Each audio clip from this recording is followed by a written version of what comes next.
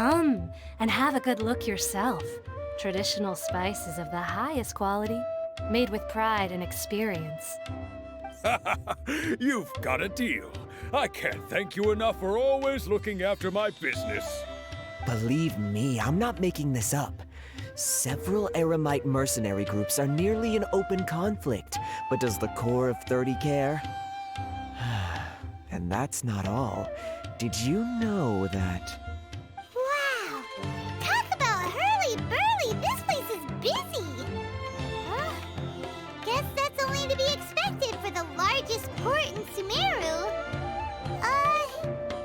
Maybe it's because of what Dia told us earlier, but Paimon can't seem to shake the feeling that there's also danger lurking in these crowds. Let's get our bearings so we can start looking for leads. We know that whatever the Academia lost is related to the gods. But other than that, we don't have much else to go on. Osfun told us to try posing as Academia students while asking around. Paimon checked the Akasha on the way here, and the Academia doesn't seem to have any research facilities in Port Ormos. Paimon doesn't get it. Won't we look even more suspicious going around saying we're Academia students and asking about the stolen item? Well, given all the people that come through here every day, if there's any information to be found, Paimon bets we could find it in the market. Let's ask around and see what we come up with.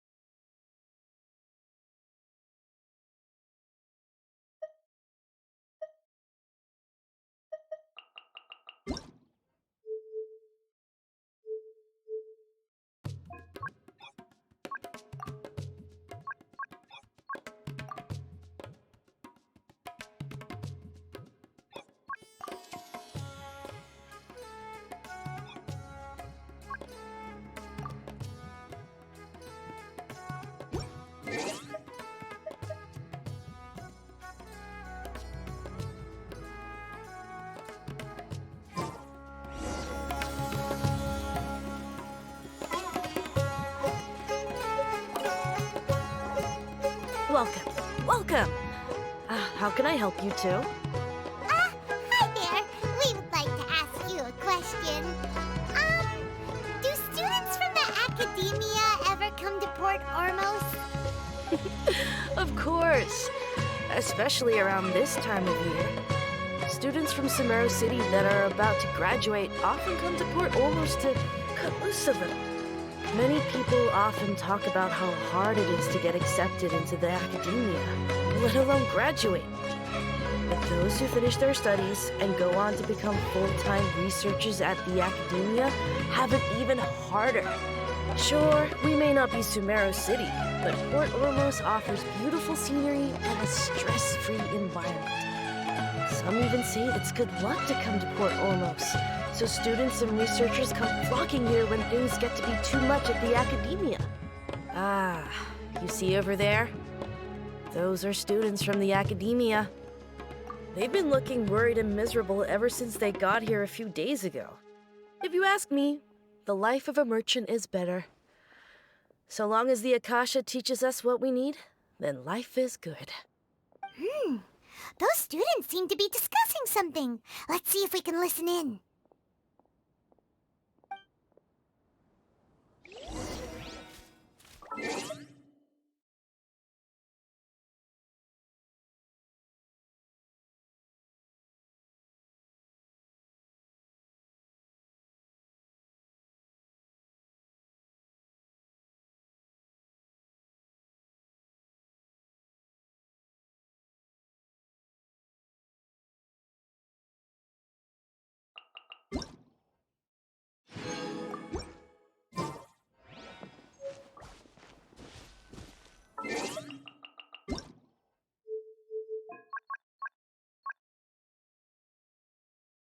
Paimon coming in!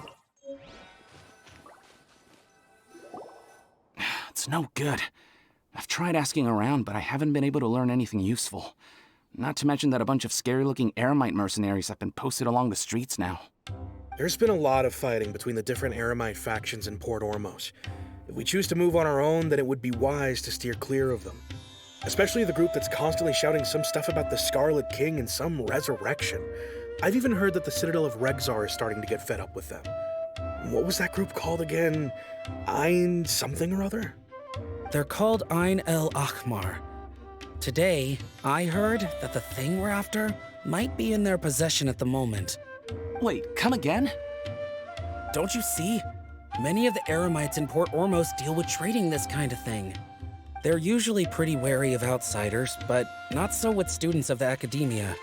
It's because the kind of goods that students are looking for aren't the kind of goods that Eremites are after. As long as they know you're a student, then deals can be made. I've heard that Ein El Ahmar likes to set up shop at the Jafar Tavern. Supposedly, if you're willing to part with 500,000 Mora, he'll give you info on anything. Wait, did you say 500,000? If information alone costs that much, then how could we ever afford to buy what we're looking for? I guess we might as well give up on trying to graduate this way. I wouldn't worry too much. Our field of research is very niche. Who else could possibly be after that kind of shady knowledge? I bet it's practically worthless to anyone aside from us. Well, I guess that makes sense. Then the only thing left for us now is to find a way in. Why don't we all just pool our money together and pay for the information? Whoa! Did you hear that? A niche field of research and shady knowledge? It all sounds pretty suspicious to Paimon. Is knowledge something people just buy and sell like that?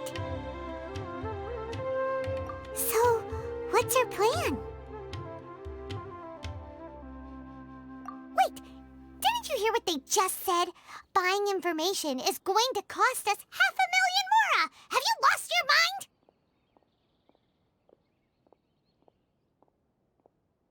Oh, all right. Paimon never thought she'd agree to parting with that kind of Mora. But if you know what you're doing, then we should give it a shot.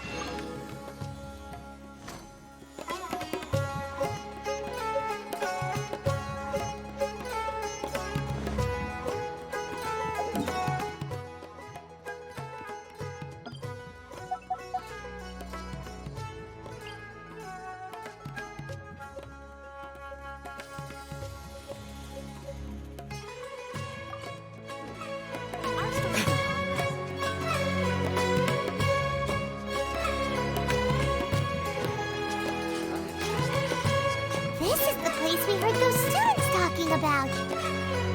Let's find a seat somewhere and see if we can spot the group they mentioned.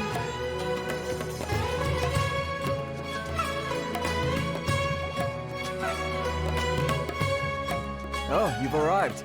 Please, take a seat. So, they think that they can go toe-to-toe with the boss? Ha! Once we reclaim the power of the Scarlet King, they'll be the first that the boss punishes.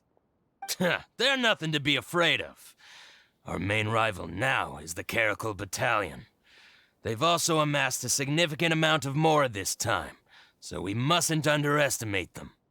How can the Caracal Battalion compete with the boss when they're nothing but a bunch of money-grubbing opportunists out for a quick Mora?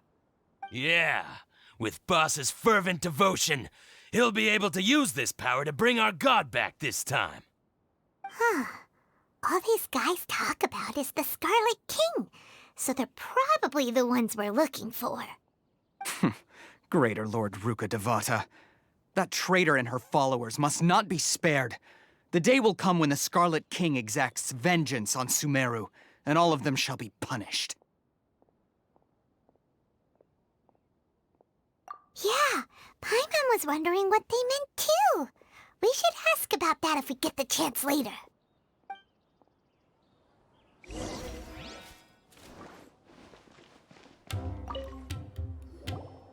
Huh?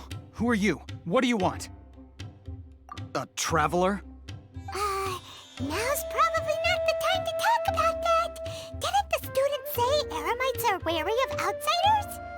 A student? What's a student from Sumeru City doing in Port Ormos? Ah, well, if it's info you want, you've come to the right place. The question is, can you afford it? Paimon can't stand to see so much more go. But there's no other choice right now. Here, this is the merchant's address. Whatever you're looking for, you'll find it there. Well, what are you waiting for? Oh, that's right. We heard you mention the Scarlet King just now.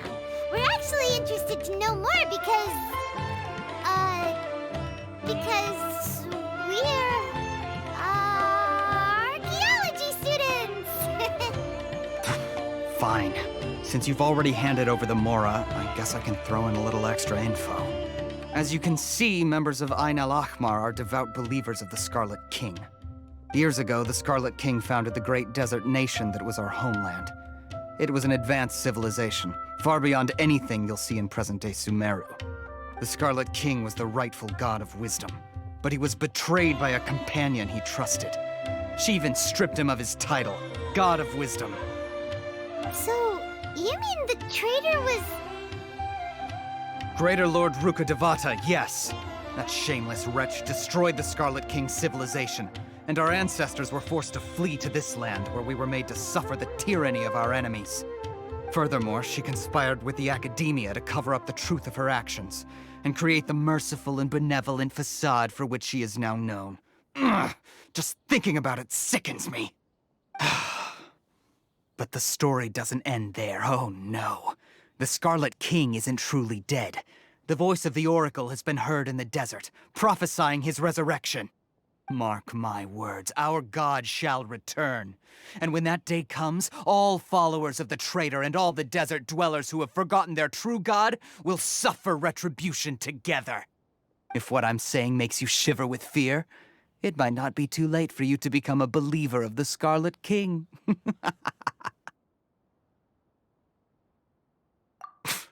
I don't have anything to say to you academia people about that.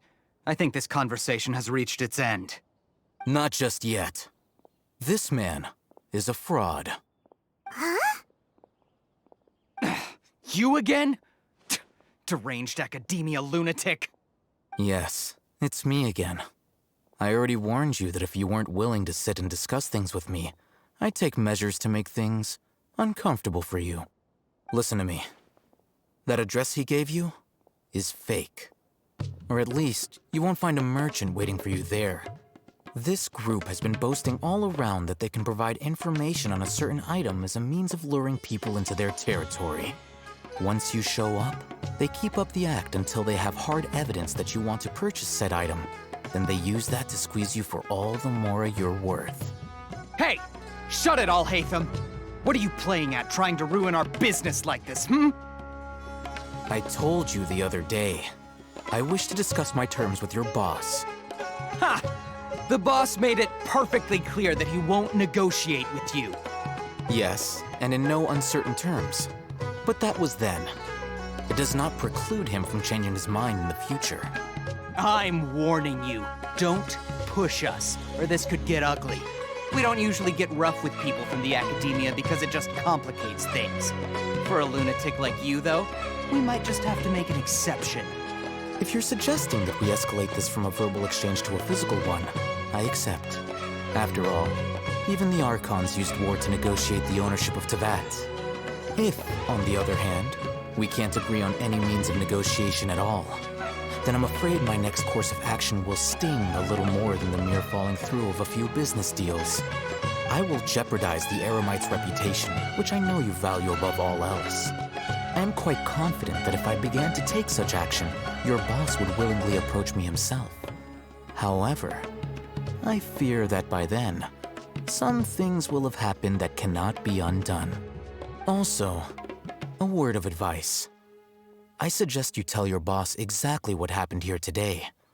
Otherwise, he might blame you for not telling him in the future. What did you say? Consider this. Have I ever failed to follow through on my word in the past? This guy is really out of his mind. Okay then. If you really have a death wish, let's meet a week from today. The pier in front of the Pharos Lighthouse, 4 o'clock in the afternoon, sharp. Don't expect us to hold back. Not so fast. First, you return the 500,000 mora to them.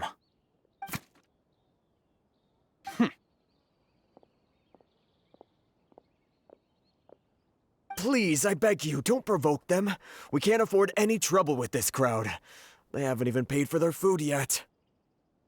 Ah, Mr. Iman. There appears to be fewer staff in the restaurant recently.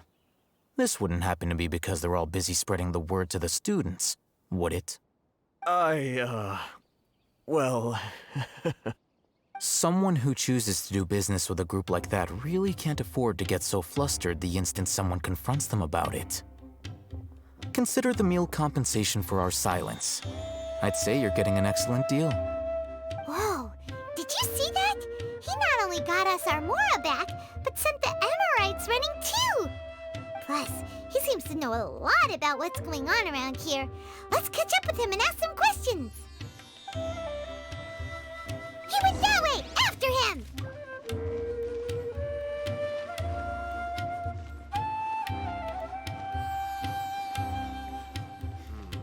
Should I adjust the strings?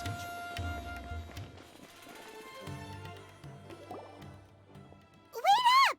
It's Al-Haytham, right? What do you want? No need for thanks. My goal was to get to them, and you two gave me just the opportunity I needed. We're even. Oh, I advise you to keep your distance from them. Since they weren't able to make off with your Mora in the end, they might harass you again in the future. All right. Goodbye. Hold your horses! We still have something to ask you about! Since you tore through their scam right in front of them, you must know the real story about certain something, no? Who exactly are you two? And why are you inquiring about that? A student. Right. Look, you should know that those thugs conducting business with you had nothing to do with your lie. Huh? Oh, yeah! She's really strong! Weren't you saying something about a physical exchange? We can help with that. She doesn't even have a vision. Forget it. Maybe not, but she can still use elemental energy. Otherwise, there's no way we'd go asking for info from from guys like that. Those high-headed thugs are definitely gonna bring a lot of backup for your next meeting. Even if you don't go alone, you won't regret taking us with you.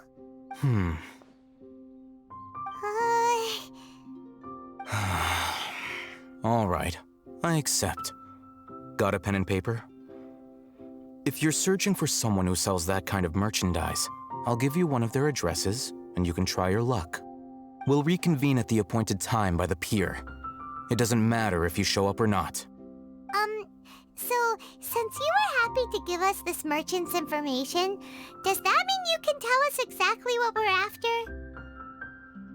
You were willing to part with 500,000 mora for something and you didn't even know what it was? Okay. Well, if you truly are as skilled as you claim, then you can beat the answer out of them when they become hostile. Look, if you've been making inquiries, then you have to know something by now. Tell me what you know so far, so I don't waste time repeating information. We know it's connected to the academia somehow, and that not only do the Eremites deal in it, but some students want to get a hold of it too. What else? You know almost everything there is to know, but you're unable to compile this information because you've never seen the object before. This is what you've been looking for. Huh? Paimon can't tell what it is. It looks like some kind of ornament. This is a knowledge capsule. To put it simply, it's a vessel that can store a fixed quantity of canned knowledge. It's like a miniature Akasha. Anyone who links it to their personal Akasha terminal instantly becomes privy to its contents. Correct. Anyone. Unlike the Akasha, which heavily regulates who can access what information, knowledge capsules confer their contents without any requisites. That's amazing! It's essentially a convenient and harmless vestibule for knowledge. Unfortunately, it's illegal in Sumeru to privately possess or trade them. They were created as a means for scholars to transfer knowledge gained from Irminsul into the Akasha, and are intended to be destroyed immediately after use. But despite strict regulations, some of these knowledge capsules will always escape destruction. After all, there will always be those in this world who are dissatisfied with life as designed for them by the Akasha and wish to change their fate. Over the past century, a wide variety of canned knowledge has been leaked from the academia. Now, in Port Ormos, the valuable ones are a means to mora for the Eremites. Meanwhile, those which the Eremites deem to be useless to them occasionally prove useful to the common citizens and hapless academia students. Well, I think that about sums it up. Oh, so that's your true objective. With our current arrangement, I don't believe I can offer an answer. You're still resolved. Fine. Let's talk somewhere with fewer people.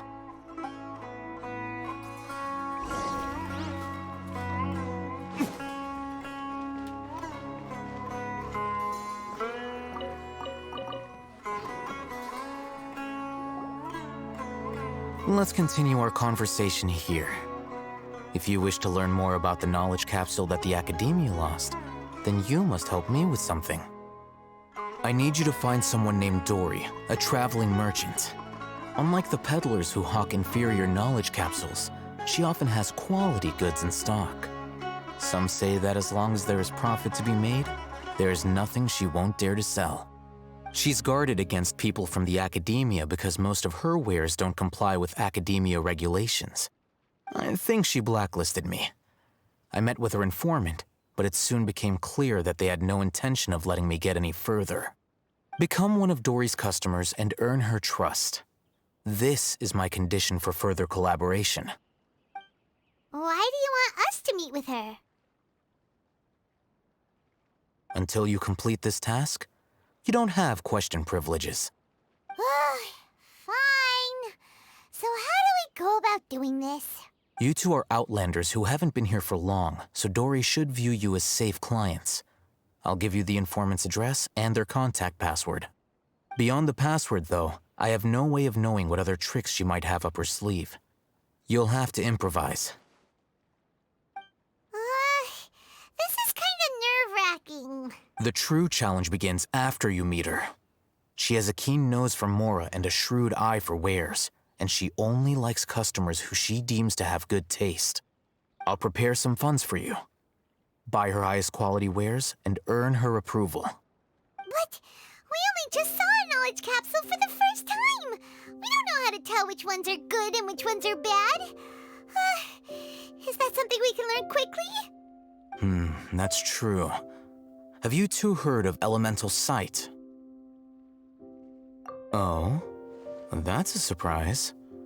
Guess I'll have to hold you in higher regard. Anyway, that ability should resolve your issue.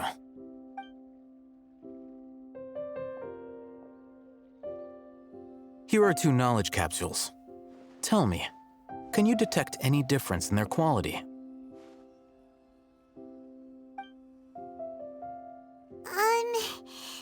They look the same to Paimon. Try inspecting them with elemental sight. How'd it go? Did you see anything? Rumor has it that higher quality knowledge capsules generally appear brighter when viewed through elemental sight. That's because knowledge originates from Irminsul, the root of Dendro power itself. The more powerful the knowledge, the richer it is in Dendro energy. However, some canned knowledge with a high concentration of elemental energy is of little use in contemporary times, so those capsules are of little value. Using elemental sight is merely a stopgap measure, but it should suffice for earning Dory's trust.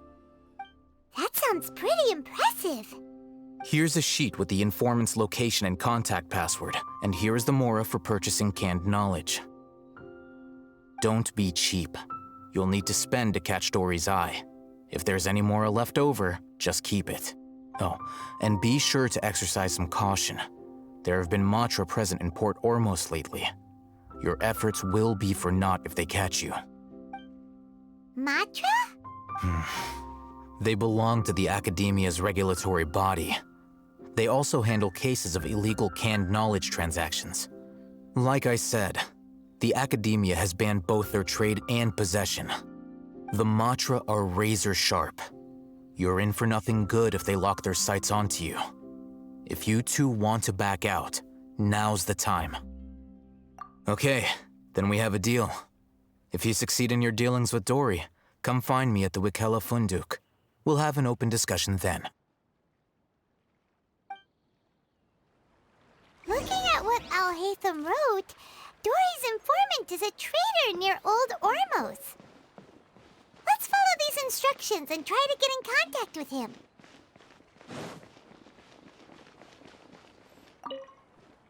Hello. What are you two looking to buy?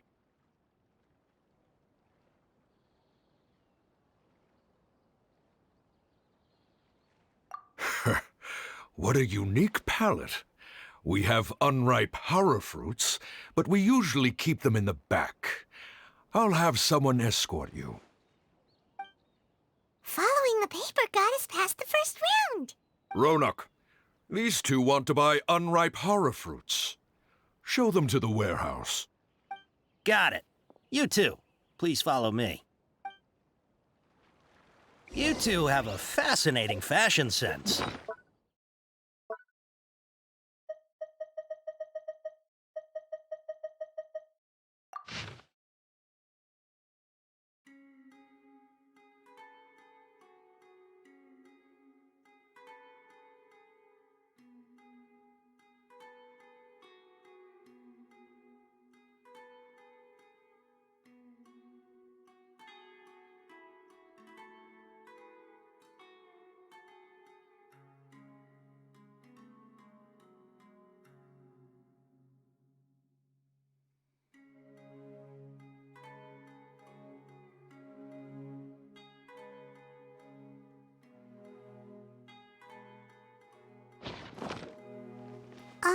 Hold on.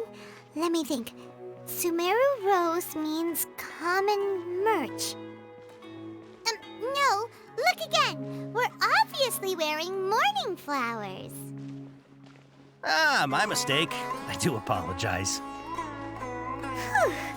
That pop quiz sure was scary. Ah, the warehouse is up ahead. Please follow me.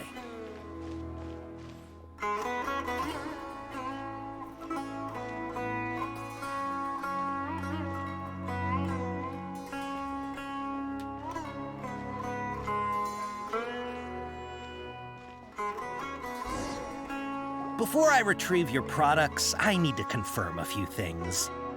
Please forgive me, but we may not have sufficient stock for you today. Earlier, many of our hara fruits were taken by mice.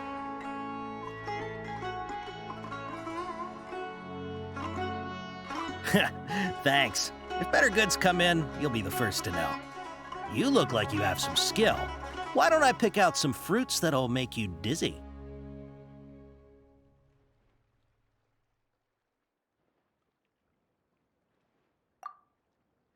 No, that's not it. The paper said that heat stroke is the answer to erudition. Ugh, eating something that causes heat stroke sounds horrifying. I'm sorry. But as things currently stand, we won't be able to fulfill your order. Why don't you two think things over? He's cautious of us. Let's take a closer look at the paper that Al-Haytham gave us.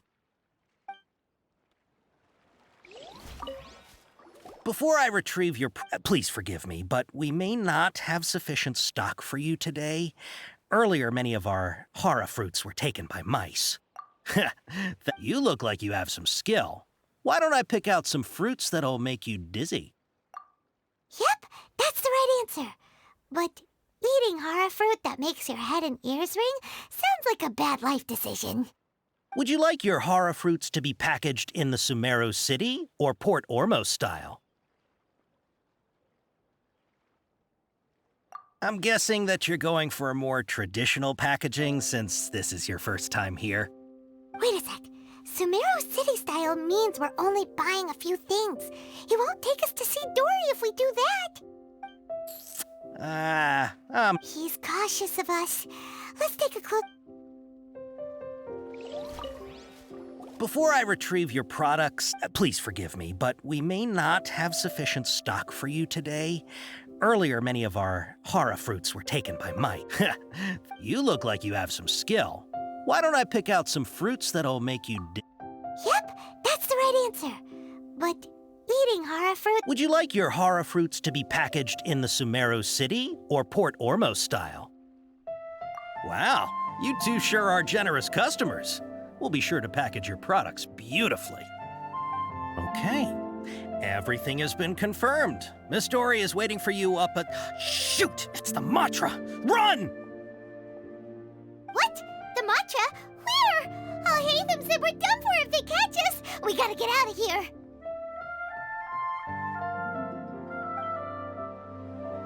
We don't know this area, so let's follow that informant.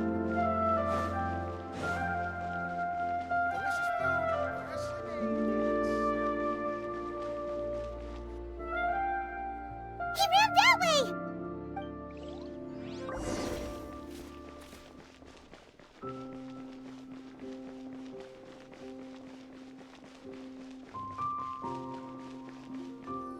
Look, he's over there!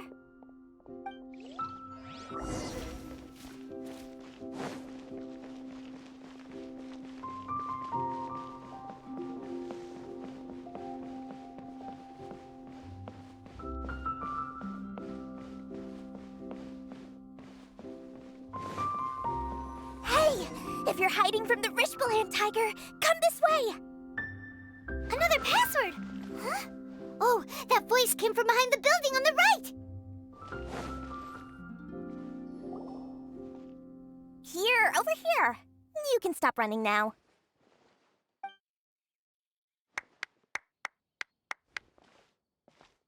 So you were the one who was calling out to us just now. But, are we definitely gonna be safe here?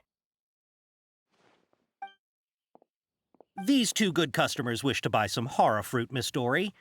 And if there's nothing else, I'll just excuse myself.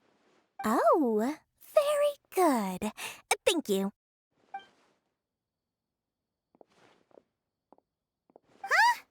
Wait, you're Dory? Paimon sure thought you'd look a whole lot scarier. Hey, what are you trying to say, Princess Pea-Brain? I can be scary enough when I need to be, believe you me. If you don't watch what you say, then you can forget about doing any business. But it seems you two have actually done pretty well so far. Not only did you manage to find the informant, your reactions were also pretty sharp. You don't really look like criminals or anything, but I bet my Mora that you've been involved in some shady dealings, haven't you? Paimon's not sure if that's supposed to be a compliment, but we'll take it. I can't risk doing business with people who start huffing and puffing after just a few paces, no matter how much more they might have. Not only will they get caught by the Matra, but they'll also get us into trouble. As decent folks trying to run an honest business, we don't need any of that. Wouldn't you agree? So that's why I prefer to have customers like you. It's your first time here, but don't worry, I won't ask too many questions. Even if you wish to buy enough knowledge capsules to decorate your house with, please, knock yourself out.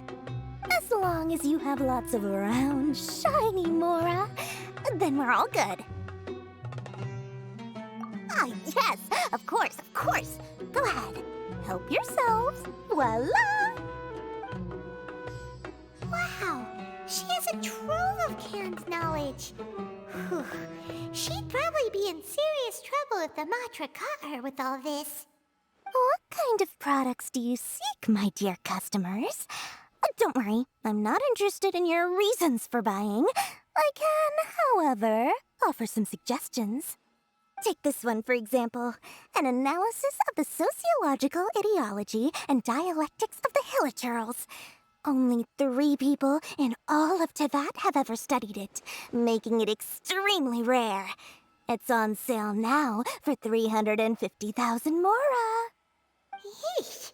Who would want to be an expert in that topic? Or how about the architectural styles and construction methods of Teyvat in the early Archon War period? With this one, you can become an expert in historic architecture preservation and find an excellent, well-paying job in nearly any nation. Ooh, now this sounds like it could be useful. 2 million Mora, and it's yours. No discounts. Whoa! That's a lot of Mora! Of course, you are free to pick whatever your heart's desire. The contents and price of each knowledge capsule are indicated in small text on the body of each one, down at the bottom. All right, let's try the method that Alhaitham mentioned.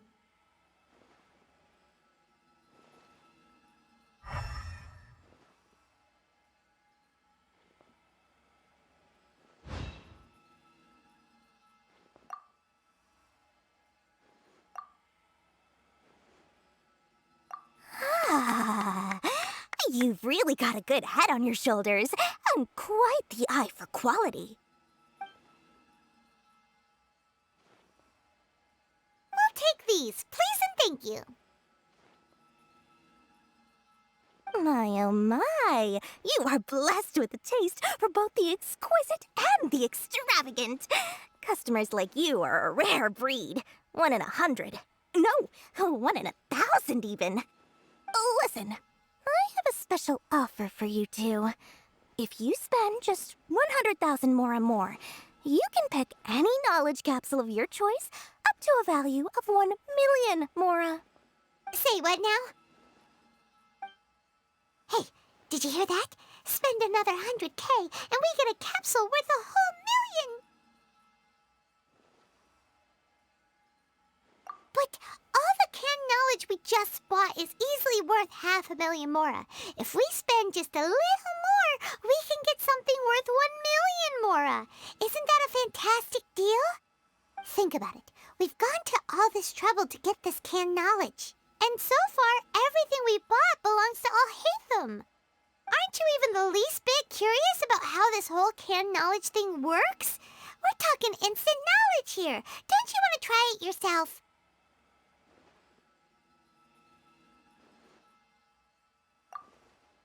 Come on, come on! We still have around 100,000 of Alhaitham's Mora left, so let's put it to good use by finding something useful for you. Ahem, you've got a deal, Dory. We'd like to spend an extra 100,000 Mora. Excellent! Then please, select from this fine collection of canned knowledge over here. Hold on a second. Paimon thought we could choose whatever we wanted. Why can't we choose the ones from over there? Oh, but my dear customer, the knowledge capsules over here are worth 1 million Mora each. I'm sure discerning customers like yourselves will be able to find something to your liking. Please, take your time. Uh-oh, Paimon has a bad feeling about this. Let's use Elemental Sight again to check these.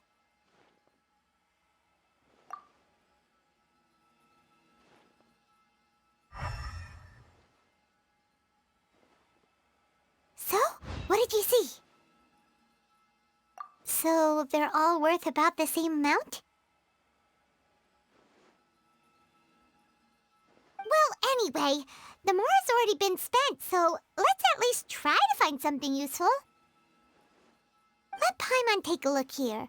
An introduction to traditional Sumeru brewing techniques, the art of growing spices, an overview of ancient runes.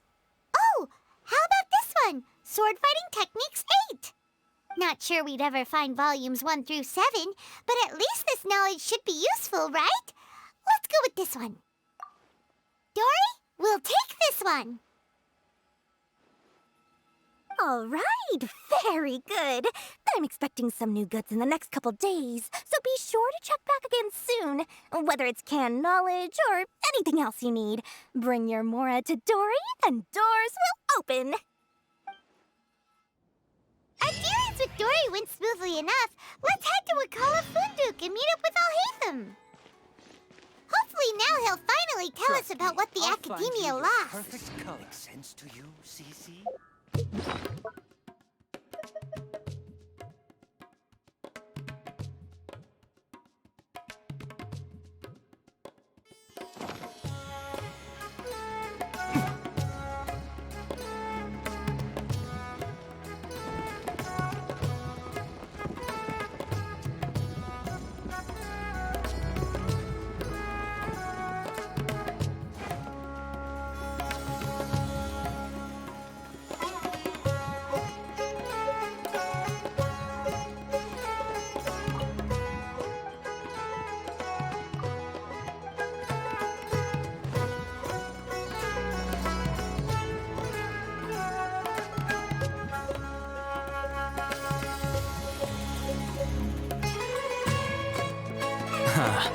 You two made it. And from the looks on your faces, you were successful. Whoa, there's so many people from the Academia here. Why would you pick this place as our meetup spot? Well, Wakela Funduk is under the Academia's control, so naturally the Academia has people working here. I came to Port Ormos under the pretense of conducting official business. You're a pretty daring guy. Relax. No one here is interested in anything we say, and the Matcha won't come here. Okay, now, tell me how your encounter with Dory went. Okay, we did what you asked. So, can you tell us about the knowledge capsule that the Academia lost now? Before that, I have to ask. Why are you two so intent on tracking it down? You don't have to answer, of course. Yeah, she just wants to meet the God of Wisdom and ask her about something important. We've been in Sumeru for a while now, but we still haven't found a way. When we heard that the Academia had lost something that might be related to the gods, we came here in case it turned out to be our lucky break. In that case, you're on the right track. A short while ago, the Academia lost a knowledge capsule in the desert. It's supposedly a divine knowledge capsule. Use it, and you'll gain the wisdom of the gods. Wow, there's really such a thing as that? Hey, if we find it, do you think we could learn how to meet the Dendro Archon? Ooh, or even how to find your brother? I highly doubt it has any mystical properties, but it does indeed exist. And it's right here, in Port Ormos. So, where exactly? That's what we need to find out next. I won't deny that. I am investigating because I'm curious as to what the divine knowledge capsule truly is. As you know, the Eremites in Port Ormos also have their eyes on it. It is an extremely precious item. The knowledge contained within may bring great power or wealth to whoever has it in their possession. Several brigades have been vying for ownership of it as of late, but there is still no victor. My personal finances and connections cannot compete with those of the Eremites. After attempting various methods, I finally managed to reach a tentative agreement with several brigades. I agreed to forego ownership of the Divine Knowledge Capsule in exchange for the opportunity to study it. After all, there's no harm in understanding what it is. However, there are those who are less amenable to negotiation, such as those from Ain al-Ahmar. They adamantly believe that the Divine Knowledge Capsule contains the Scarlet King's power, and that he will return to this world when they obtain it. They refuse to let anyone from the Academia tarnish their deity's soul. So you kept hounding them because they refused to cooperate with you? Yes. Ain al-Ahmar isn't exactly wealthy, but its members are determined to get that capsule by any means necessary. To that end, they've resorted to many methods more foul than fair in order to amass sufficient funds. So, I've been sabotaging their business to force them into negotiating with me. The Divine Knowledge Capsule should be up for a secret auction within the next few days. Each brigade will place their own bid, and the prize will be covertly given to the winner.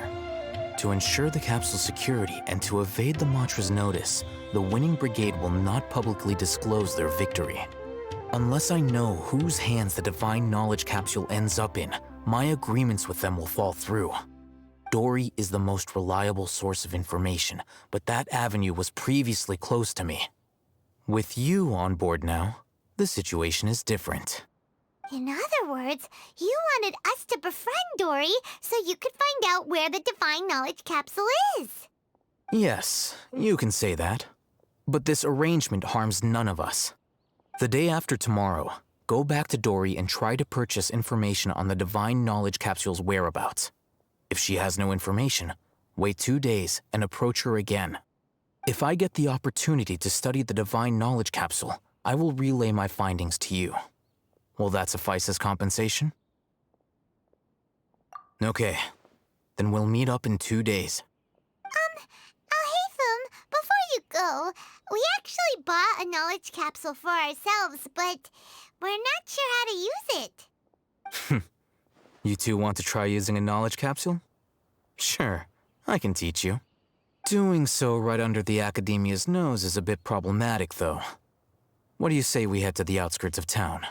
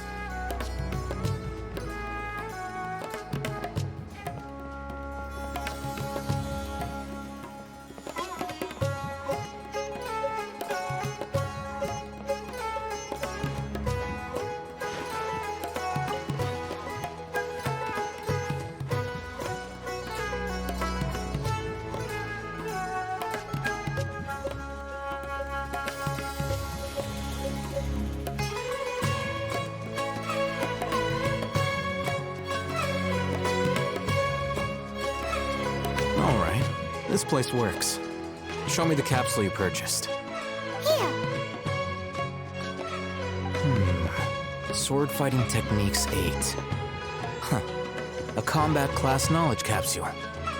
This class is something of a rare find these days, since most have been taken by the Eremites to augment their battle capabilities. Really? Aw, yeah, what a great buy! If you want to determine the efficacy of this capsule, I can evaluate your combat ability. However, effects will likely be minimal if you already possess a high amount of strength. We can conduct a controlled experiment where you fight 2 battles, one before using this knowledge capsule and one after. While you fight, we can use an Akasha terminal to monitor your various physical parameters. There may be variances in your physical strength between the 2 tests, as well as a disparity in your opponent's abilities. But don't worry, I'll run statistical analyses afterward to mitigate any confounding effects. Wow! Alhaitham! You must have been one of those guys at the Academia who got top grades on everything. Paimon's curious about something, though. You definitely weren't one of those students who needed canned knowledge to graduate from the academia, right? So why are you risking getting caught by the mantra for this capsule? When you are unable to understand a researcher's actions, most cases can be attributed to curiosity. This is but one theory. Sounds like you're trying to avoid the question. All right, let's begin the test. Just fight as you normally do.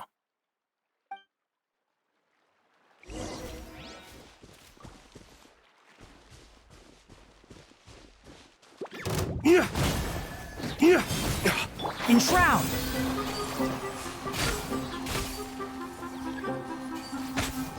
Dissipate!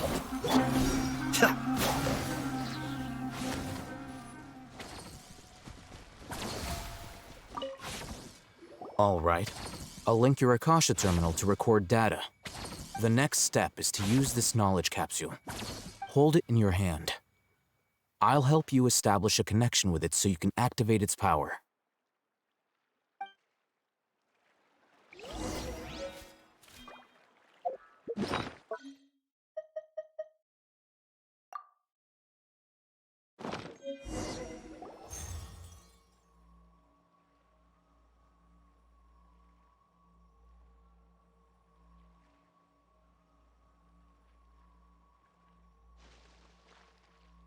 Hey, how are you feeling? You mean that it worked? All right. Time for round 2. Fight with the same composure as before.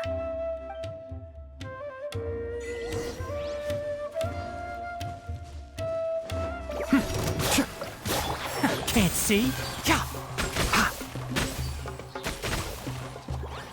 Our bond is strong.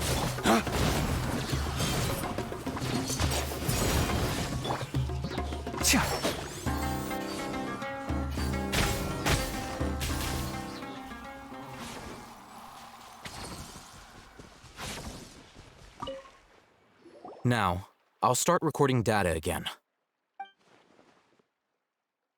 Oh, hey, how's it going? Well, the knowledge capsule you purchased did improve her combat capability. During the second fight, her overall fighting performance increased by 0.073%. Wait, how much?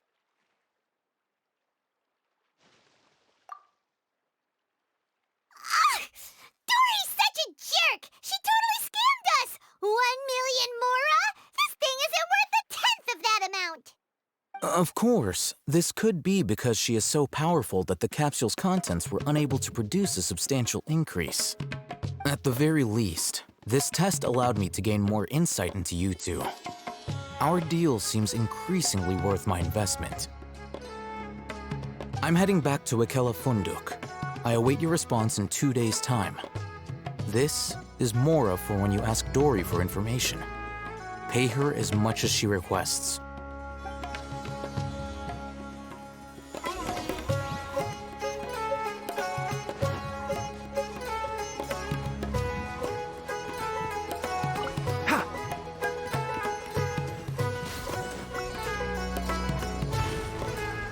Keep up.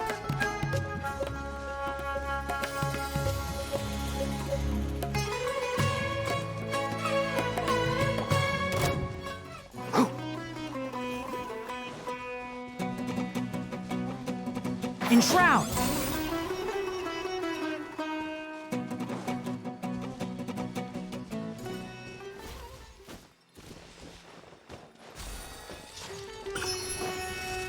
Can't see? I hear everything! Out of my way! Dawn, break forth!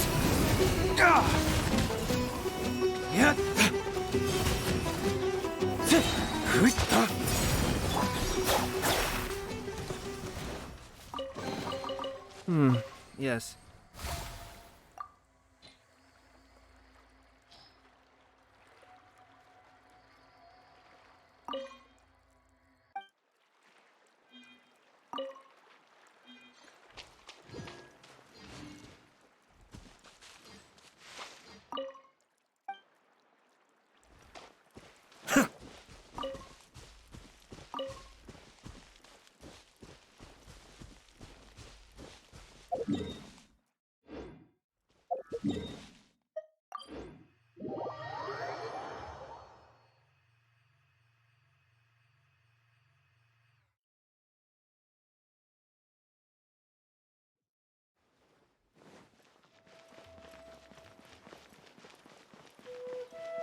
had asked...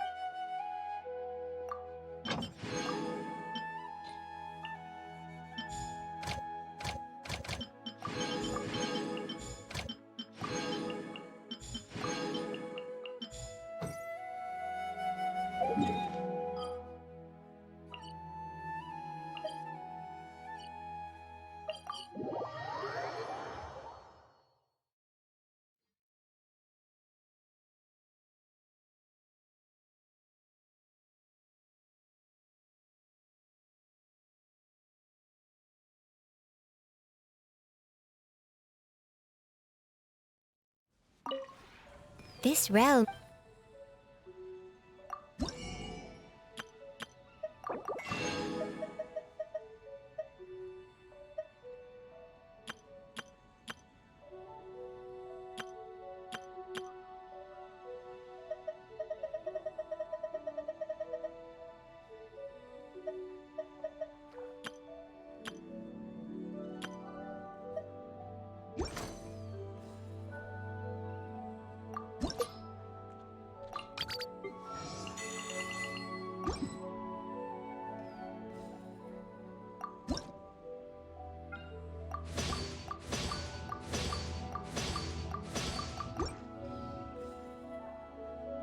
If you ever...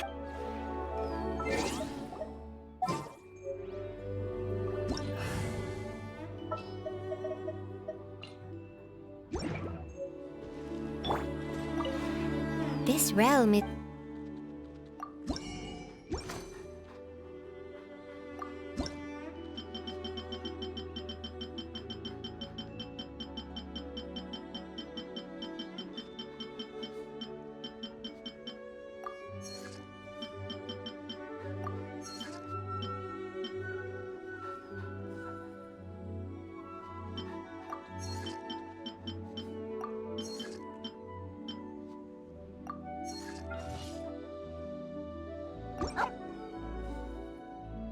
If you ever had...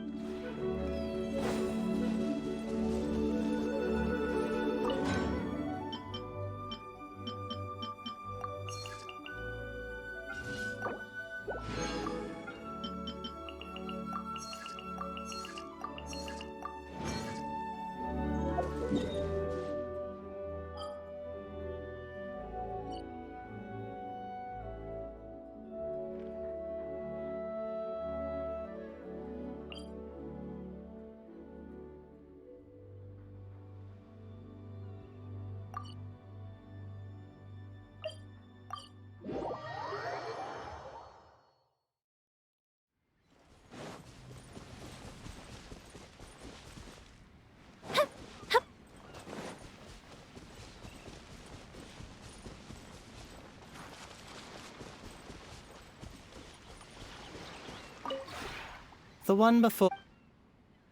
Ah.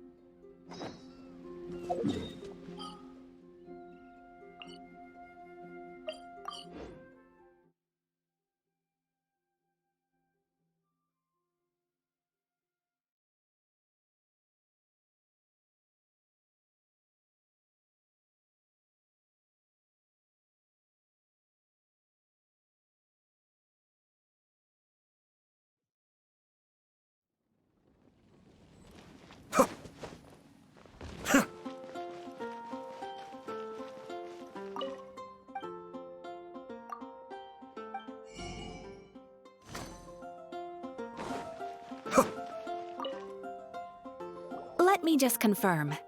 Yes, all tasks on the checklist are complete. Traveler, Paimon, we are grateful for your assistance. Thank goodness you were able to come as soon as we contacted you. Who knows how we would have coped with all these commissions otherwise? It was nothing. The last couple of days have been pretty busy, but it was all super easy stuff, like delivering and escorting goods. we heard that you were short on people, we thought we were gonna be in for another long and drawn-out adventure. Being the seasoned adventurers that you are, it's true that you are suited to work of a much higher caliber than your recent assignments. However, this situation is unavoidable in Mondstadt at this time of year. Huh? Why's that? That's right. This is the ideal season for harvesting crops and fruits. And for the wine capital of Teyvat, it's also the all-important winemaking season. Farmers are anxious to sell off their fresh produce, and all the major wine merchants are seeking to purchase top-quality ingredients to make new product. Ah, well, no wonder we keep hearing people talking about wine these days. Huh? What do you mean? Seriously? Yes, I swear I'm not making this up. The acting Grand Master wants everyone to gather at headquarters in the main hall. Hurry! We need to leave right now or we'll be late! Hey, wait up! Why do those two knights look so flustered? Well, hello there. If it isn't the Traveler and Paimon. What a rare pleasure. Kaya! Just the person we need! Why is everyone running off to the Knights of Favonia's headquarters all of a sudden? Don't worry. This isn't one of those occasions where you need to come to everyone's rescue. All that's happened is that the Knights of Favonius have just received a letter from the Grand Master. Acting Grand Master Jean will be convening a meeting in the main hall shortly to go through it. Whew. Well, that's a relief. Wait, hold on a second. What did you say again? The Grand Master of the Knights of Favonius? Isn't that Varka? The leader of that legendary expedition? So, what did Varka say in the letter? How's the expedition going? When are they getting back? Oh, so interested in our Grand Master all of a sudden? Never knew you were such a gossip. It's only normal, isn't it? That you'd be curious too if there was someone you'd heard loads about but never met. Even Master Jean says he's a living legend. Oh, pretty hard not to get hyped up after hearing that. Besides, the expedition has been going on for ages, and we still never heard a single thing about what they're up to. The acting Grand Master is very gracious in her appraisal. Varka brought quite a bit of trouble to those around him on the road to becoming a legend. I'll have to tell you about it sometime. Anyway, since this has piqued your interest, why don't you join me at headquarters, and we'll see what the letter says. We do miss our honorary knight, after all. It's been quite a long time since your last visit. Sure, let's go and see what it's all about. Bye, Catherine! See you soon! All right, take care now.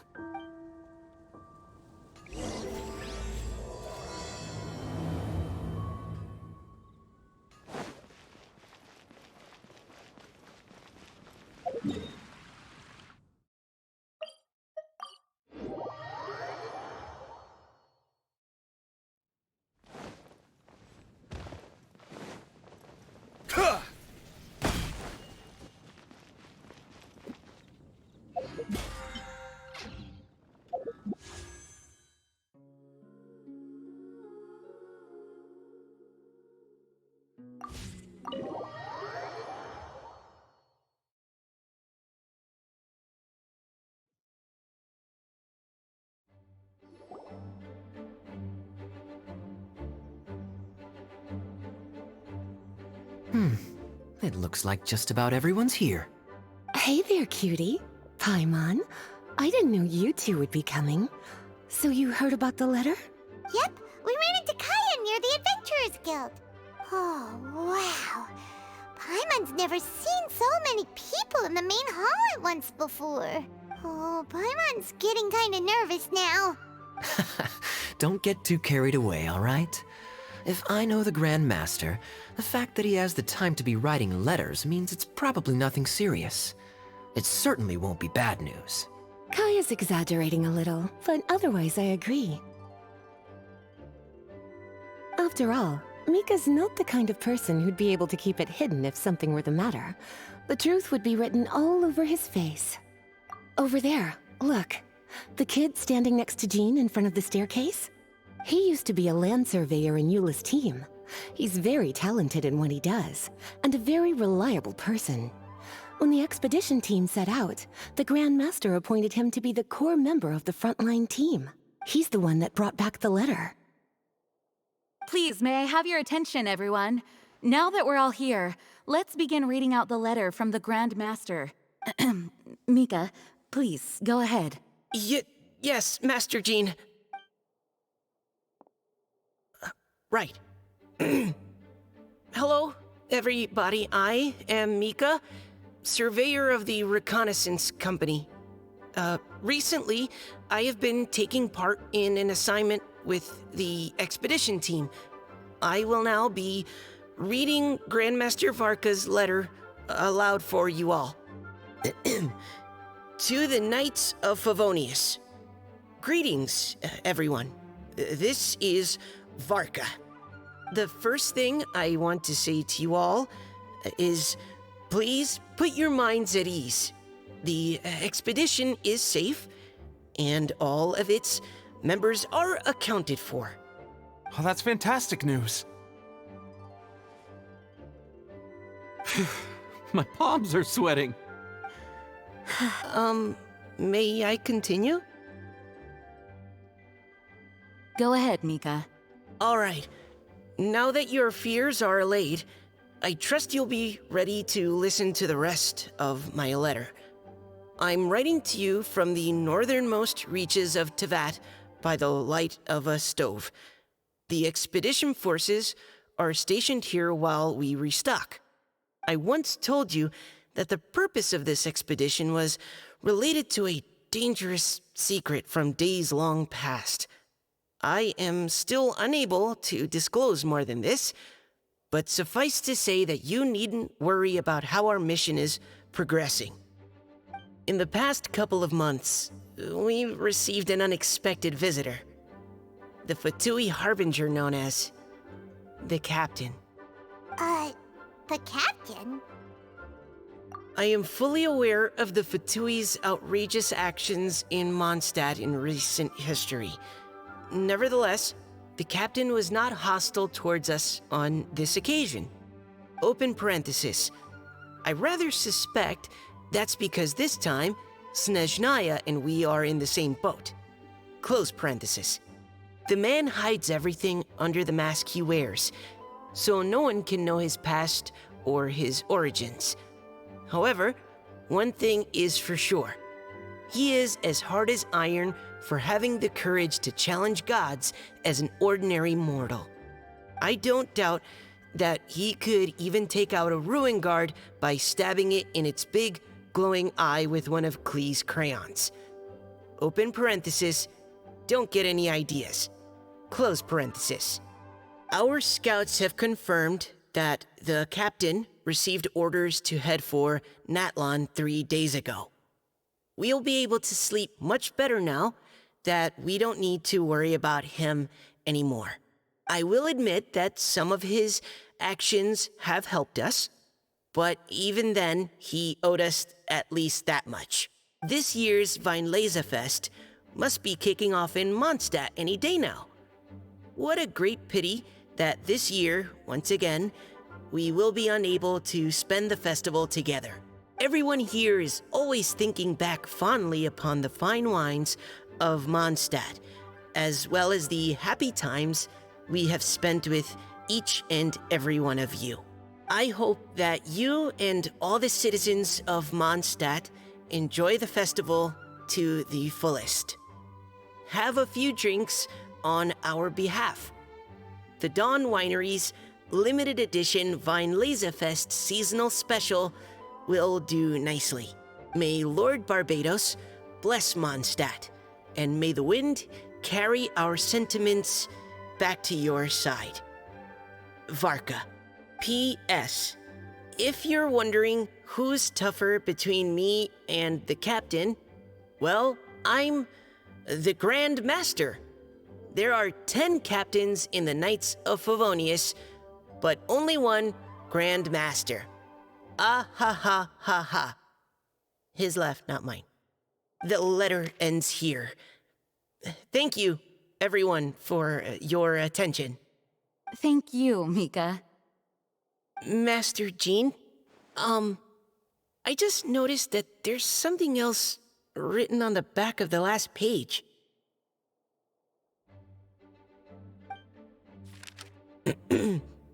PPS. I ran out of paper, so I'll add this here. Lisa, the following is a message for you. This part seems to be from the Grand Master to Miss Lisa. Oh, for me? Seeing that it's a special message, Lisa, we'll discuss this in private. Everyone, as the Grand Master mentioned in his letter, the Vinelesa Fest is in just a few days. And how fortunate we are at this time to receive word that all is well with the expedition.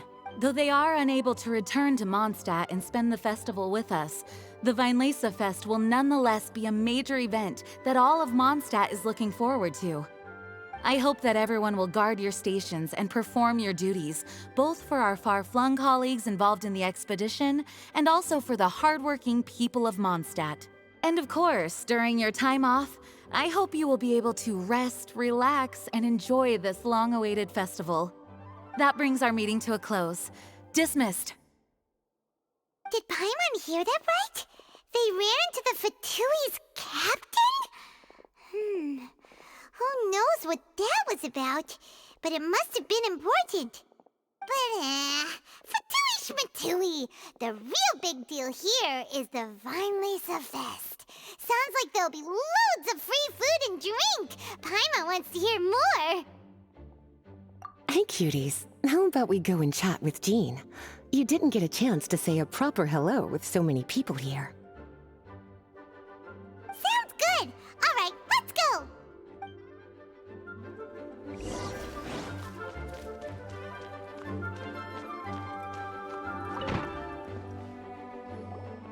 Lisa, the Grandmaster's letter is just on the table.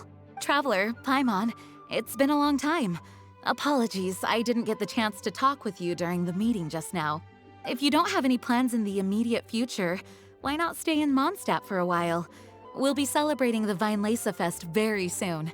Don't be deceived. Jean may appear very composed, but she's been missing you both terribly recently. Lisa... I'll leave you to catch up. I'm going to read my letter.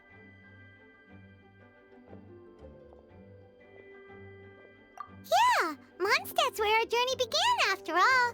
We have a lot of fond memories here. Master Jean, neither of us really knows anything about this Vinelesa Fest. Could you tell us more about it? Yes, of course. The Vinelesa Fest is an ancient Mondstadt festival just like Ludi Harpastum and Windbloom. In addition, it's the most important part of the fall. Each fall, the west wind blows in Mondstadt. Legend has it that the wonderful scent of Mondstadt's winemaking during the harvest season entices even the Animo Archon into attendance, being the great wine lover that he is. No matter where he is, he will transform into a soft breeze and return to his homeland. Yeah, that sounds like the Animo Archon, all right. For this reason, Mondstadters call the western wind the returning wind. The Vinelesa Fest originally began as a celebration to welcome Lord Barbados on his return. In the past, every household would brew fresh wine around this time of year and keep it sealed at least until Windcoming Day during the following year's Vinelesa Fest. Uncasking the sealed wine is a symbolic way of inviting the Animo Archon to share a drink. Legend holds that if the Animo Archon is satisfied with the taste of the wine, he will summon a gentle breeze to richly bless the people.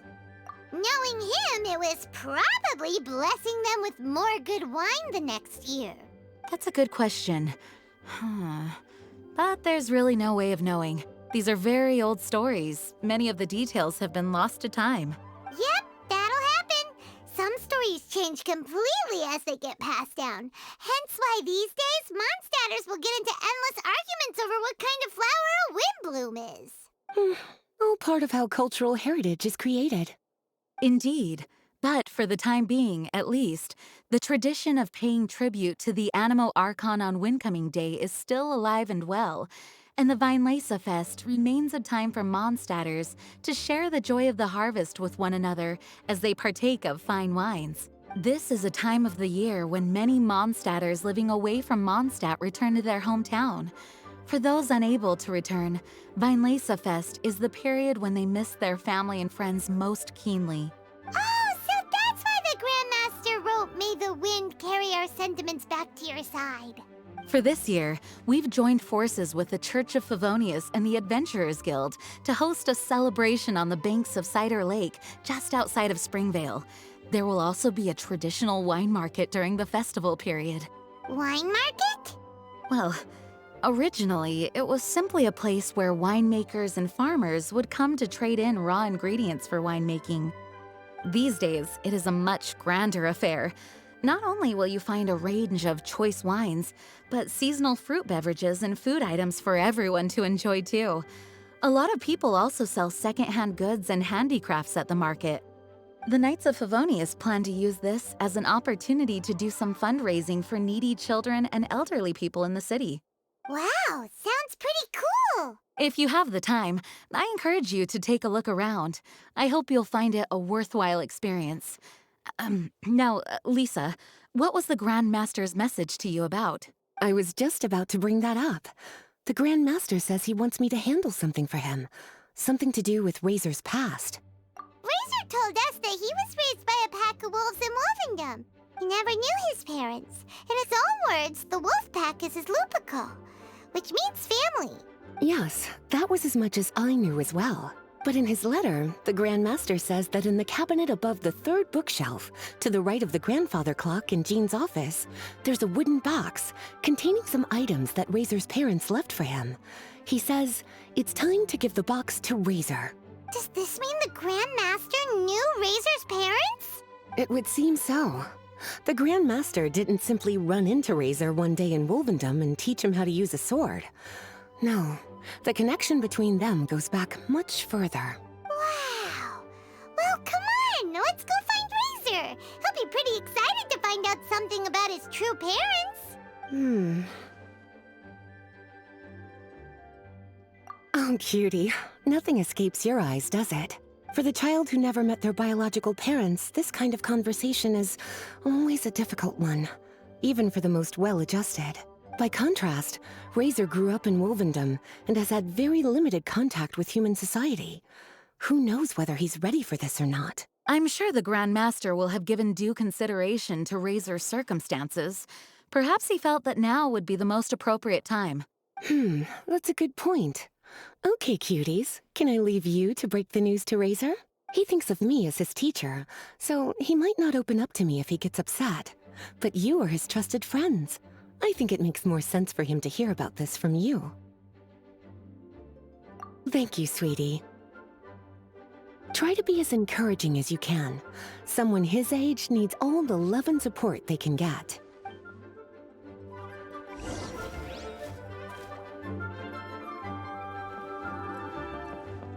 As his teacher, I have a duty to give him the best education and guidance that I can. I'll make sure I'm prepared by the time you get back. Go on now, cuties. I'll leave Razor in your hands. Is there something else you would like to discuss? It was good of Mika to bring the letter back all this way. Knowing that everyone is safe and sound is the best encouragement I could ask for. Still, I hadn't counted on the captain making an appearance. The Grand Master has a rather unconventional way of describing things. But even then, I've never heard him give such high recognition to anyone before. If you ever encounter the captain on your own journey, be on your guard. He is not someone to be underestimated. Is there something else you would like to discuss? Mika tells me that rather than rejoining the expedition party, Grand Master told him to return to his post in Eula's reconnaissance company after delivering the letter. Land surveyors are usually situated in the vanguard of an army on the move and are tasked with exploring previously uncharted territory. It looks like the expedition must have entered into a much less intense phase. Have you had the chance to speak with Mika yet? When he's with people he hasn't met before, he tenses up and stands bolt upright. I really wish he had a little more self-confidence. Is there something else you would like to discuss? There is still some preparation to do, but don't worry, everything's on track. Actually, while we're on the topic, I have an assignment I'd like to give you. Namely, enjoy the festival to the fullest. Any objections? Is there something else you would like to discuss? Goodbye. I wish you a very pleasant Vinelesa Fest.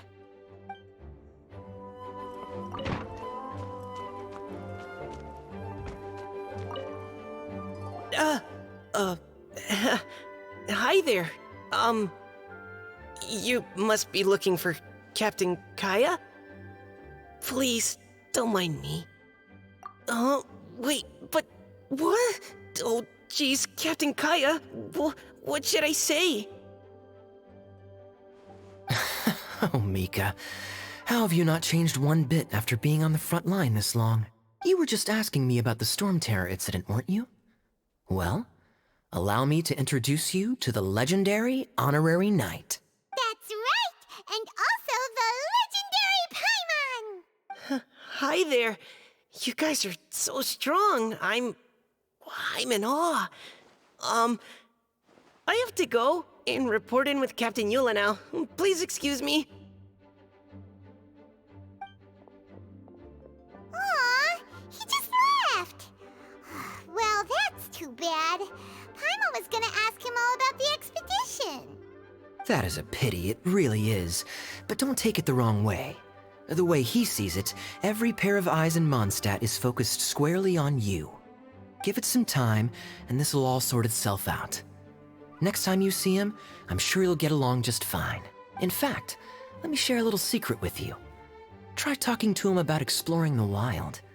You'll win his trust in no time. Well, what do you think? Glad you tagged along this time? A little birdie told me that you'll be staying in Mondstadt for the Vinelesa Fest.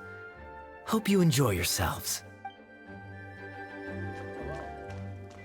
Can you believe the expedition party ran into the captain of the Fatui? What a relief that nothing came of it. What's there to be afraid of? The Grand Master is there. One Grand Master should be able to take on at least, 10 captains.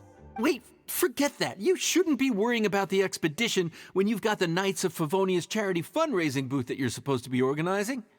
So, how's it coming along? Actually, I still haven't really decided what to sell.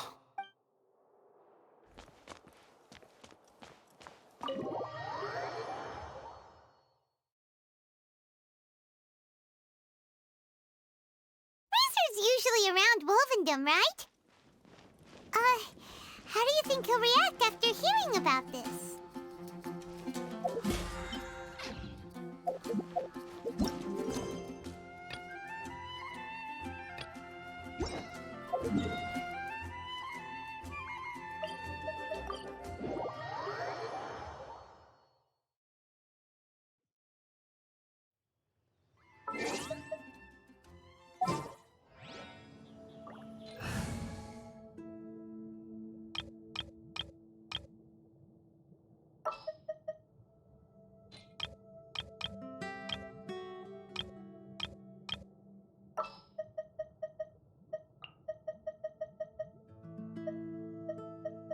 We're going to hunt.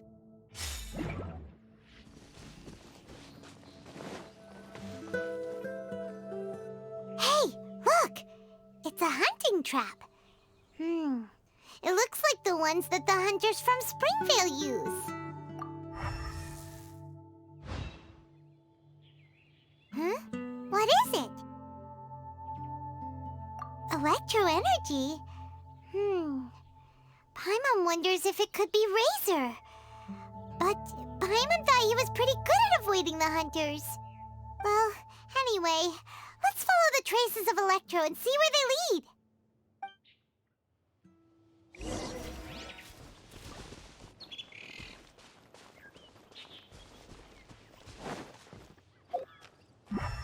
Can't catch me. Look! There's another trap up ahead!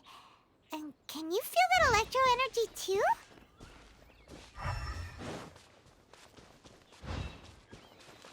The electro traces lead deep into Wolvendom. Let's keep going.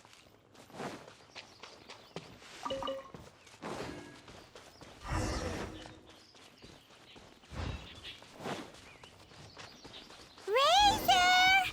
Are you there?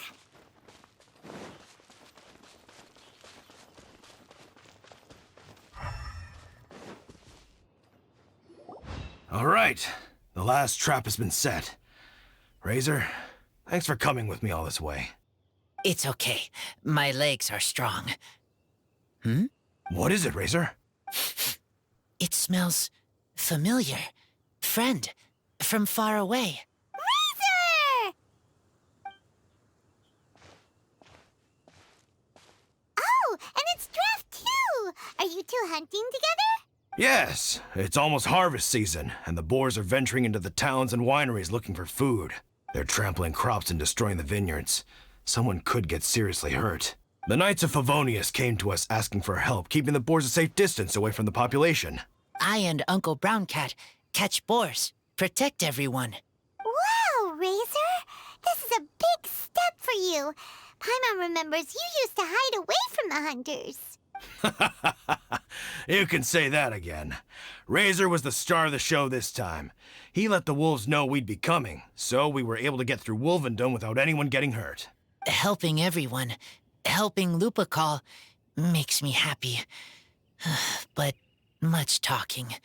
Very tired now. Yeah! But, actually, we came here today because we have some really important news.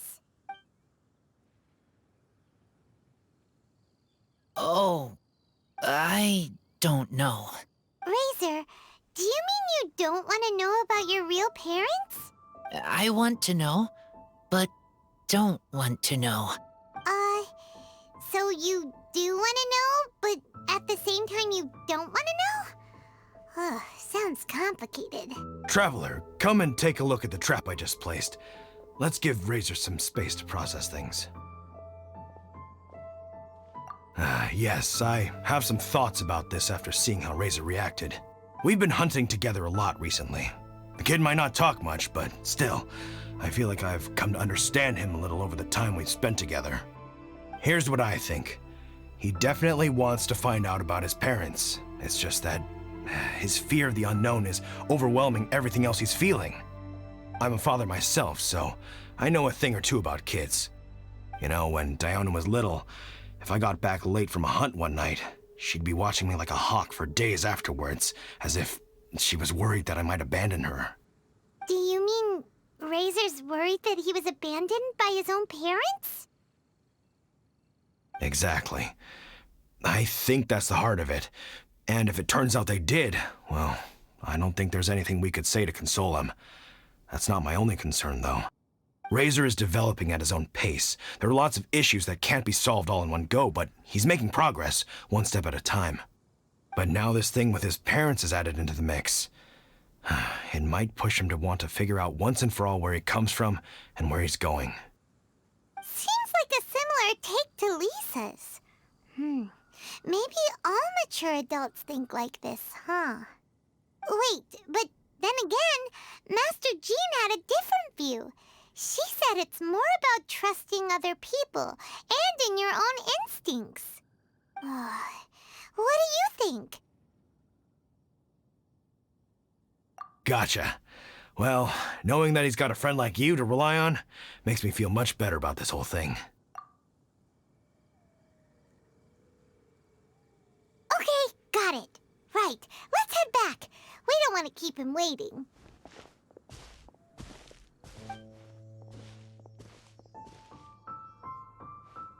Hey, Razor. So, what are your thoughts? Still thinking. My heart, it feels strange. Like being stabbed by a wolf hook. Varka? Tall, very strong, likes to laugh. Yes, trust. He's very good to me. Give me a name. Teach me to fight. But now, busy with important work. I miss him. You know, Razor, Varka used up all the paper writing this letter, but he still made sure he found room on the back to add a note for Lisa. He specifically told her to give you the things that your parents left for you.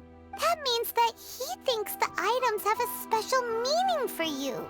But more importantly than that, whatever happens, the Traveler, Paimon, Lisa, and all your other friends will always be here for you. That's right. And old Uncle Brown Cat's here to support you as well. Okay, thank you. I decide I want to go with you to see teacher. That's the spirit, kiddo. Well, you folks better be heading off then. I'm just about finished here, so I'll be heading home very shortly myself.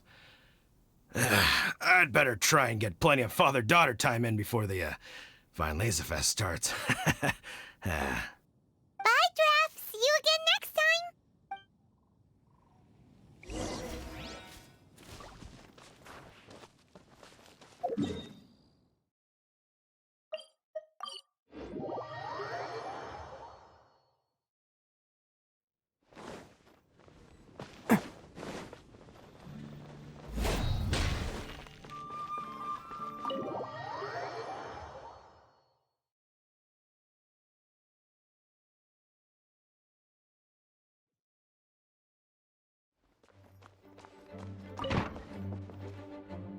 Lisa, we brought Razor. Hello, teacher. I'm here to see the box. Ah, my little wolf cub's in a good mood. I'm assuming they've discussed the whole story with you already?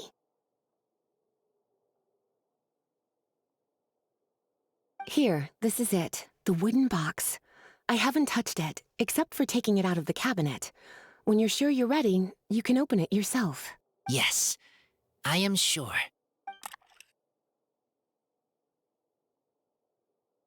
Oh, this is just a pile of junk. Paimon thought there'd at least be a letter or something. Uh-oh. You don't think that, after all this time, Varka might be getting mixed up between different boxes? There is a scent. A scent? What kind? A scent I remember from a long, long time ago.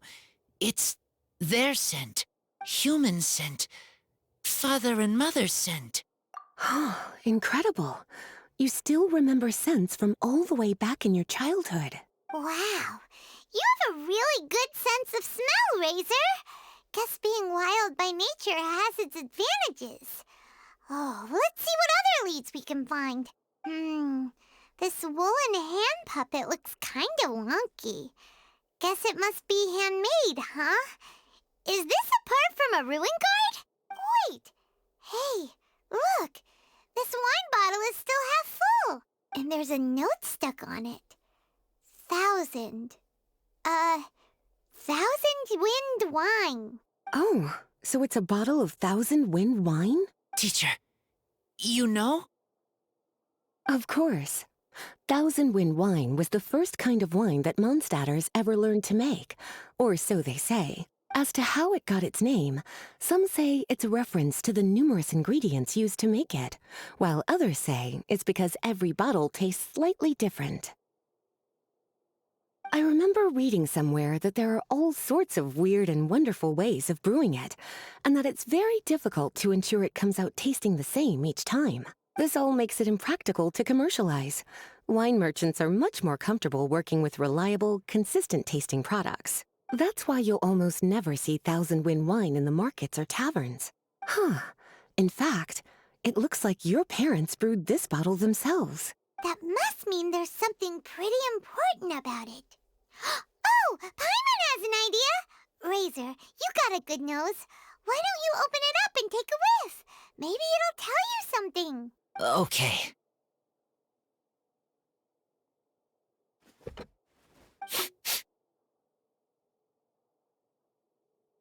Huh.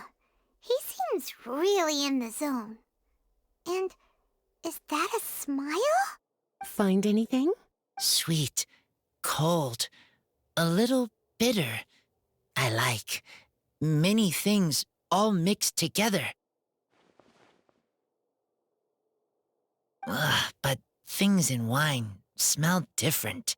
Even you can't tell what it is, Razor? I will try again. It's okay, Razor. Don't push yourself too hard. What do we do when we try something and it doesn't work? Try another way. That's right. You still remember what I taught you. Oh, it's almost the Weinlese Fest. Everyone who knows anything worth knowing about wine will be gathering in Mondstadt. Surely someone will know a thing or two about Thousand Wind wine. Oh, great idea! Make sure you don't miss the opening ceremony, cutie. Everyone will be there. Razor, you should go too. It'll be a good opportunity to ask around. Okay. Ask many people. I will try. Don't worry, we'll be right there with you. We can be your go-betweens. You know, like you were with the wolves for Draff. Okay, then I will go back now. I need to tell Lupacall about Human Mother and Human Father. Great! See you at the opening ceremony.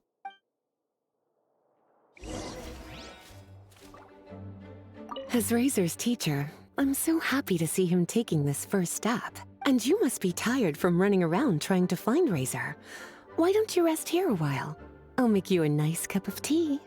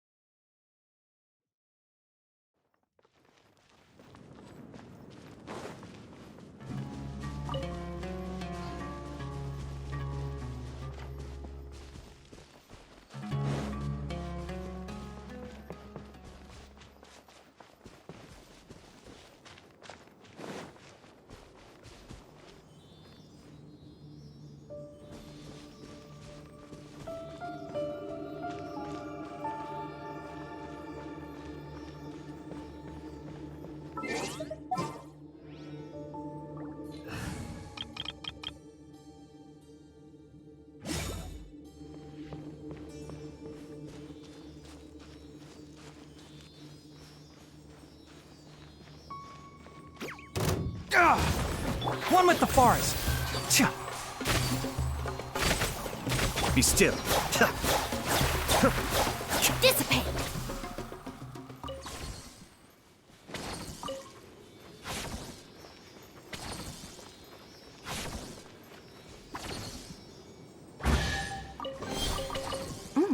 It's all yours. Like a lamb to the slaughter. Can't see? Let's nip that in the bud. Keep up.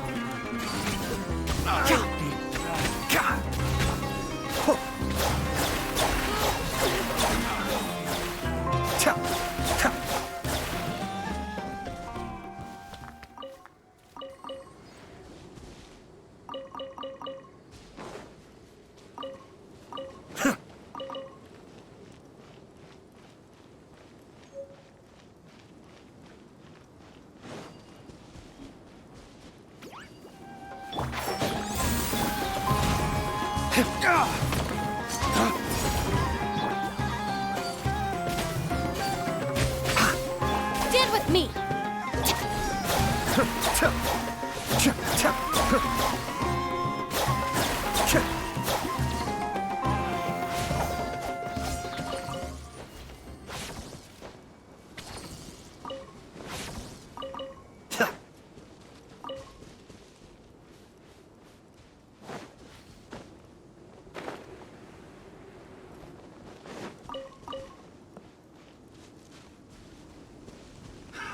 Another test subject.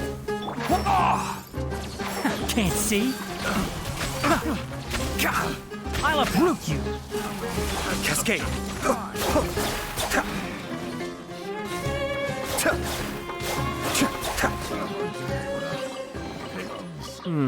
Yes. Subject. Very nice.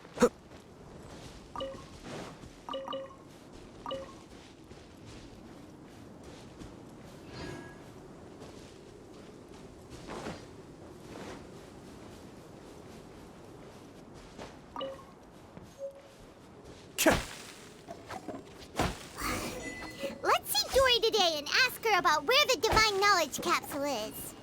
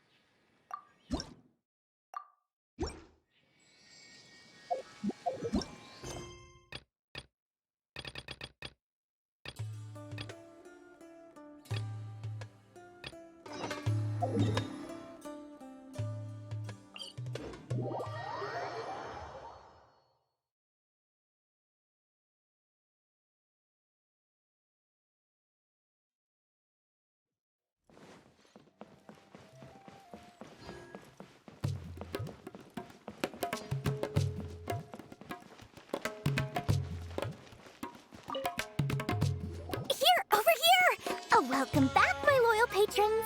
What can I do for you this time? You name it. Can knowledge, supplies, or anything else you need. I'll find a way to get it. Where there's a waterfall of Mora, there's a way. Can you really get us anything we want? Anything at all? Aha! So it appears that canned knowledge alone is no longer sufficient for your opulent appetite. Then please oblige me. Tell me what you have in mind. Oh! I knew customers with pockets as deep as yours would undoubtedly crave something more profound than ordinary canned knowledge. But you know, that kind of information isn't going to be cheap. After all, I had to work really hard to weasel my way into the auction site. Not to mention that if anyone found out that I was the leaker, I would be in big, big trouble. But how can we be sure your information is accurate? Paimon's curious. How you just happen to have this kind of info the moment we need it? Because to me, anything of value is what I consider to be my supply. Therefore, I must always be aware of what's hot on the market in order to secure more sales. As for the information's authenticity, well, you've no need to worry about that. I used a camera to take a picture of the transaction. That way, no one can dispute it. It's always a pleasure doing business with such sterling patrons. Now that you've paid in full, here's the scoop. The Divine Knowledge Capsule was purchased yesterday by a certain Misery, the leader of Ain el Ahmar. Ain el Ahmar? You mean the Eremites who worship the Scarlet King? Ah, so you're already familiar with them. The group has done everything in their power to obtain the Divine Knowledge Capsule. After all, they believe it contains the power of the Scarlet King. That Divine Knowledge Capsule is unlike any other canned knowledge I've seen before. It was glowing bright red. The capsule is clearly visible in the picture I took. You can look for yourself. Thanks for the info, Dory. Please, it's my pleasure. It's all thanks to discerning customers such as yourselves that my efforts yesterday were not in vain. Please, don't hesitate to contact me if you ever need anything else in the future. Mora for Dory opens doors. Well, we figured out where the Divine Knowledge Capsule is. It turns out it ended up in the hands of Ain el-Ahmar. Let's head back and talk to Al-Haytham. Remember to bring a token of our friendship the next time we meet, okay? I like to think it's built on a firm foundation of solid, shining Mora.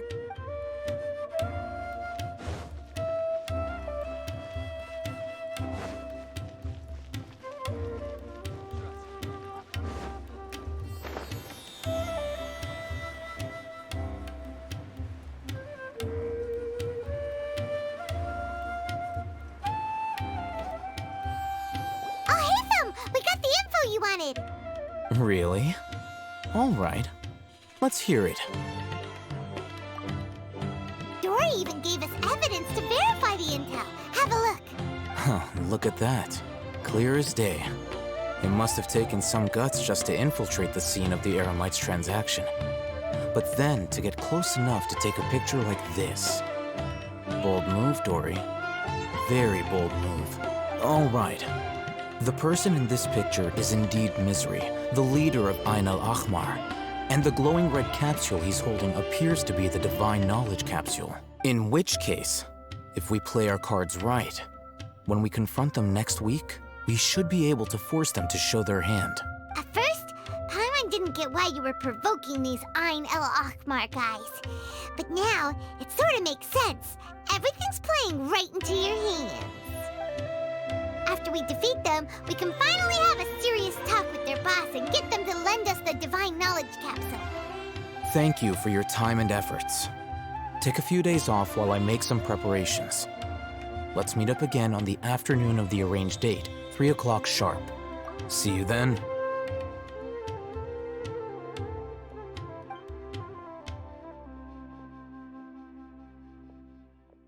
Al-Haytham sure is taking his time. Where could he be? Oh, there he is. Sorry to keep you waiting. Let's head to the pier in front of Pharos Lighthouse. Yep, let's go.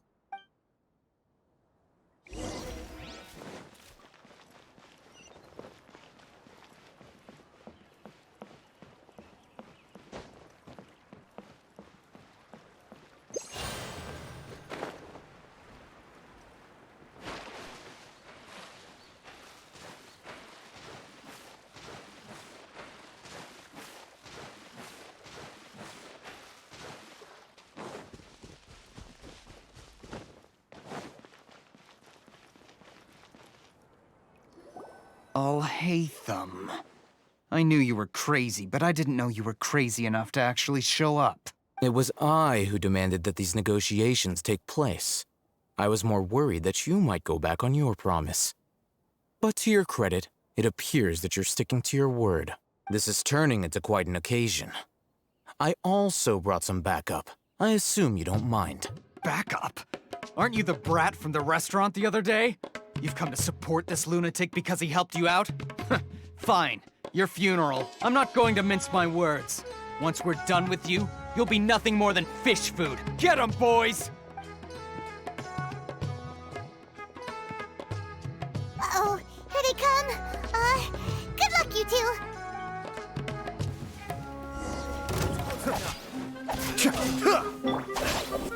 Enshroud! Where do you think you're going?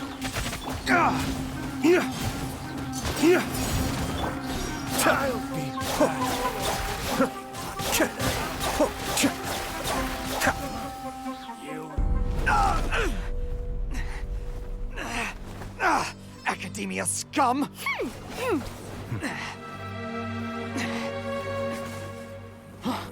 Boss! Finally! Did you use it? Great! Now we can...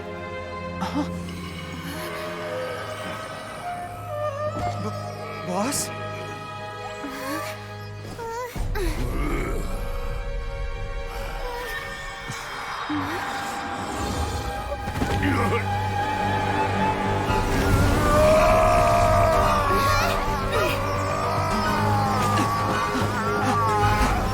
Boss!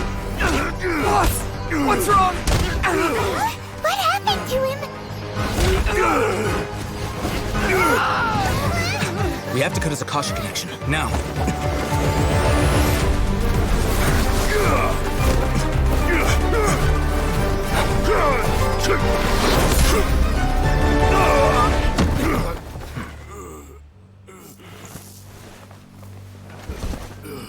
Target acquired! Arrest him!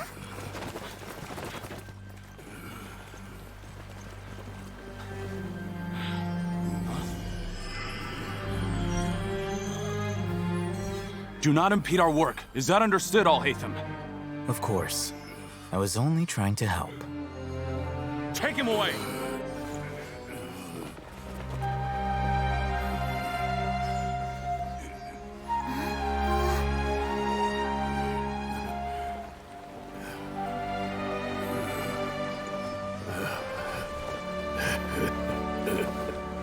World, forget me.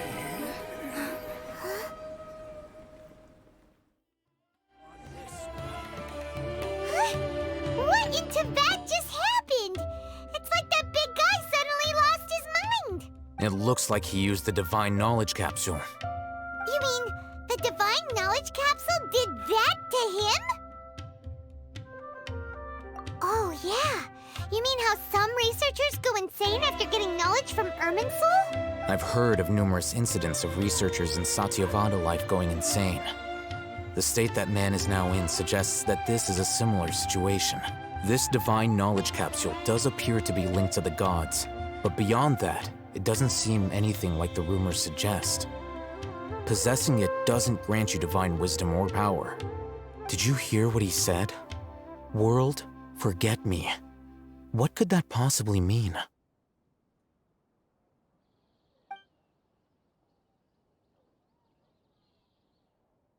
If the mantra took him away, then that means the Academia got the Divine Knowledge Capsule back, too. What a shame. We were so close. Still, Paimon didn't expect the Divine Knowledge Capsule would be so dangerous. Imagine if we tried to open it. Oh, who knows what would have happened to us? As things stand, there is no reason for me to remain in Port Ormos. I believe our collaboration has also reached its end. Oh, we were so busy trying to find the Divine Knowledge Capsule that Paimon forgot to ask you something. Since you're a member of the Academia, do you have any idea how we can go about meeting Lesser Lord Kusanali? Truthfully, I don't. Lesser Lord Kusanali appears to exist outside of Sumeru's entire administration. Most of the time, you wouldn't know she exists at all. Moreover, since the Academia possesses the Akasha, a symbol of our deity's wisdom, scholars have no reason to desire to make contact with the deity herself anyway.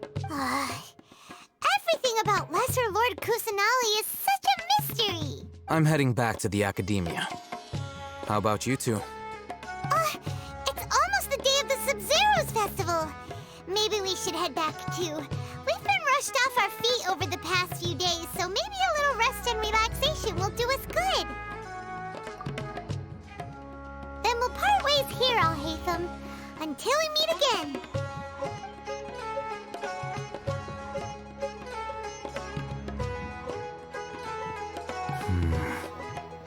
Now, do I deal with this thing first? Or should I produce the report that the higher-ups require?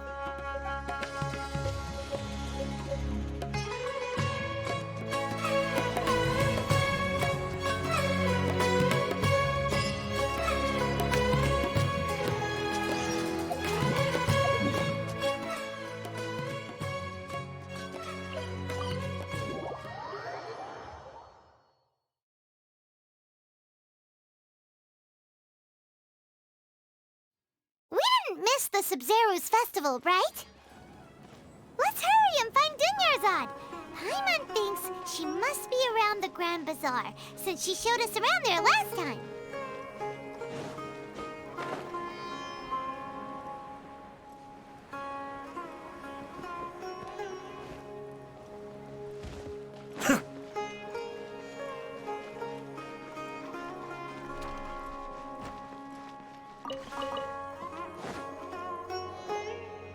There she is! Dunyarzad, we're back! Just as promised, Traveler and Paimon. I'm so glad that you two came back to celebrate Lesser Lord Kusanali's birthday. Indeed. The festival's tomorrow. We've been preparing for so long that I can't help but feel a little nervous. There's no need to be nervous. Paimon's sure that Lesser Lord Kusanali will feel everyone's gratitude. Thanks, Paimon. I hope that everyone who comes to the festival will also have a good time. Speaking of which, did you manage to make your way to Port Ormos? Discover anything over there? Of course we went. A lot of things happened there. I see. Sounds like you two had another exciting adventure. If there is another chance, I would love to join. My lady, if you went to Port Ormos in your current state, we'd both be in for a lifetime of trouble. Dia! You were eavesdropping! It's called covert protection. Keeping an ear out for what's going on around my employer is part of the job. It's all right, Dia. I merely said I would like to go. I know better than to think my body could handle it. The festival's tomorrow. I've been doing nothing but causing trouble for you.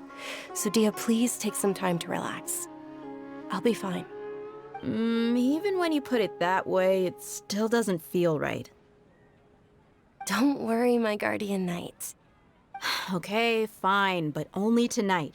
Tomorrow's a big day, and many no-good scumbags are gonna try to take advantage of that. Oh, you two must be exhausted from your long journey back to the city. My apologies for not realizing this sooner. I've already prepared a room for you to rest. Please follow me. Whoa, you're so thoughtful. Paimon's so ready.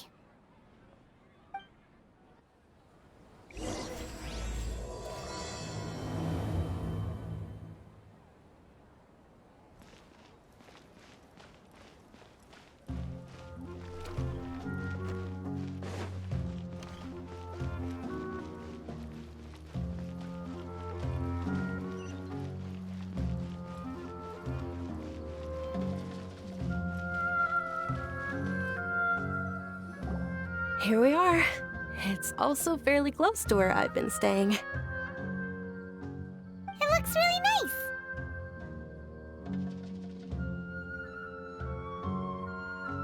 nice. Not at all. Just tell me more about your adventures when you next get the chance. That's Paimon's specialty. Paimon can tell you stories next time. Oh, if you don't mind, how about we all walk around together tomorrow? All of my friends will be working the festival, and Dia is still insisting on her covert protection. Yeah, it'll be pretty hard to relax and enjoy the festival if Dia's constantly hovering over you, right? Then let's meet at the nearby bazaar first thing tomorrow morning. Have a great night. It's a deal. Good night, Dunyarzad. I may be too excited to fall asleep tonight. See you tomorrow. Paimon's starting to really look forward to the Sub-Zero festival too. Will there be lots of yummy food? Oh no. Thinking about food is just gonna keep Paimon up all night. The earlier we sleep, the better. Let's go inside, Traveler.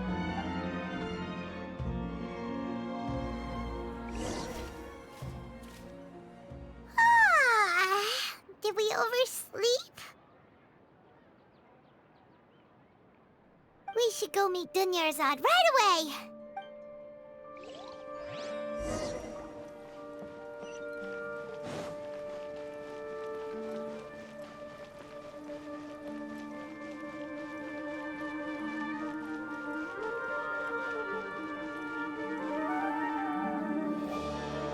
Traveler, Paimon, I've been waiting for you two. Good morning, Dunyarzad. We must have overslept a little bit. Not at all.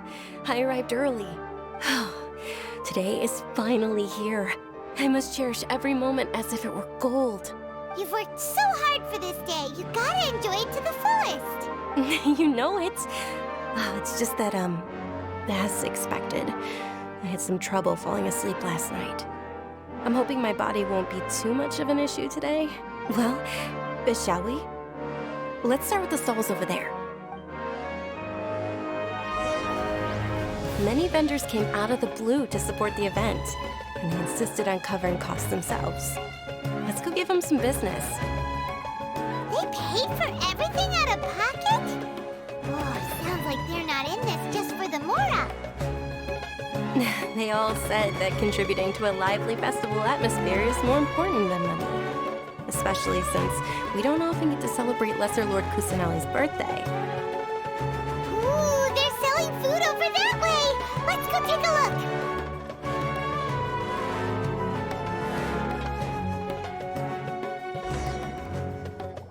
look! This is a stall offering foods from the Haftmewa feast. Oh, you could tell straight away. I thought most people nowadays wouldn't know. Mushrooms, flowers, and all kind of fruit? It's all vegetarian stuff. Oh, Paimon's a little disappointed. So, what's the Haftmewa feast you mentioned just now? It's another Sub-Zero's festival tradition. People used to set their tables with 7 different foods. Generally speaking, the most common selections were foods like Rukashava mushrooms, Nilopala lotuses, Sumeru roses, Sunsetias, Kapulatas, Hara fruits, and Zaytun peaches. So, the Sub-Zero festival is a vegetarian holiday? You don't have to be a vegetarian to enjoy the spread. We just use the 7 foods to symbolize the 7 virtues of the Dendro Archon.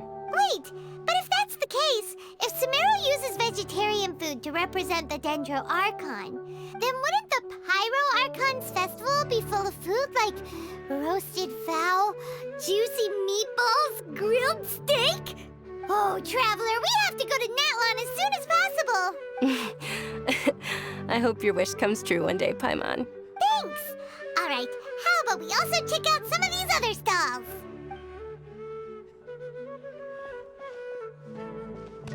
Dear customers, would you like to try your hand at alchemical divination? What's alchemical divination? Those two things sound like they'd be fun to try together. Right? I thought the same when I first heard about it. It is said to be a mysterious craft invented by none other than Lesser Lord Kusanali herself. So, how does it work? It's quite simple. After you give me any 2 alchemical reagents, I'll use them to perform a random transmutation. Sure sounds random. So random that it will probably fail. That is precisely what we need.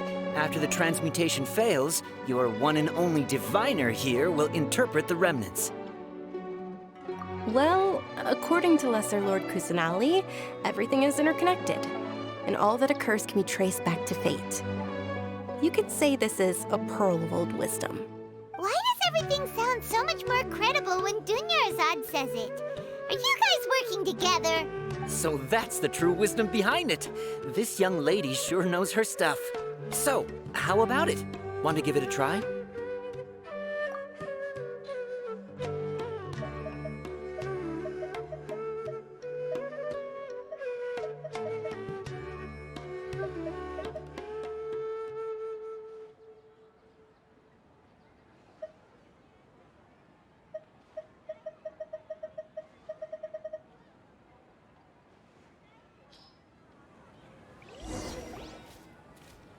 Okay, one moment.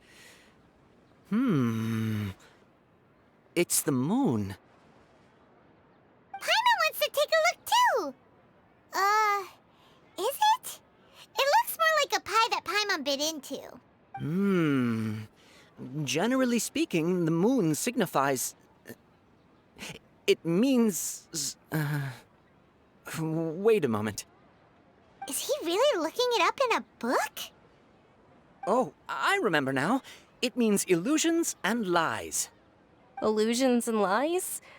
That sounds rather ominous. Yes, but this book says that if you trust your intuition and overcome your fears, the sun will surely rise. He's not even trying to hide his book anymore. Naturally, fate will only ever show you the beginning of a journey. It is up to you to forge your own ending.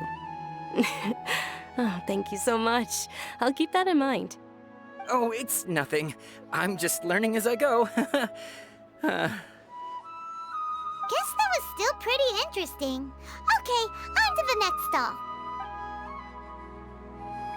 They say the Sub-Zerus festival was very lively a long, long time ago. Large flower carriages used to parade through the city. As they headed towards Port Ormos, people would throw flowers, candy, and liquor all along the way. Dunyarzad's eyes are sparkling right now. I wish I could have seen that spectacle. But if you ask me, I'm sure Nilu's Dance of Sub-Zerus would be just as impressive.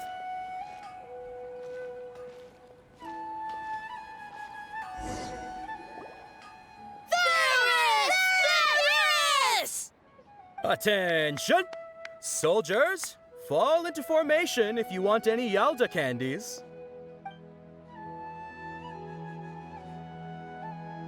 It's a weird guy with a weird hat. Hey, it's Dunyarzad! Miss Dunyarzad, the children love you even more than the Yalda candies. In the few short days it took to prepare for the Sub-Zerus festival, the children have all grown very fond of you. The Hallowed Knight of Flowers. It's an honor that you know my name. Attention! In the name of Ferris, the Knight of Flowers, I commend you on your contributions to the glorious Sub-Zerus festival. All right, little soldiers, take your Yalda candies and don't forget your loyalty to Lesser Lord Kusanali. Dismissed! Yes, Knight Ferris! Just what is going on here? Ferris, the Knight of Flowers, is another Sub-Zerus festival icon, and one immensely popular with children. In the past, the actor portraying Ferris would also sit on a flower carriage. It's all thanks to Miss Dunyarzad's sponsorship that the children can make such wonderful memories today. As are we to you, Vihar. Oh, not at all. Oh, speaking of tradition, do you want some Yalda candies? They're a festival staple, and I happen to have some boxes readied here. Take a look and pick whichever one you want. Whichever one? Don't these boxes all look the same? That is the fun part. Each box contains a random flavor. It's up to the luck of the draw. Flavors include lavender melon, hara fruit, sunsetia. Ooh, those all sound pretty good. And there's also lizard tail and oni kabuto. Huh? What's up with those two flavors? Oni kabuto is a little spicier than lizard tail. Dunyarzad, you tried them before? Traveler, help Paimon pick one. Paimon wants the sunsetia flavor. It's all right. Paimon believes in you. I also believe in your intuition. Great. These boxes of candy are numbered 1 to 5 from left to right. Which one do you want?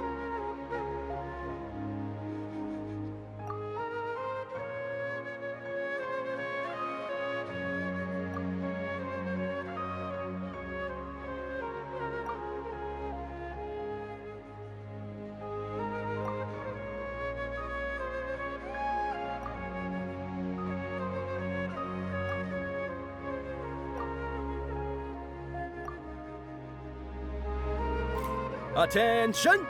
That's unfortunately lavender melon. Oh, Paimon thought you survived so many epic battles because you had incredible luck. But looks like Paimon was wrong.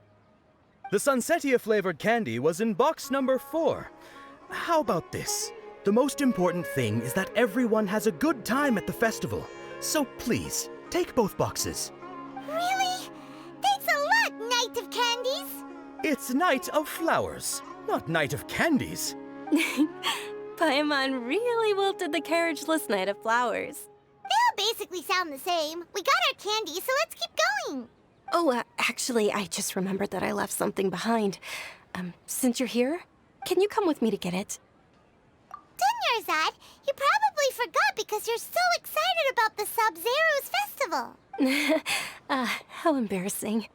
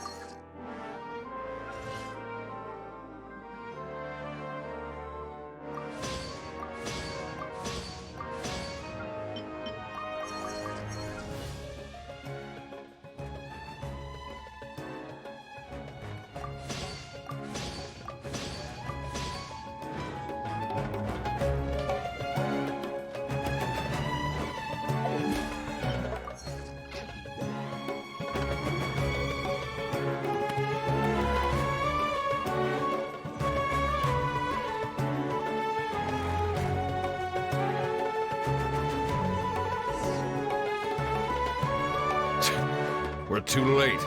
Who knew the little lady was such an early riser? I know, right?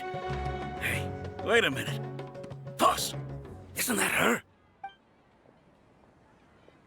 Oh, that most certainly is. We're in luck. She's walking right into our clutches. Those Eremites don't look like they're up to any good. Who are you? I don't believe the Homayanis hired you. That's right. We haven't received any of their Mora, but I wonder how much the Homayanis would shell out to get you back. They're a gang of kidnappers! Traveler, hurry and protect Dunyarzad! Hey, did you scumbags even consider that the Homayanis might have hired a merc that outclasses you? You're... Dia! Dia the Flame Mane! No wonder we mercs haven't heard anything about you for so long. You sold your unruly mane to the highest bidder. Don't speak so disrespectfully. My family started working with her as gratitude for her past kindness to us. Don't worry about it, my lady. Just some friendly banter between mercs. One punch and those rabid dogs will expose themselves for what they really are. Aren't your claws all dull by now? Don't get too cocky! Traveler, take Miss Dunyarzad to a safe location. No, we're gonna stay and help. There's too many of them. You're right. All right, fine. Please be careful, Dia. Don't waste your time worrying about me. This is my job. Look out for yourself. After I've wiped the floor with them, I'll go find you all.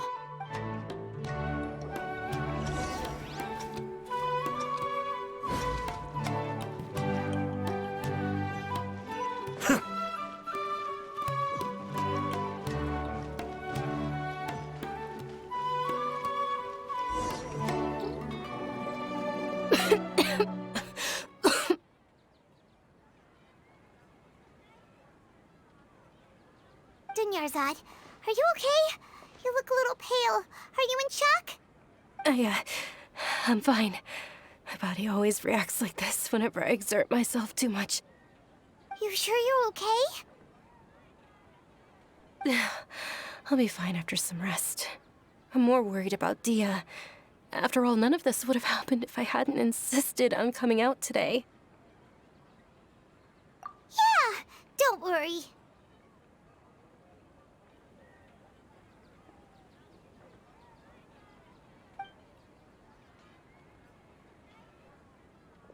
My lady, Traveler, found ya. Dia! You took care of them so fast! Any more of them? Or rather, did anyone follow you? Dia, your arm. Oh, this? I'm fine. It's just a scratch. Normally, they wouldn't have been able to land a hit on me at all, but I'm still getting used to this new greatsword. Please, let me take a closer look. Come on, it's nothing. Us mercs aren't as fragile as you think. Hold on, you said something about a new greatsword. What happened to the one you were using before? About that. Well, I sold it, because I was low on Mora. Stuff like this happens every now and then. It can't be. The anonymous donation that was used for the venue's final round of preparations?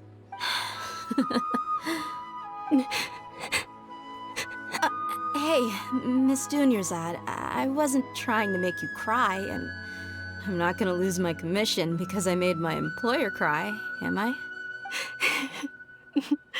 Okay, making your employer cry won't affect your commission, but selling your weapon without permission and getting hurt?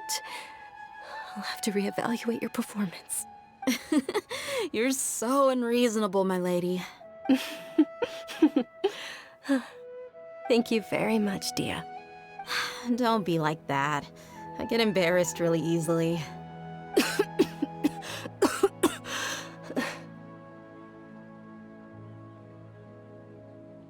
Are you feeling unwell again, Dunyarzad? My lady, your condition. Traveler, can you take her somewhere to rest? I'll look around the area to make sure we're safe from an ambush. Truly, I'm sorry for the trouble, everyone.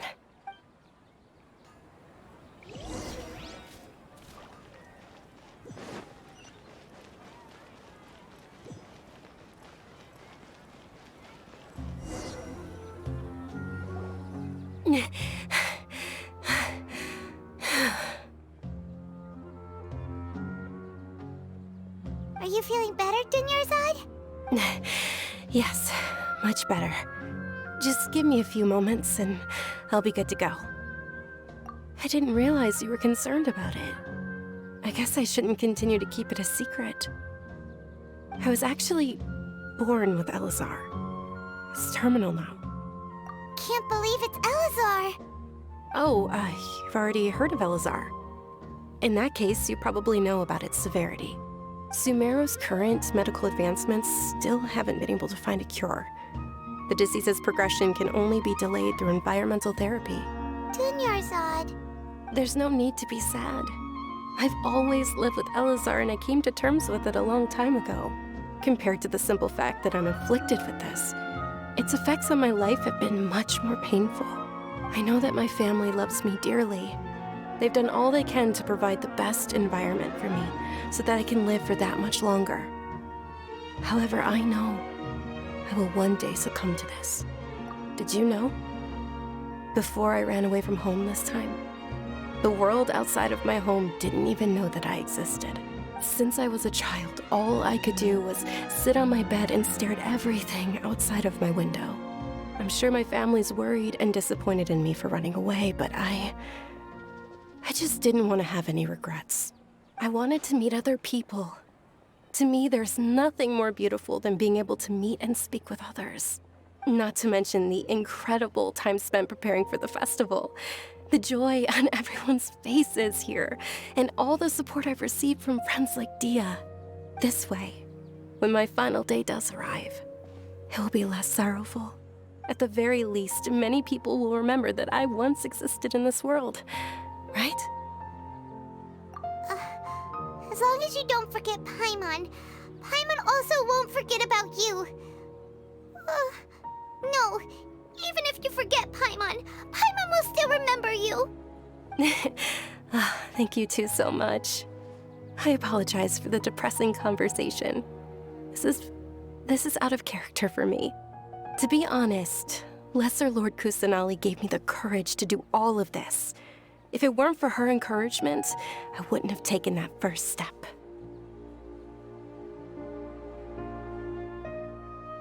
Thanks. There will always be frustrations in life, but I know that the point of living is not to leave behind any regrets. Oh, right! Isn't it almost time? Huh? Almost time for what? Isn't the Dance of Sub-Zeros about to begin? It's the part of the festival that I've been looking forward to the most. Nilou will recreate that legendary scene with her most splendid dancing. And the Sub-Zeros festival will conclude amid everyone's applause and blessings. And with that, my wish will also... Then what are we waiting for? Let's go to the stage! Yeah, we should still make it in time.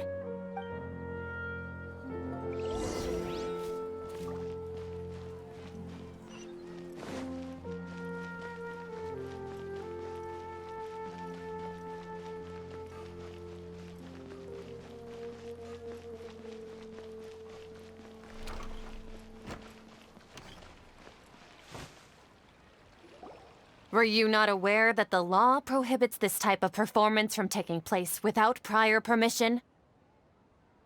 Over there! Someone's yelling at Nilou! I think I just saw the Academia's Grand Sage. Why is he here in person? But the Dance of Sub-Zeros is one of the key parts of the Sub-Zeros festival. If we can't perform it... The Sub-Zeros festival. The law also prohibits the private hosting of large-scale religious festivals. Only the Academia can host such an event. If you continue to resist, we will have to order an investigation into every single event organizer. The Grand Sage has already granted you much leniency. I advise that you exercise tact. How How did things turn out like this? The Academia was originally responsible for the Sub-Zero's festival, but they failed this responsibility for many years. I need to speak with them. This is a hard pill to swallow, but you're right. Things would only get worse. Art, dance. Aren't you ashamed of pursuing such frivolous and meaningless activities in this land of knowledge and reason? Our Archon created the utopia that is Sumeru City for all scholars who sought validity, verity, and truth, while people like you wish to defile it. No. I believe that our Archon never rejected the arts. Even the goddess of flowers dedicated a dance to her. With your lack of intellectual credentials, I do not believe you are qualified to debate with me. What you should be doing is finding workers to tear down this ridiculous eyesore.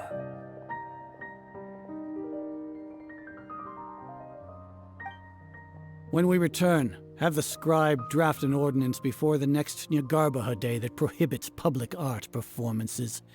We will announce it to the public later via the Akasha. Understood. I will inform him when I return.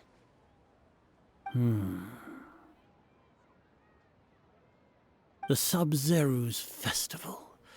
Go celebrate the birth of that god to your heart's content. Nilou, are you okay? Oh, Dunyarzad. You all saw that just now?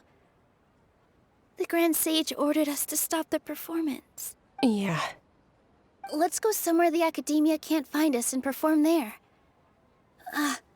But how do we let everyone know? And what about the atmosphere on the stage? Or we could get people to block them off so they can't interrupt the performance. No. They just threatened to investigate the organizers. If we were caught... Nilou, it's all right. Don't worry about it. But you've been looking forward to the Dance of Sub-Zero so much. And I know how important this festival is to you. I don't want you to have any regrets. It's okay.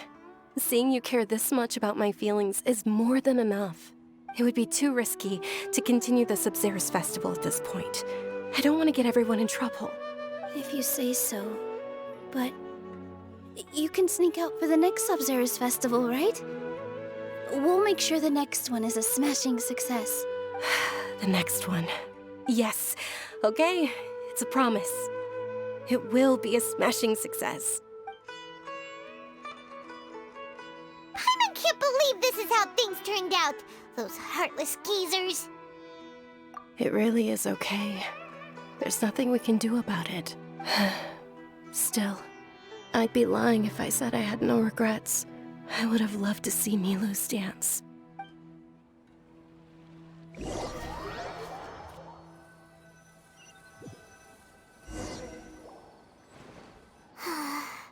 A lot happened today.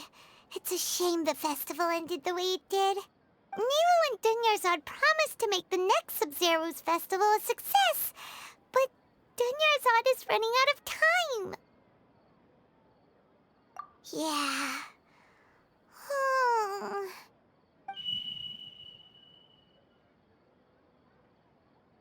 All connections have been secured to construct the most stable framework possible. The project has entered its most critical phase. Power has begun to flow from...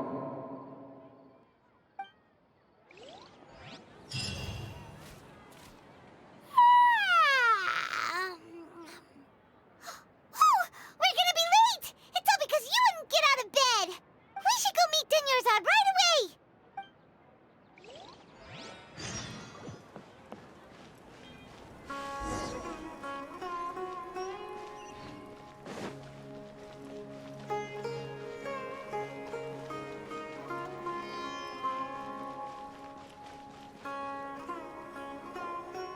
Good morning, Dunyarzad.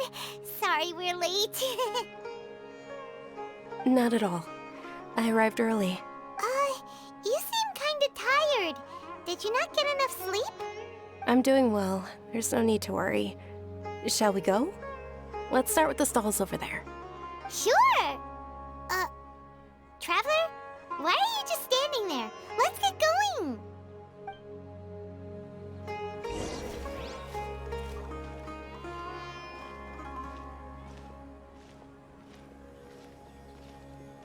Ooh, they're selling food over that way! Let's go take a look!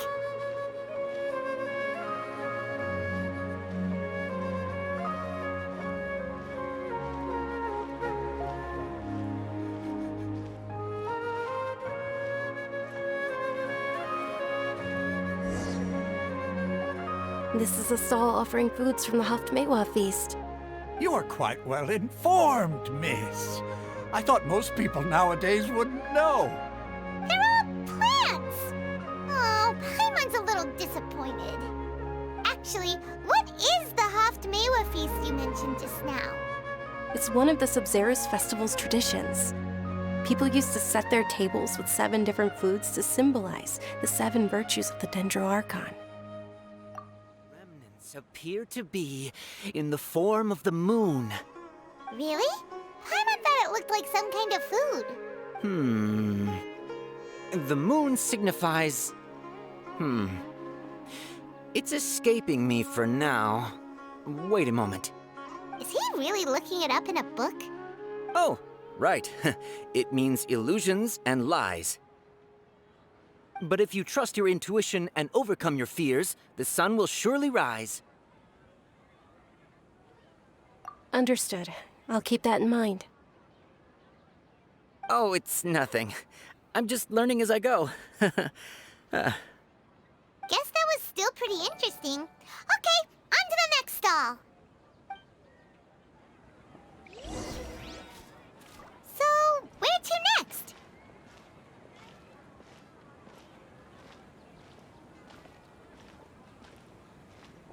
This new shipment of items, they're also ridiculously overdesigned. And so is now.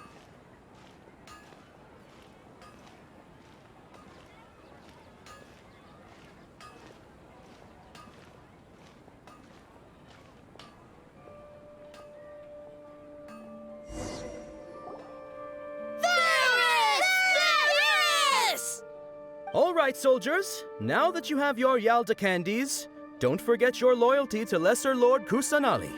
Dismissed! Yes, Knight Varys! What's going on? Is this a play?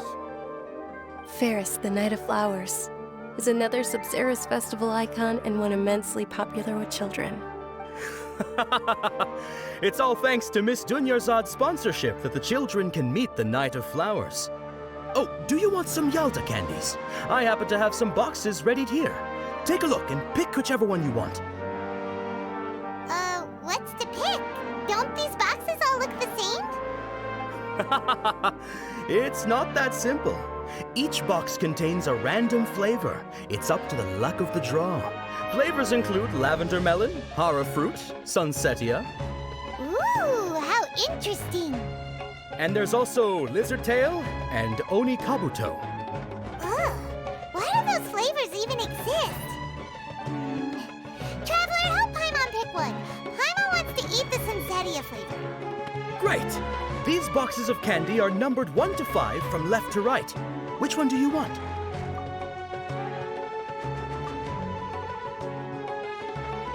Ah, excellently chosen. Number 4 is indeed Sunsetia. Ha-ha! Paimon bet you had incredible luck, and Paimon was right!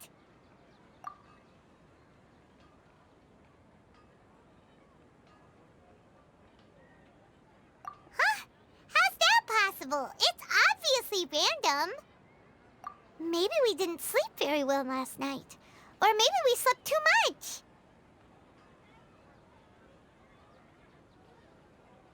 Oh, sure. Huh? Where are you going? You're just gonna walk off like that?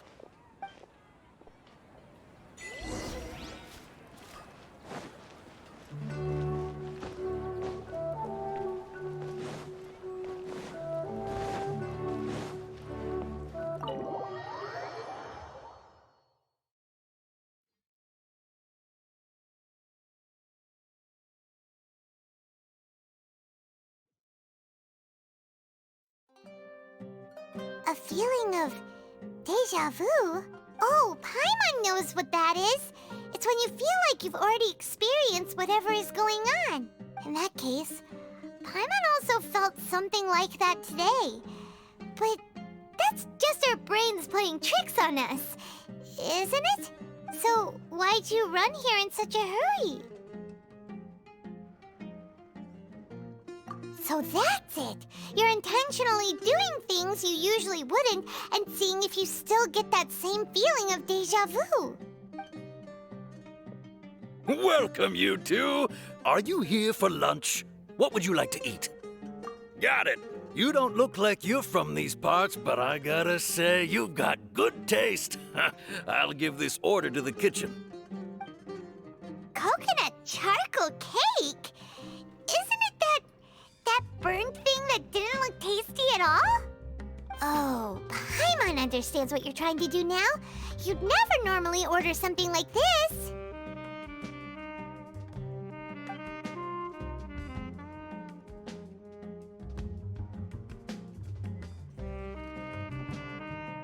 That thing?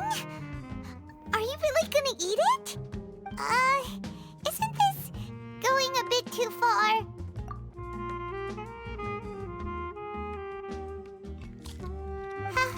How was it? The look on your face is telling Paimon that it tasted awful.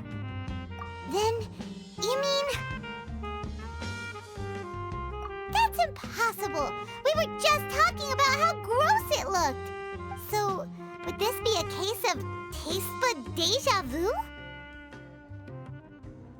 Paimon also gets the impression that we've been here many times, even though we aren't regulars. How about we go out again and try something else?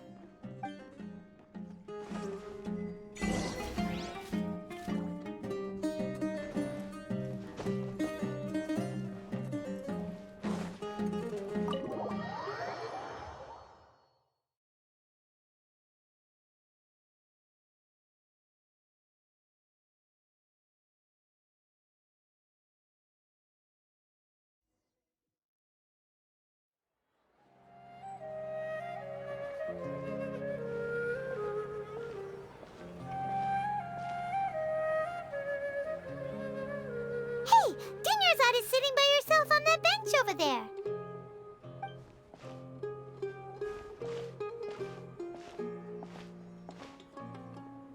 What a coincidence, Dunyarzad. We meet again. Why are you sitting here all by yourself? Oh, I ran into some kidnappers just now, but thankfully Dia came to my rescue. I started to feel unwell after that, so I sat down here. Kidnappers? Oh my goodness, are you hurt? I'm okay. Dia's arm got scratched, but it isn't serious. Whew, that's a big relief. But, Dunyarzad, you seem a little down today. It's the Sumeru's festival, and you've been looking forward to it so much! Not at all. I've always been like this. Excessive physical exertion or strong emotions tend to aggravate my illness.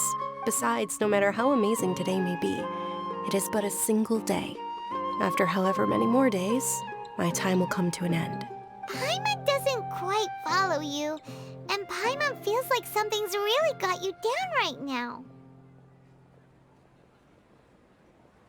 It really is fine. I don't mind.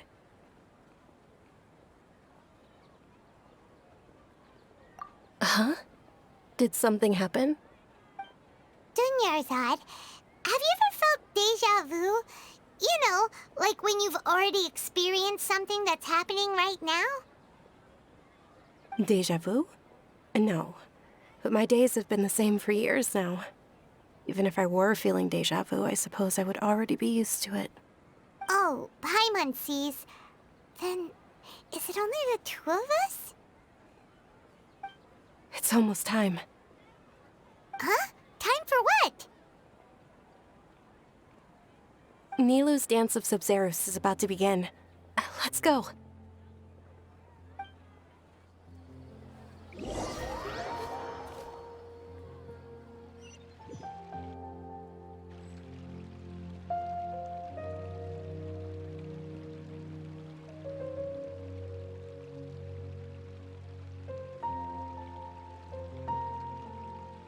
With your lack of intellectual credentials, I do not believe you are qualified to debate with me. What you should be doing is finding workers to tear down this ridiculous eyesore.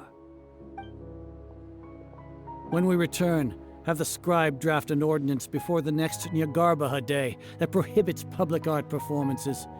We will publicly announce it later through the Akasha. Understood. I will inform him when I return. The Sub-Zeru's festival. Go celebrate the birth of that god to your heart's content.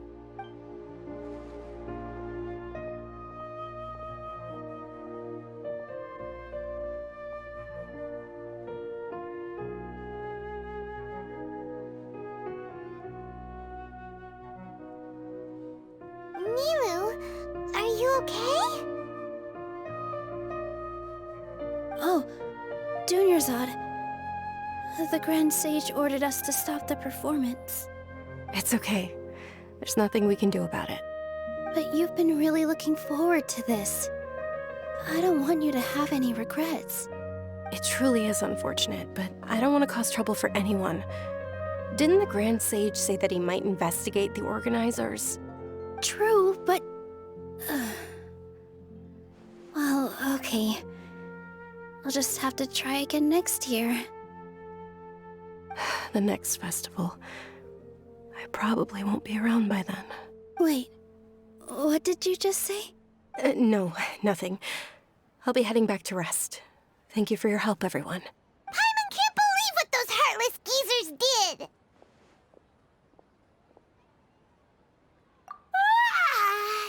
Did Dunyarzad already go back? We should also return and get some sleep.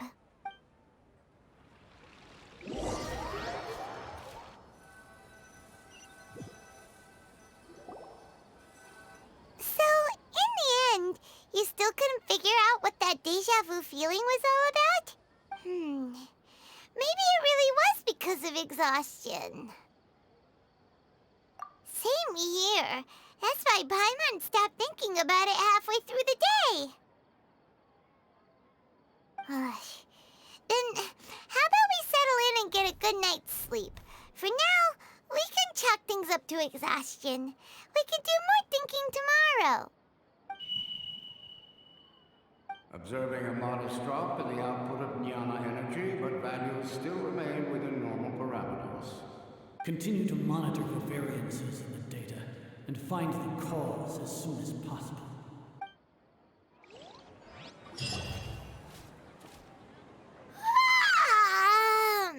Why does Paimon feel so tired after so much sleep? Anyway, we should go meet Dunyarzad right away.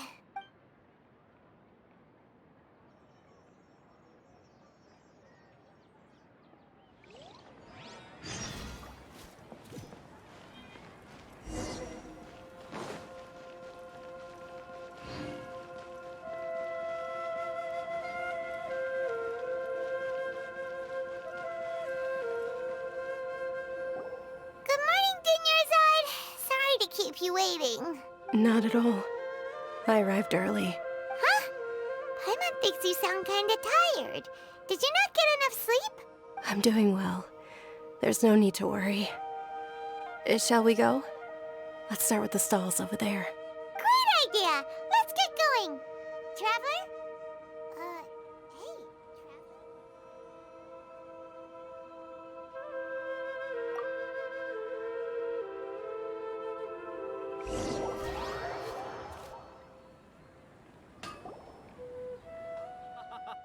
It's all thanks to Miss Dunyarzad's sponsorship that the children can enjoy the Sub-Zeru's festival. Oh, are you interested in Yalda candies? I have some boxes of candy here. Pick whichever one you want. Not much of a choice. All these boxes look the same. It's not that simple.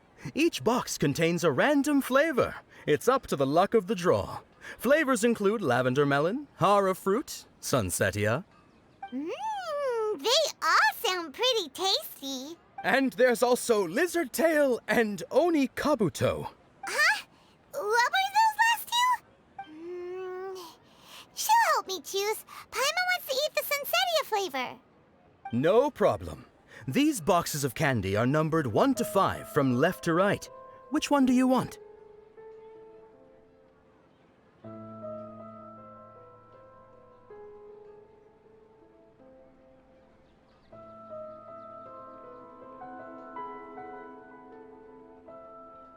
Oh, I like your confidence. No hesitation at all. Oh, congratulations! Number 4 is indeed Sunsetia.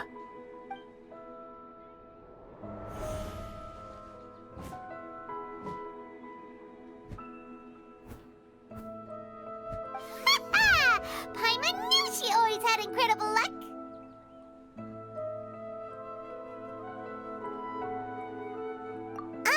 Paimon's not really interested in the other flavors. Oh! Wait. How did you know? Don't tell me that you already knew which flavor was in each box. What? She was right about all of them? That couldn't have been luck. How is this possible? I packed all those boxes this morning and they've been sealed ever since. You couldn't have known beforehand. Mind reading? X-ray vision? Or some kind of magic trick? This is way too freaky. Tell us what's going on! Since when did you get superpowers? Traveler?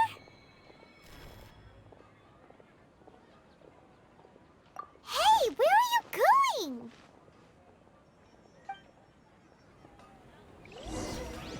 What's going on? Did you see something? Us leaving Dunyarzad without letting her know is kinda rude, you know.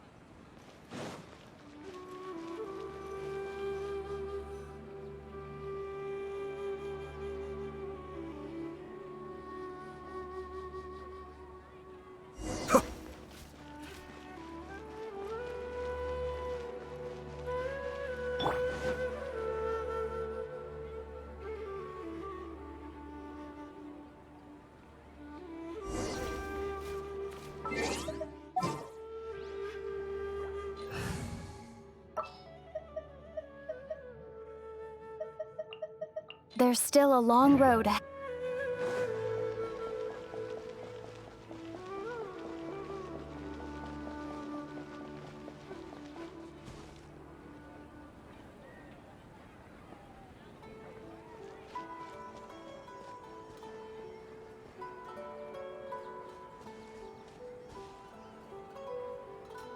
What are you looking for? Why did we come here?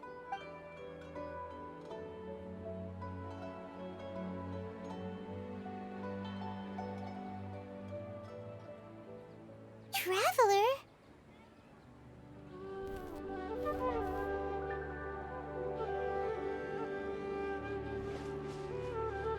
That's...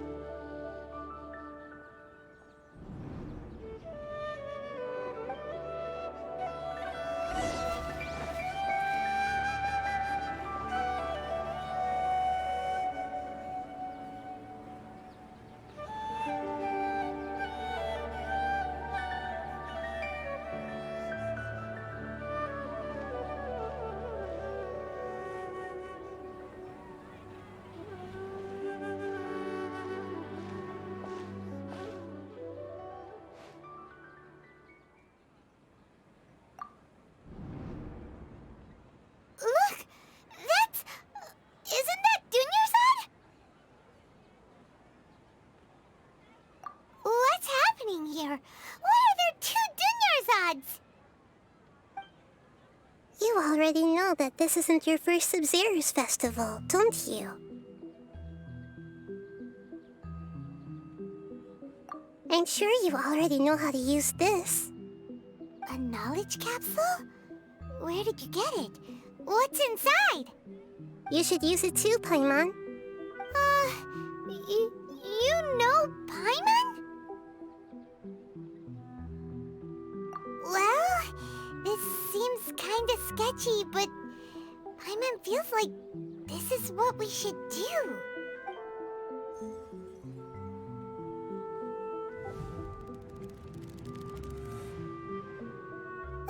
What the?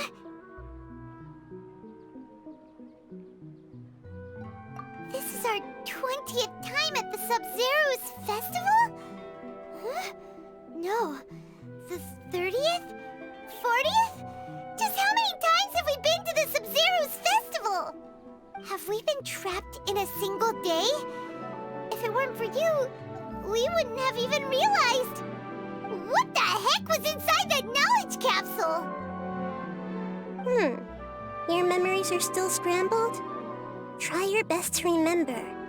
This isn't the first time we've met, and I answered that question a long time ago. Let Paimon think. Oh, it's coming back. Meeting you was the real catalyst for restoring our memories, and the knowledge capsule was just your means of showing our minds the way.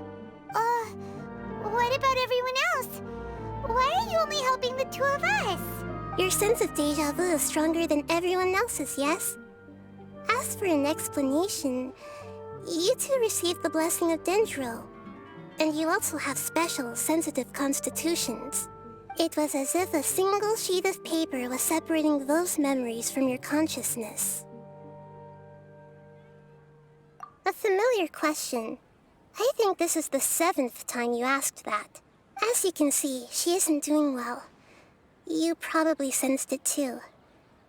The Dunyarzad you were just with is different from the first Dunyarzad you met.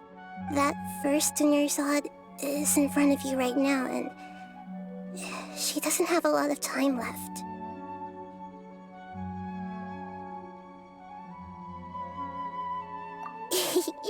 Looks like you're almost done sorting out your brain. Oh yeah, I'm Nahida. Good, you passed the test. What's happening? You can awaken our memories, and you seem like you know what's going on. Oh, wait, please don't tell Paimon even you don't know. Everything in this world runs in a loop. This cycle is called a samsara. You, me, and everyone else are all stuck inside a one-day samsara. As for the truth, that's on you to find out. If you were told the truth instead of discovering it yourselves, it would literally blow your minds. I don't know how you'd be after that. I can only give you surface-level help, like bits of information and subtle hints. For the rest of the time, I'll be doing all I can to slow down Dunyarzad's illness. She looks like she isn't doing well at all. Her illness gets worse after each Sub-Zero's festival. If we can break out of the samsara, I might be able to save her. But as things are right now, she's just a small bird in the sky that's about to lose its last feathers. All I can do is raise a gale to delay her fall. You sure love to use weird analogies. Analogies are wonderful tools. They let you use existing knowledge to understand unfamiliar things. Okay, so, with what you know so far, what do you think the truth is?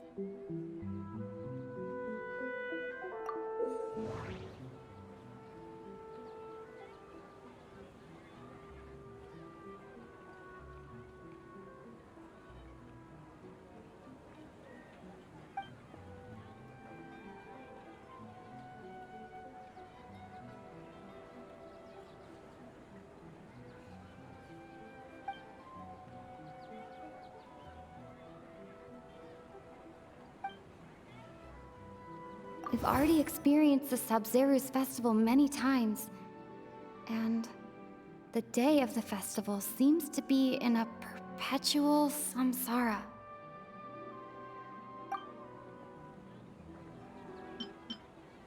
Grand Sage said, go celebrate the birth of that god to your heart's content. Did he mean something more? The moon, illusions, and lies. What do they all mean? What's happening right now seems to have happened before. This feeling has been getting stronger and stronger. My mind feels exhausted, even though I haven't done too much thinking. What is going on?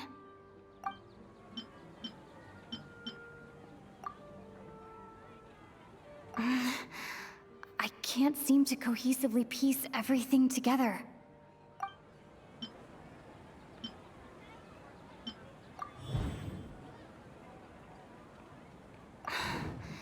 That should be it. The flow of time is endlessly cycling within one single day. A time loop. You've given similarly wrong answers in the past. A pity. Still the wrong answer? Paimon thought that made a lot of sense. It feels like time's just repeating itself. A simple time loop can't explain some of the phenomena. You two are still missing a lot of information. Unfortunately, I can't give you any more hints. Dunyarzad. The Sub-Zero's festival is happening every day, but that doesn't mean we can waste an infinite amount of them. Hurry and find the truth before today's festival ends.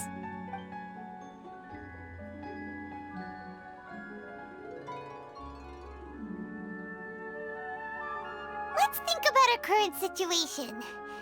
To save Dunyarzad, we have to escape the samsara of the Sub-Zero's festival. And to do that, we need to figure out what's happening. The truth. Nahida rejected the idea of a time loop, so we must have missed something, right? Paimon's memories say that we've already done this many times, but let's go talk to people again. It's more productive than sitting here and scratching our heads. Why don't we start with those stall owners?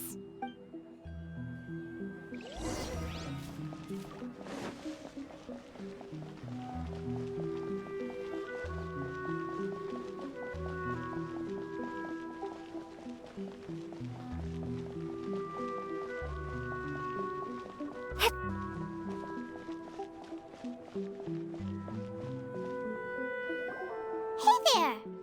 Hey, it's you guys again. Where's your cultured friend? She's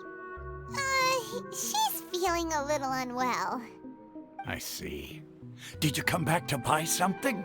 I guarantee the freshness of my products.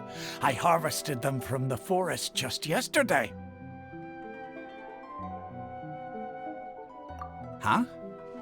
What brought this about? I hurried back from the forest yesterday, and I'm selling produce here today. I haven't felt anything strange. To put it another way, if you really think about it, was yesterday truly yesterday? Did you actually come back from the forest yesterday? What kind of philosophical nonsense is this? Are you two daydreaming? Didn't you know that no one dreams in Sumeru? Go somewhere else if you want to find someone to daydream with.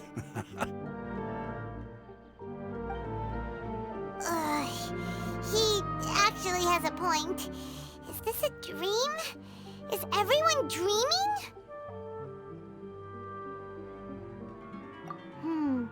True. It's so weird that people here don't dream. Why is that? Anyway, if this all really were just a dream, we would have woken up a long time ago.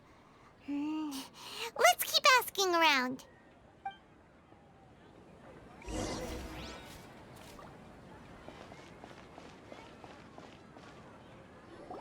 Oh, it's you two. Was my divination so accurate that you felt compelled to compliment me in person? Ooh, I knew it! I told you, the god's divination is highly accurate. You just hadn't fully understood its significance yet. You're really excited about this, huh? That's exactly why we came back. Help us better understand it. Help you better understand it? Well, that isn't exactly what I excel at. So, you're admitting that you don't have a clue? Anyway, what kind of situation did you get into?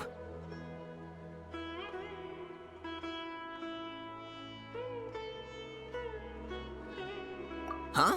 Hold on a second. I thought you guys just lost your wallet or fell for a scam. What you just said, are you serious? Does that kind of thing actually happen in real life? Paimon knew you weren't going to believe it. Marvelous. Truly marvelous. I believe you. Recall the interpretation of your divination. The moon, illusions, and lies. It really felt like an omen. When you say it like that, the divination does sound like it's related to what's going on. Can you read any more into it? I believe that the Archon's revelations are never more than vague hints. Anything more specific is beyond the reach of mere mortals. The book only says, if you trust your instincts and overcome your fears, the sun will surely rise. So that's how it is. Looks like fortune-telling is just fortune-telling. It's no good for practical problems. We haven't made any progress. Who else can we talk to?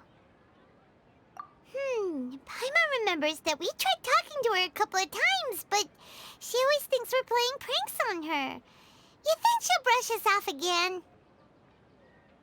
Yeah, if we tap into Dia's strong sense of responsibility as a mercenary, then she'll definitely take us seriously. At this time of day, Dia's probably just finished beating up those kidnappers. Let's go find her.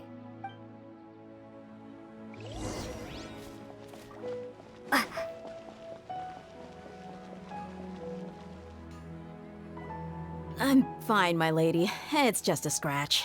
Perfect timing. Both of you are here.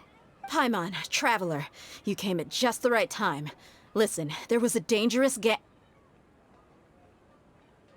Huh? You saw? Then why didn't you jump in earlier? If someone was protecting Miss Dunyarzad, I could have went all out. Anyway, can you do something for me? You want the Traveler to take Dunyarzad somewhere to rest up while you check to see if there's still any kidnappers around. Did Paimon get that right? How did you know what I was going to say? We need to say something convincing. People in Sumeru don't dream.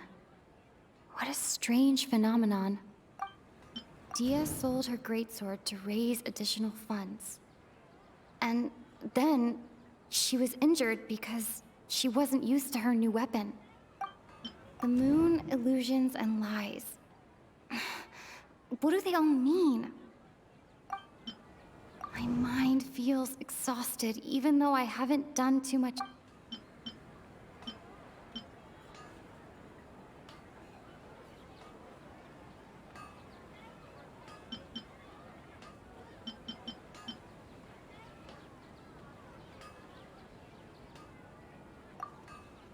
Tell her, Traveler!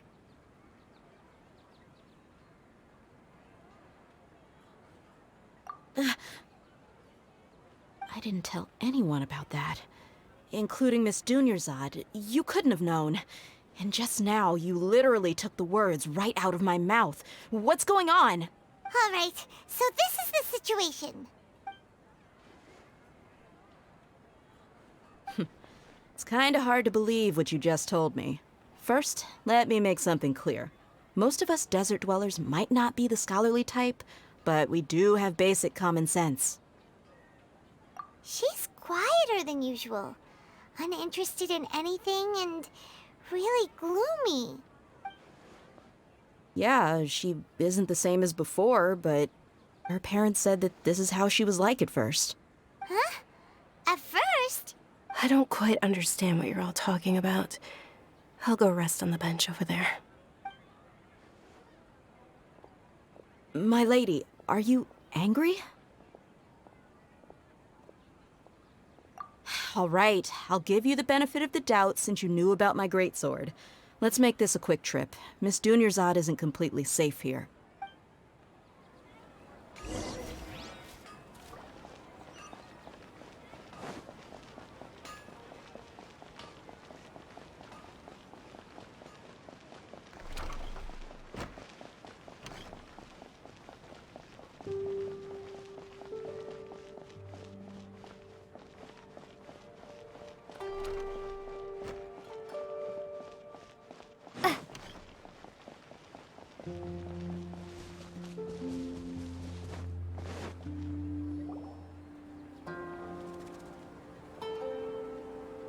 Nahida, we brought a friend. Are you busy? I thought I told you that it won't help to bring anyone here. We just wanted her to see the real Dunyarzad's condition. The real Dunyarzad? Where and who are you talking to? Huh? I told you that you two are special. Other people can't see me or Miss Dunyarzad here.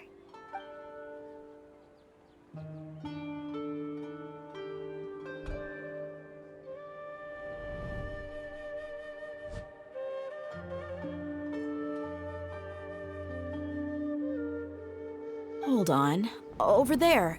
Is that? Wow. How perceptive.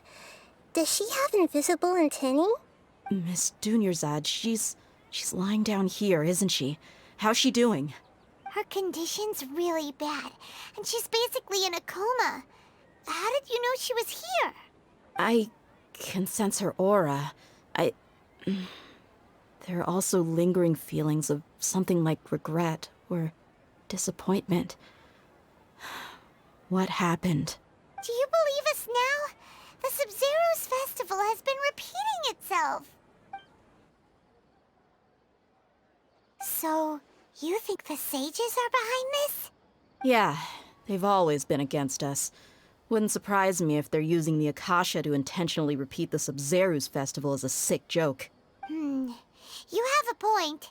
Aside from the Dendro Archon, the Academia's sages are the only ones in Sumeru who could pull off something like this. Maybe there's more to the Akasha than we know. Right! Didn't you awaken our memories using something that looked like a knowledge capsule? That means you must know something about the Akasha! The Akasha relies on the power of a gnosis to operate, as it is the manifestation of the God of Wisdom's power. It compiles the wisdom of the entire populace, and it grants knowledge to the people. A gnosis could do that? No wonder the Akasha is so magical. It's being powered by the gnosis of Sumeru's Archon. So, this Nahida you mentioned, what did she say? She said, and Paimon quotes, "The Akasha relies on the power of a gnosis to operate, as it is the manifestation of the God of Wisdom's power. It compiles the wisdom of the entire populace, and it grants knowledge to the people."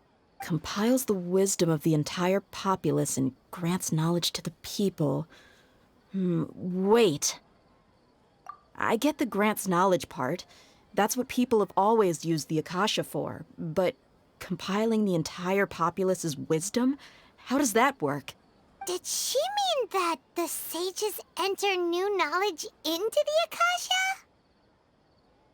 Oh, yeah. That sounds about right. What do you think?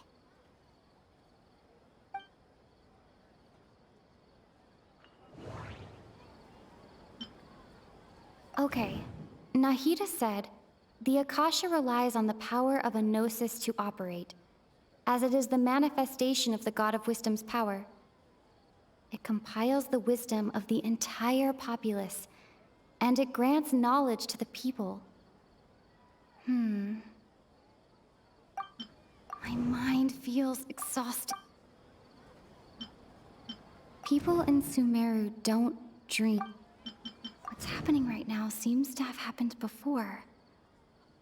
This feeling has been getting stronger and stronger.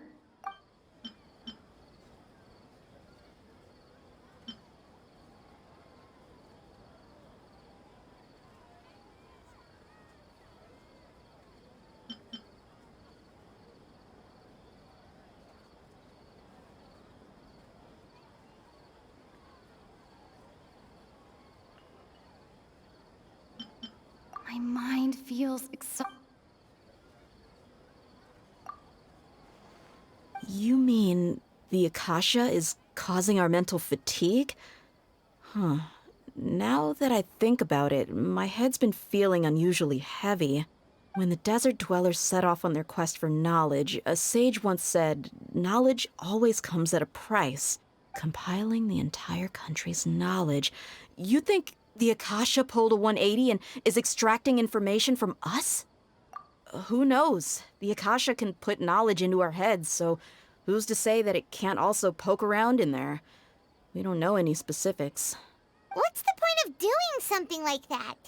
Just think about it. If you could combine the knowledge of every single person in Sumeru, then you can basically turn Sumeru City into a single massive brain. This hive mind could make breakthroughs in problems that even the smartest geniuses can't crack. An excellent deduction. And the analogy comparing Sumeru City to a massive brain? I love it. In that case, we should take off our Akasha terminals right away. Maybe that'll solve this problem. Yeah, I was only wearing this for show in the first place. Didn't expect the sages to cook up such a conspiracy.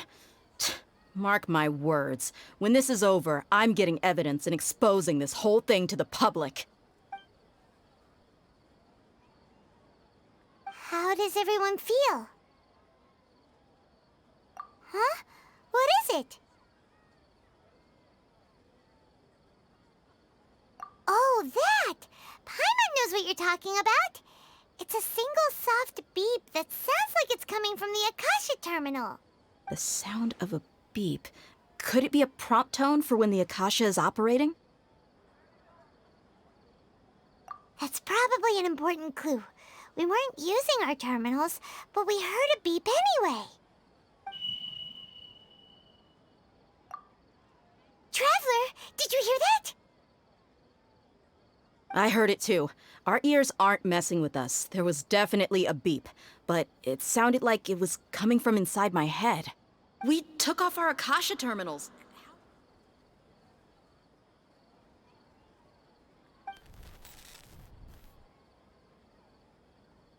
Phase runtime has exceeded its expected length. At this rate, there may be casualties. But we cannot lose all of our progress.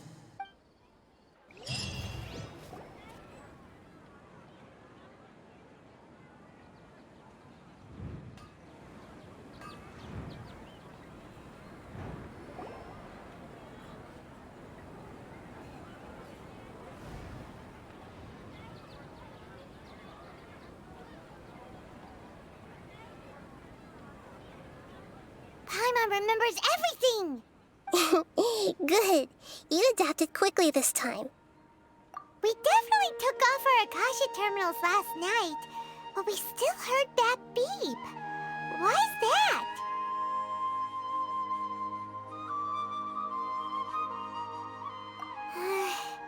But now we can at least confirm one thing. The Akasha definitely has something to do with whatever's trapping us in this cycle. Oh, Paimon doesn't get it. Why would the Akasha go this far if all it wants is everybody's wisdom? It's extremely difficult for lab rats in an experiment to understand why they're being treated the way they are. If we're lab rats, then what are you? Nahida, you've never told us anything about yourself. I guess I'm the moon. The moon? Wasn't that the result of our divination? Anyway, knowing who I am won't help you get closer to the truth, so you should focus on other things. Don't get distracted and miss any clues. Okay then. Dia helped us a lot yesterday, so let's go find her.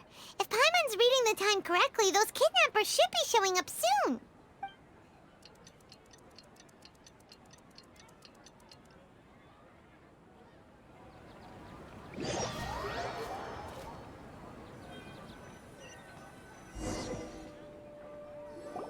Ah, there you are. I've already taken care of those kidnappers. My lady, did you get hurt? Dia? What's wrong? Why are you both gawking at me like that?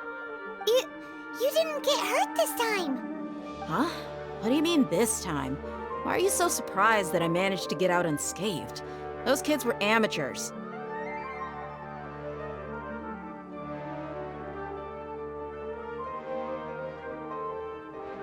Shh! How did you know about my greatsword? I haven't told anyone about it. Please, don't tell Miss Dunyarzad. So Dia's lost her memories after all.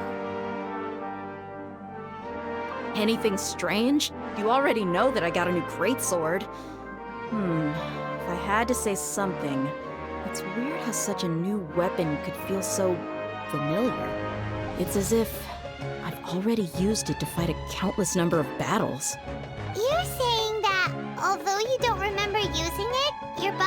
feels like it does? That's right.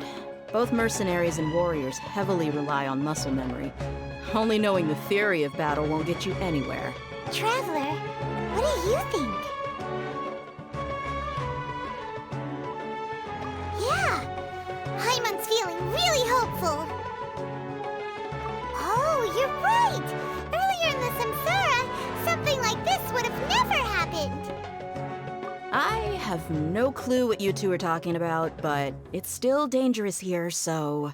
So you want us to take Dunyarzad somewhere else to rest while you check if there are still more kidnappers around, right? How did you know what I was gonna say? Can you read minds? Forget it. Go and do your thing.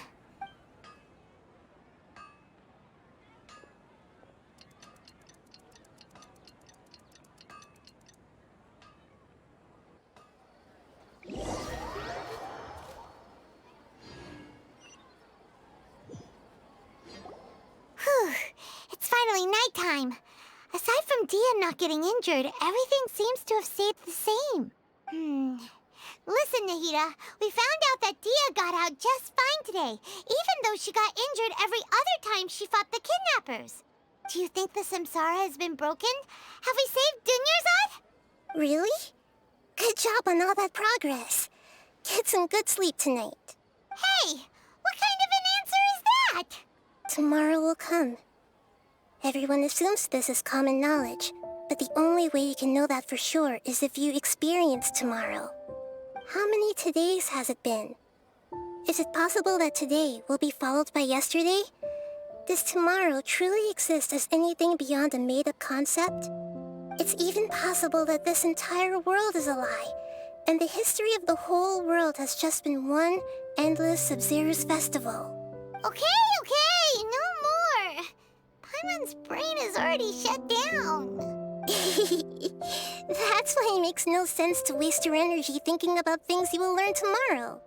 Get some good rest. You know, use the bathroom and flush your anxiety dookie away.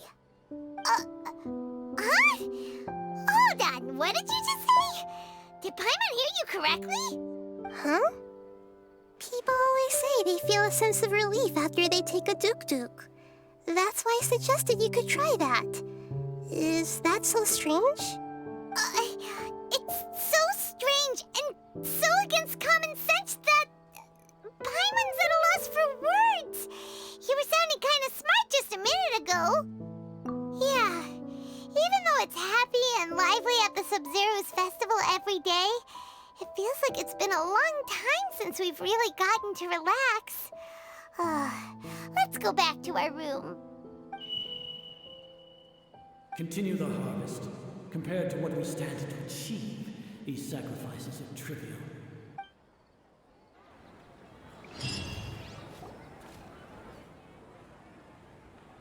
We're still in the same day! Nahida, you already knew last night that we didn't break out of the Samsara? Why did you tell us? Would there have been a point? You would have spent the night with new worries, with tomorrow still out of reach. In that case, you might as well rest within that brief moment of hope. An opportunity like that doesn't come by often, and I thought it might help you clear your minds. Paimon thought the Duke did that! Whatever. Guess you were looking out for us after all. Of course. In the time we've been together, you two have been everything to me. Paimon's flattered and everything, but maybe you're taking things a little fast.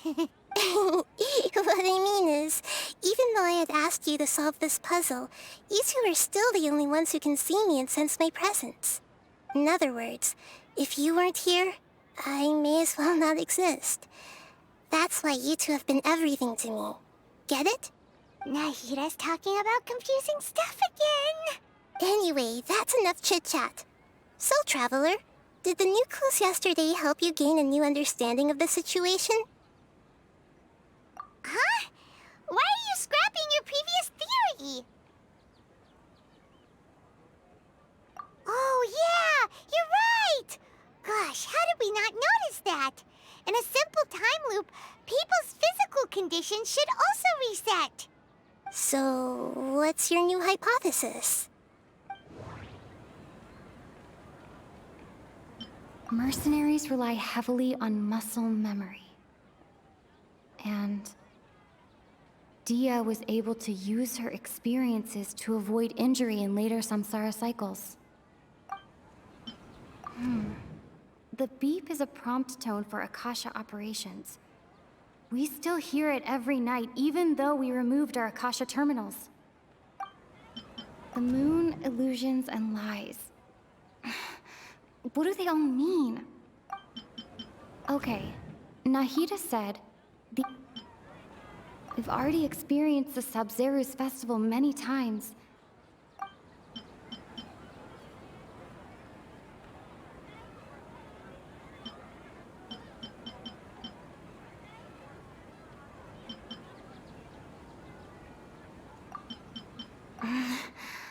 I can't seem to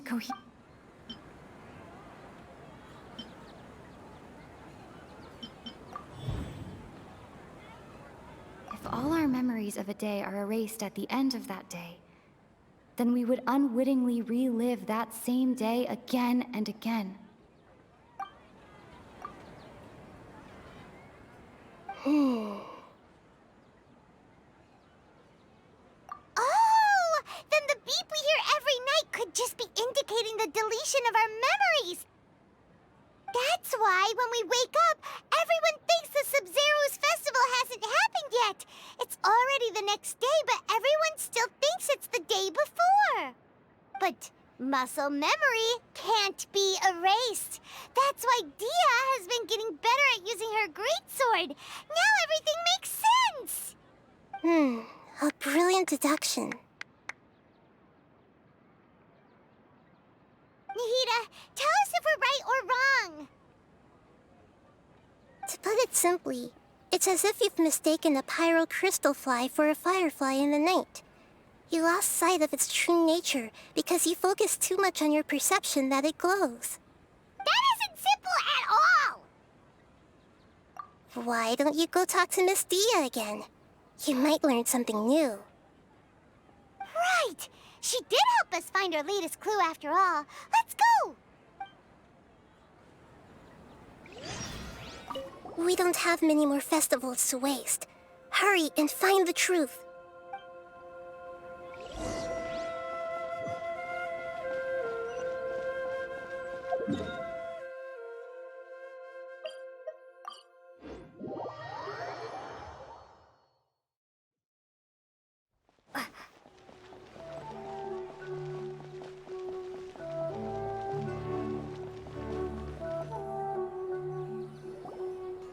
There you are.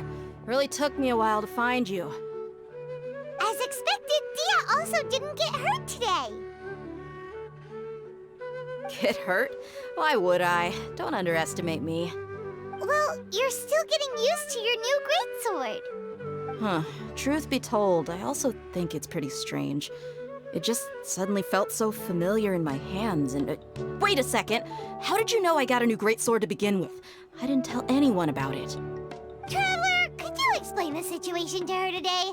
Paimon's gotten a little sick of doing it. Oh, that works!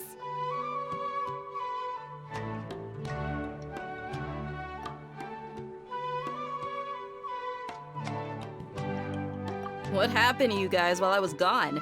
Did you get brainwashed by some cult? Don't think too hard about it. Just take what we're saying at face value. Alright then, let me get this straight.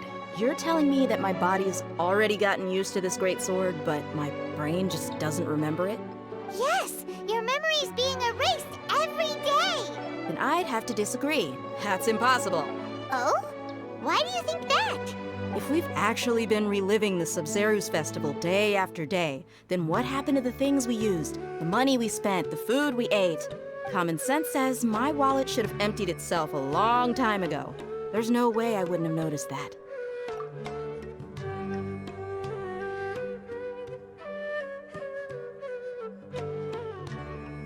Right! They could use the Akasha to record what everyone did that day, and then use the city's resources to replenish everything! It's not very likely, but it's also not impossible. No, it is impossible. I've got proof. You have proof? Where? You two are surprisingly serious about this nonsensical discussion. Fine, I'll play along for a little longer. Come with me, Miss Dunyarzad. Please come along as well. I still can't guarantee that this area is safe.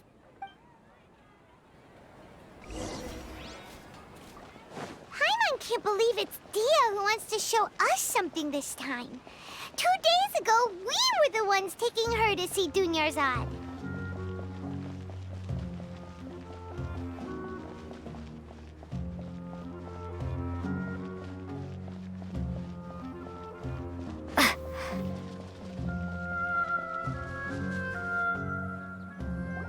This is it.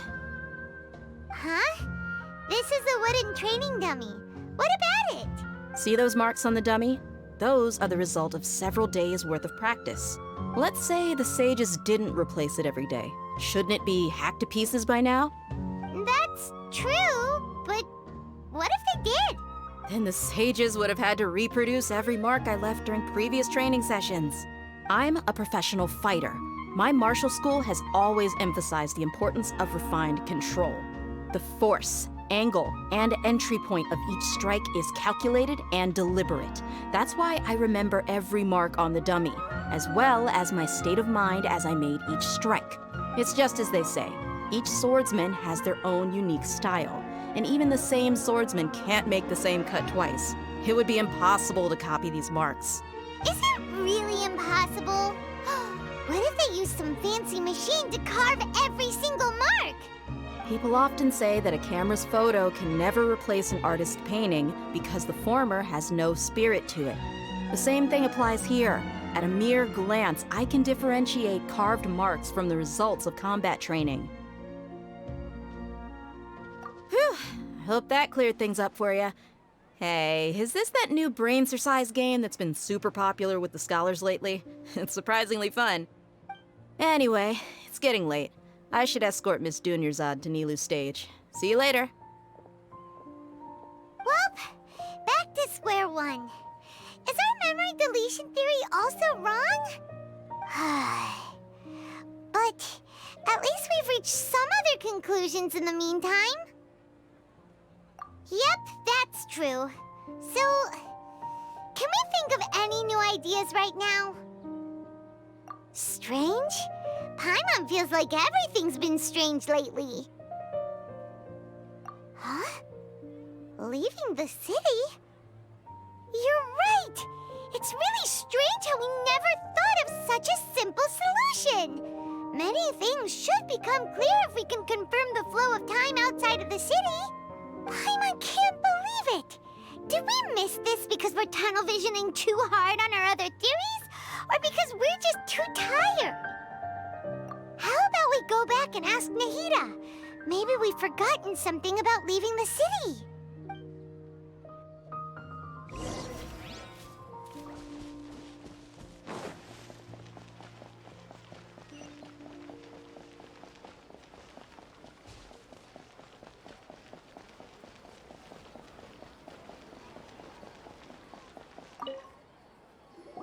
Nahida, we're back! You're back early today. Did you find something new? Sort of. We're mostly sure now that we're not in a time loop. And we also aren't in the real world. But at the same time, we have a new question. Leaving the city. As far as I remember, you've mentioned your plans to do that twice before. We did? But we don't remember anything. What happened after we talked about those plans? What did we say when we got back? Let me think. I don't think you ever actually told me what the outcome was. Oh, it's probably more accurate to say that both times you never came back the whole night. But you two sometimes stay out the entire night anyway, so at the time, I didn't think too much about it. It is true that sometimes we lose track of time during our investigations. Before we know it, it'll already be the next day. But still, neither of us remember anything about leaving town. Really? That's kinda strange. In theory, I should have already awakened all your memories. Yep, something here is definitely fishy. Let's get to the bottom of this tomorrow.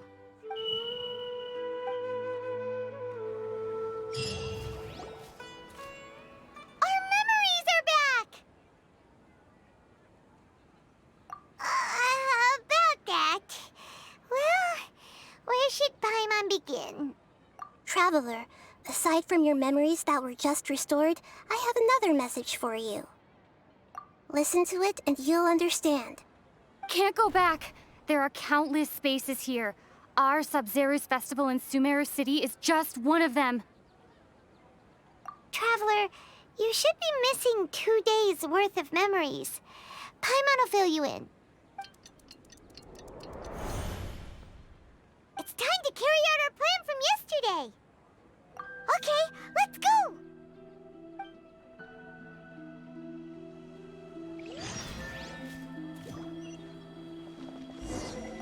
We don't have many more festivals to waste. Hurry and find the truth.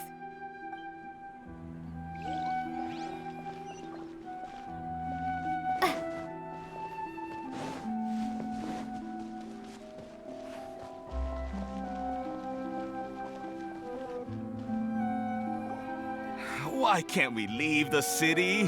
What is the academia up to now? Don't ask me. It's not like I can tell you anything.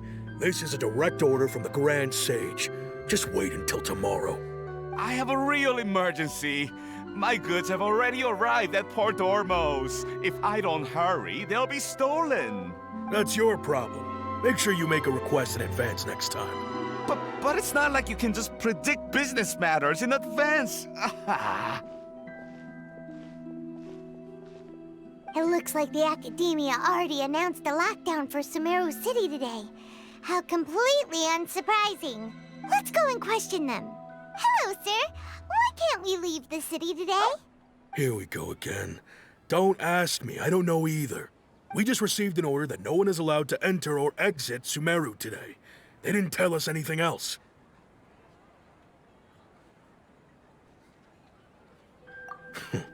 Angering me won't get you anywhere. If I had that kind of insider info, I would have left this stupid post long ago. It looks like he really doesn't know. If we can't get anything out of him, let's take matters into our own hands. Why don't we climb over the walls? Those guards can't be everywhere at once. This is a good spot, and the guard hasn't noticed us at all. Let's hurry! Huh? Why? Are you going to leave Paimon behind? But what if things get really weird out there and you get into some trouble?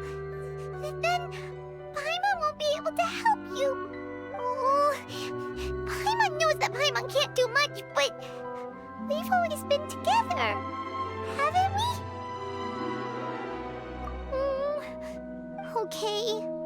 Paimon will wait for you. Promise Paimon that you'll come back as soon as possible. Just a quick look. And please, be careful.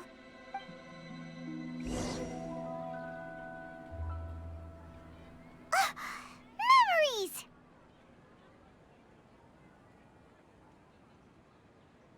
Traveler!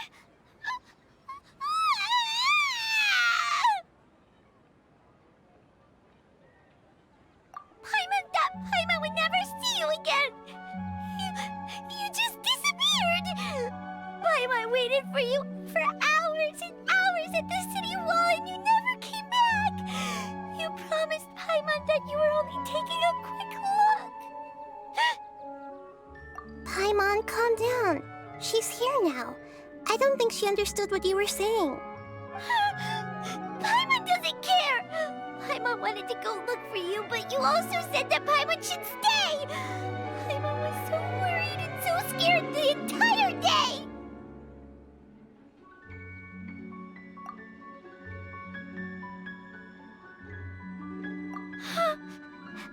Okay. Paimon will forgive you. The most important thing is that you didn't actually disappear. Oh, Paimon was so scared that you had gone into another world. Okay, Paimon, Can you tell us your perspective of what really happened yesterday? I see. Using two people's different perspectives. After that, you left the city. Paimon kept her eyes on you the whole time, but then you disappeared in an instant.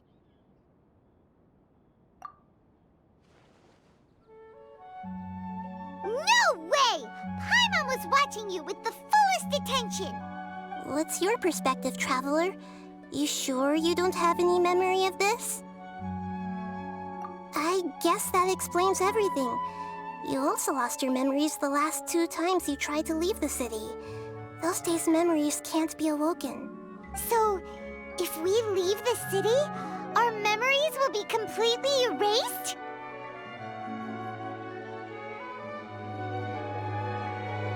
It really sounds like something big outside of the city is being hidden on purpose. But this way, we'll also never discover what's outside. Something like a message? But how can we send it back? Don't look at me like that. I'm not used to being stared at. Well... Okay. You want something that can pass on messages, right? Give me some time and take care of Dunyarzad for me. Yep! Now we're talking!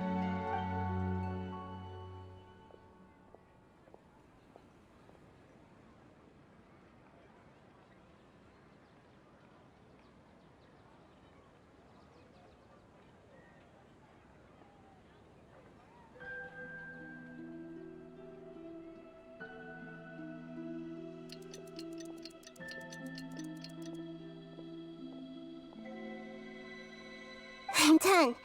Here you go. What? Isn't this just an Akasha terminal? I made some little changes.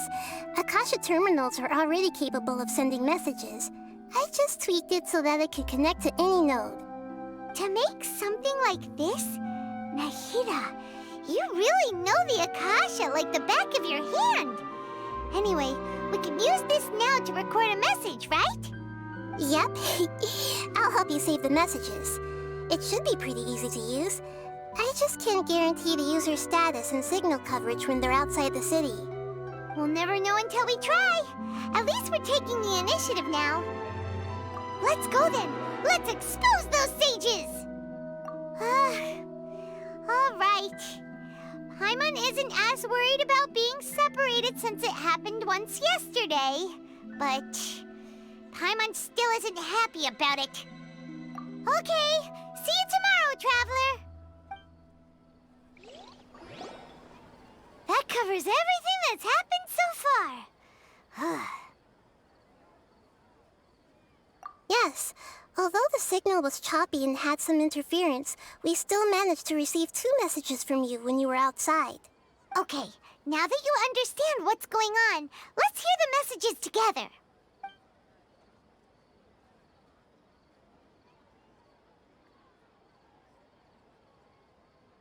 Can't go back. There are countless spaces here. Our Sub-Zeru's festival in Sumeru City is just one of them. I've entered another space. Before me are flowing sandstone and howling fish. Impossible and surreal sights. All these spaces are empty, except for the occasional ones that contain mute puppets rather than people. I can't sense any human presence.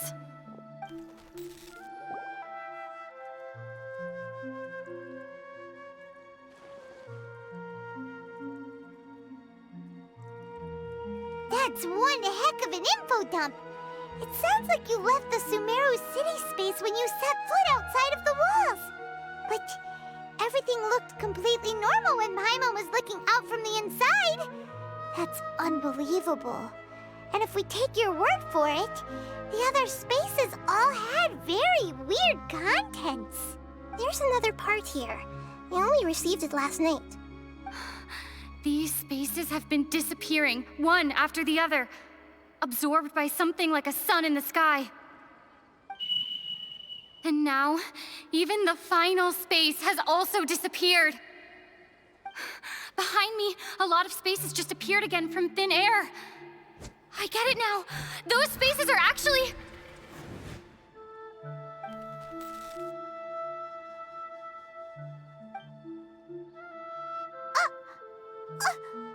Why did the message end right there? What did the traveler want to say?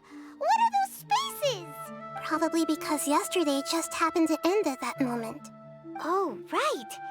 Paimon did hear a beep from the Akasha. Did it come from here or from the message? The message. It should have come from the Traveler's Akasha terminal. After the beep, Traveler said even the final spaces also disappeared. Traveler, what do you think that final space could have been? All the bizarre spaces I saw outside the city had one thing in common. A lack of human presence.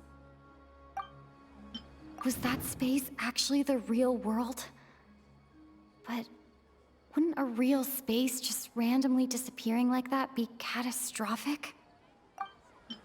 My impression is that each day in this samsara only ends at the sound of that beep from the Akasha.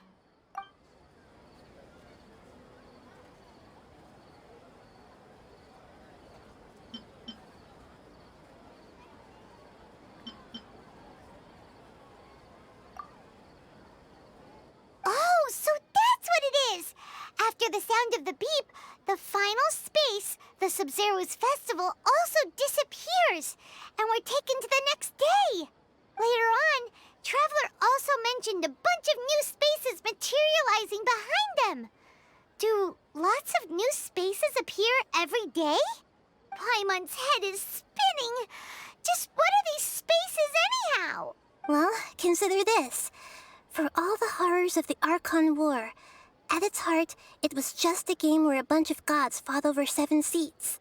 So no matter how strange or spooky things may look on the surface, maybe all they point to in the end is a small and simple secret.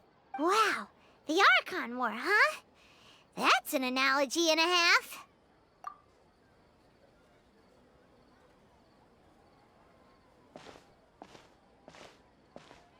Hey, where are you going?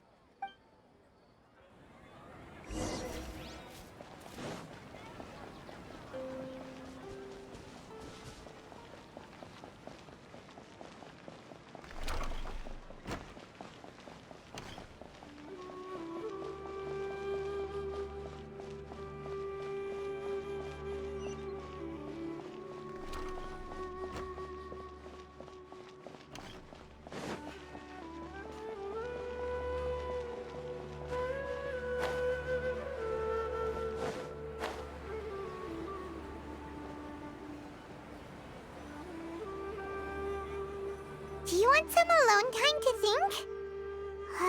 All right then, Paimon won't disturb you.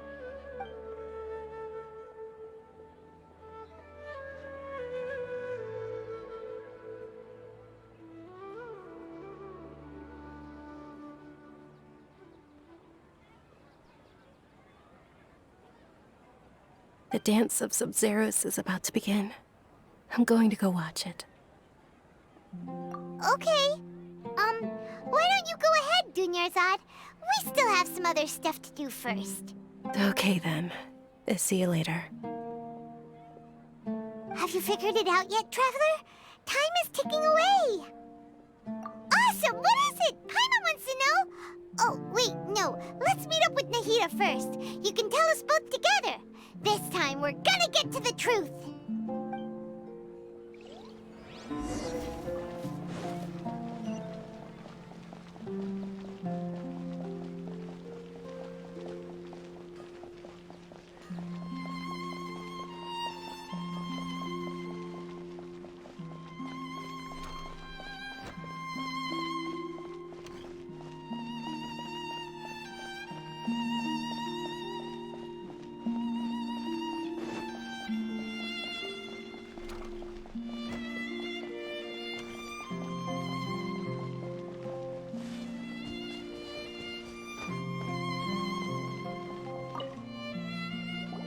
You're back!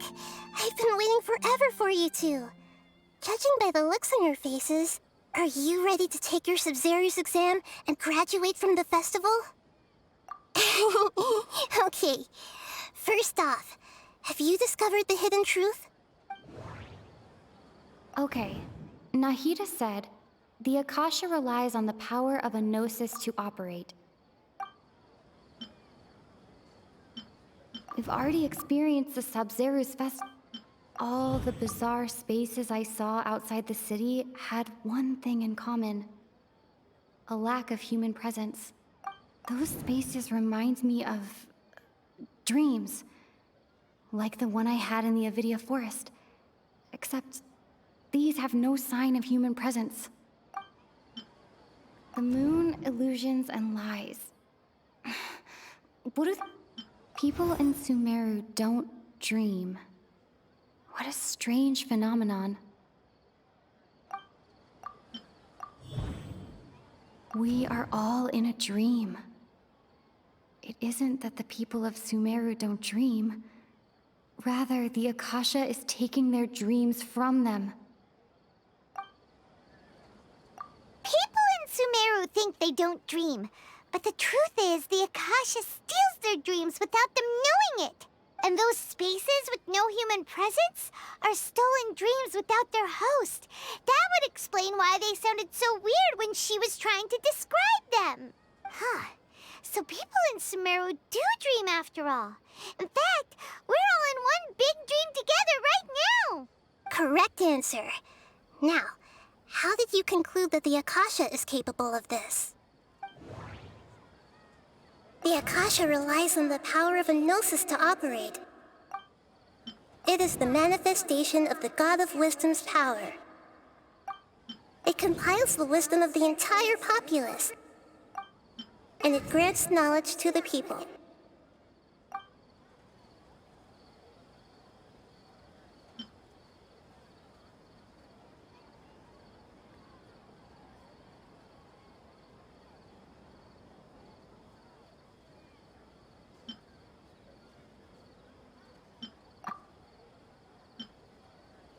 Oh, okay.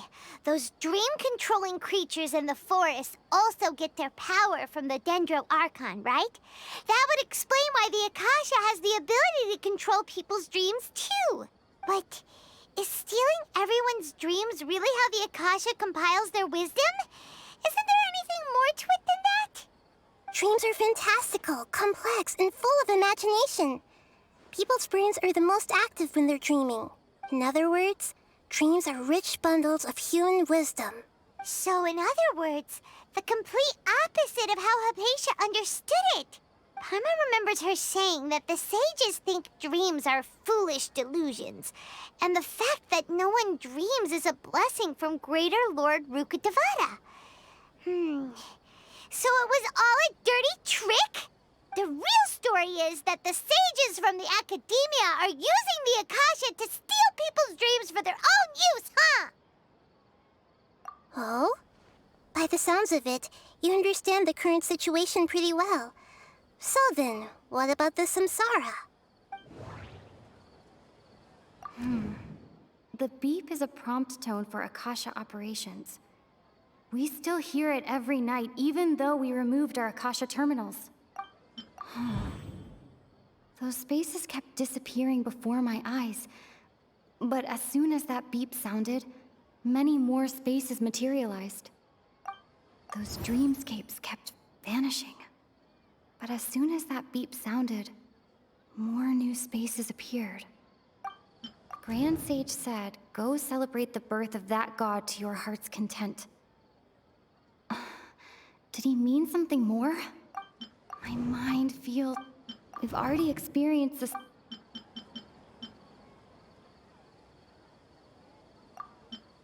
I can't seem to cohesively piece everything...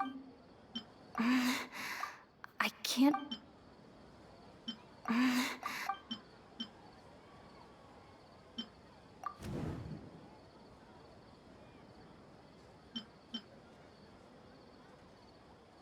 Correct. The Akasha is keeping each person's brain in a constant dream state, but also separating their consciousness from their own dream. Their disembodied consciousness is placed inside the collective dream of the Sub-Zero's festival along with everyone else's, while their now vacant dreams are harvested by the Akasha. No one is any the wiser as another day passes in the dream, and so begins another samsara cycle. People wake up to yet another dream about the Sub-Zero's festival. The dreams that belong to them are once again harvested by the Akasha, and so it continues. So, this is like a dream factory, and the Akasha is a dream harvesting machine. Did Paimon get that analogy right? Very good, Paimon. Using analogies well is an excellent habit to get into. Okay, so that beep we keep hearing is actually from our real-life Akasha terminals. Taking off our terminals in this dream doesn't do anything. All right, last question. Who am I? They say that alchemical divination is the Dendro Archon's divine revelation. So then, if Nahida has referred to herself as the moon, now that I think about it, wasn't illusions a hint that we're all dreaming? Now that I think about it, wasn't illusions hinting at the sage's deception of Sumeru's people?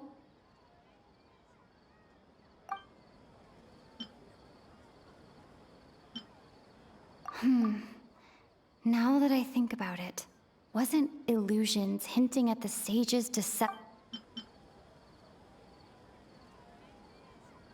Now that I think about it...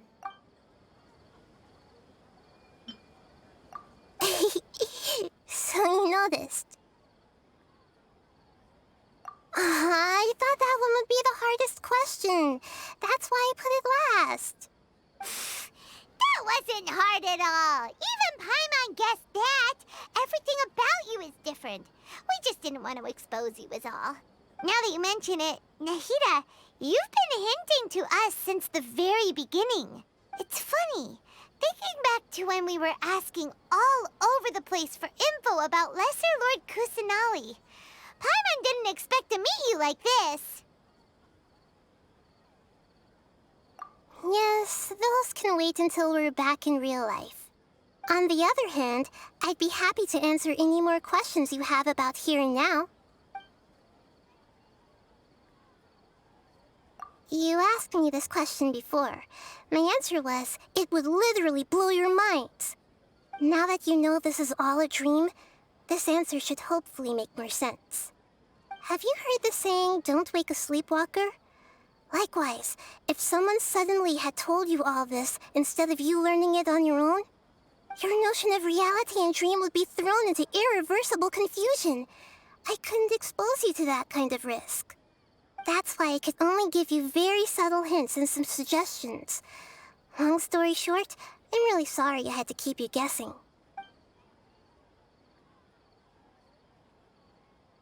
Firstly, this dream we're in is completely based on reality.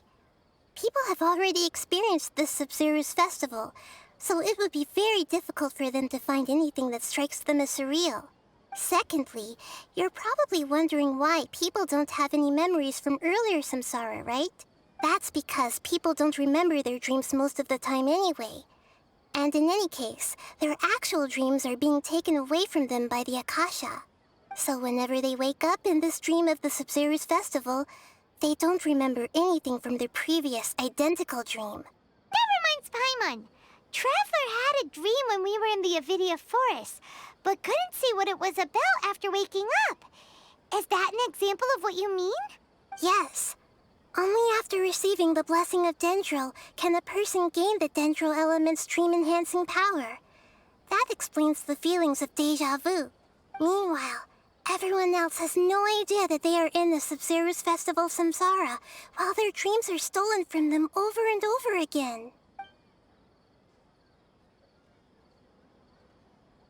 Can humans really keep dreaming forever like this? Will it ever end? And if so, when? You might say your mental fatigue has already answered this question. Eventually, there's only so much that people can tolerate. Especially those whose health is compromised to begin with. Like Dunyarzad. This relentless exploitation takes an even harder toll on them. People's lives are at stake here, and nobody knows a thing! We've got to put a stop to this!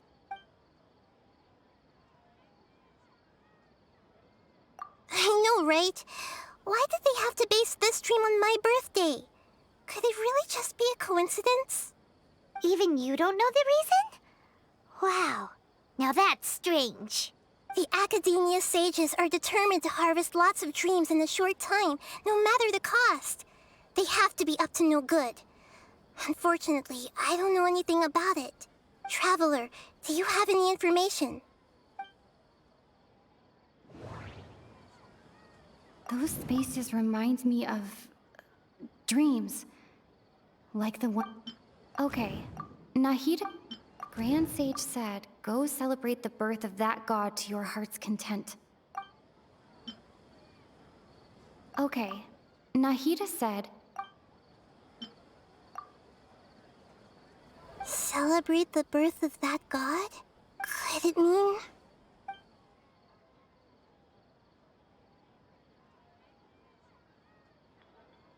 deceiving the people of Sumeru with no regard for their safety. No matter what they're trying to do, this is unforgivable. After we end the Sub-Zero's festival, Samsara, we have to look into them. How can the sages of the Academia do this behind their Archon's back?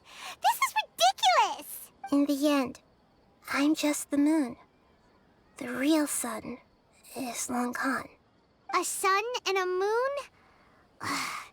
Nahida's talking in riddles again. Oh, we're out of time today. I'll tell you how to break free of the Samsara tomorrow. See you then.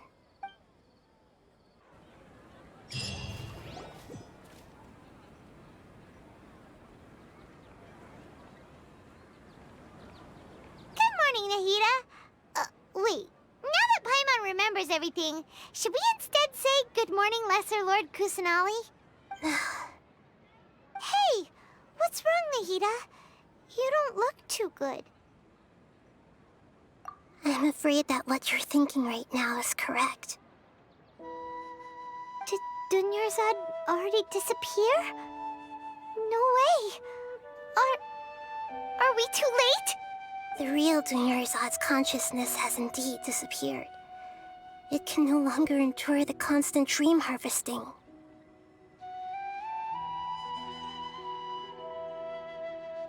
Paimon can't believe it. Wait, so what about that other Dunyarzad? Just what is she? Is she also going to disappear? She's actually something like a puppet, but not completely. The real Dunyarzad's consciousness could no longer keep playing her role in this dream. So another Dunyarzad appeared to replace her in the dream. Just like the grass and the trees, that Dunyarzad is just a building block of the dream that helps to keep it going. But personality-wise, she's nothing like the real Dunyarzad. Puppets are stiff, and can't copy a living person's vitality. After all, they're just there as filler. You know, speaking of which, the old Dunyarzad might not have been too different from a puppet. Dunyarzad truly believed that she met you within her consciousness, and it was you who inspired her. So you do remember her after all. Yes. Back then, her family was overly protective of her. No one cared about her personality or thoughts. It was as if she only lived to stall her Elazar. I just gave her a little wisdom so she could look at life in a new way. So that she could be her own person. But even so, she's still... far from it. I'm still a long way off from being a real Archon. I couldn't even save her. If I were a competent Archon, I wouldn't have let my most faithful follower die at the Sub-Zero's festival with so many regrets. Please don't beat yourself up over it, Nahida. It's the sage's fault, and theirs alone. I'm not beating myself up. All I did was to rationally observe the distance between myself and a real Archon. Don't be like that, Nahida. Even real Archons are still allowed to be sad.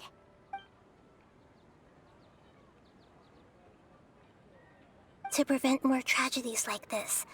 We must end the samsara as soon as possible. Great, but how do we do that? Although the Sub-Zero's festival dream is under the Akasha's control, only humans can dream. Even the Akasha is unable to create them. That means this dream belongs to a host who created it. Huh? So, how should we find that person? Well, if this is someone's dream, then everything here must come from deep within their consciousness. Which means, with the power of imagination, they can change anything in this dream. Imagination? What do you mean by that? Imagination means breaking through what you perceive as normal. Like when a server at a tavern brings a plate to you, you'd naturally assume that food is on it. However, if you're the dream's host and you become aware that you're dreaming, when you imagine gold and more on the plate, the dream will respond in kind, and the server really will bring you gold and mora. But right now, our host is unaware that this is a dream. No matter how many times they're served, it will always be food. Find some way to make that person realize that they're dreaming. Usually, once that happens, the person will wake up and the dream samsara will be broken. How are we going to find them, though? If it could be anyone, it'd be like looking for a needle in a haystack. And even if we did find them, how are we supposed to make them realize they're dreaming? After all, like you said, don't wake a sleepwalker. It's extremely difficult, yes. But the only ones who can do it are you two. Remember, everything you've achieved up to this point has all been for the sake of finding the host and ending the samsara. As for me, during this time, I'll be out of town. Out of town? Are you going to that place full of dreams where the traveler went? Yes. I want to try something. There must still be a small wisp of possibility. Hurry and go. Dreams are supposed to be fantastical, romantic, and full of pleasant surprises. Unnecessary things like this samsara need to end. Paimon's still a little upset that we've come this far only for Dunyarzad to... She was such a good person, with such a simple wish. But fate was against her. Yeah, saving Dunyarzad is what kept us going this whole time. But we mustn't lose hope, Traveler. Dunyarzad would definitely want to see us save everyone else. So let's break the samsara for her sake. Paimon's wondering, do you think the sages would get one of their own to be the host of this stream? Feels like it would be easier to control it that way, no?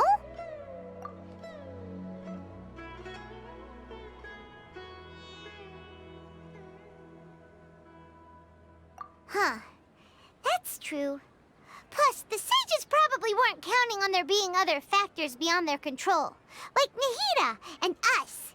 So, who do you think the host of the dream is?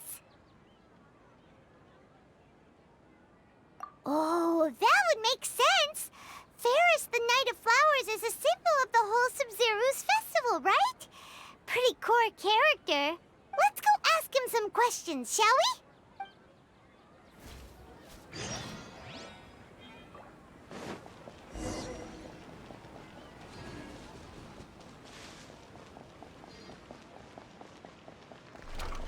When will I be able to see Nilu perform again?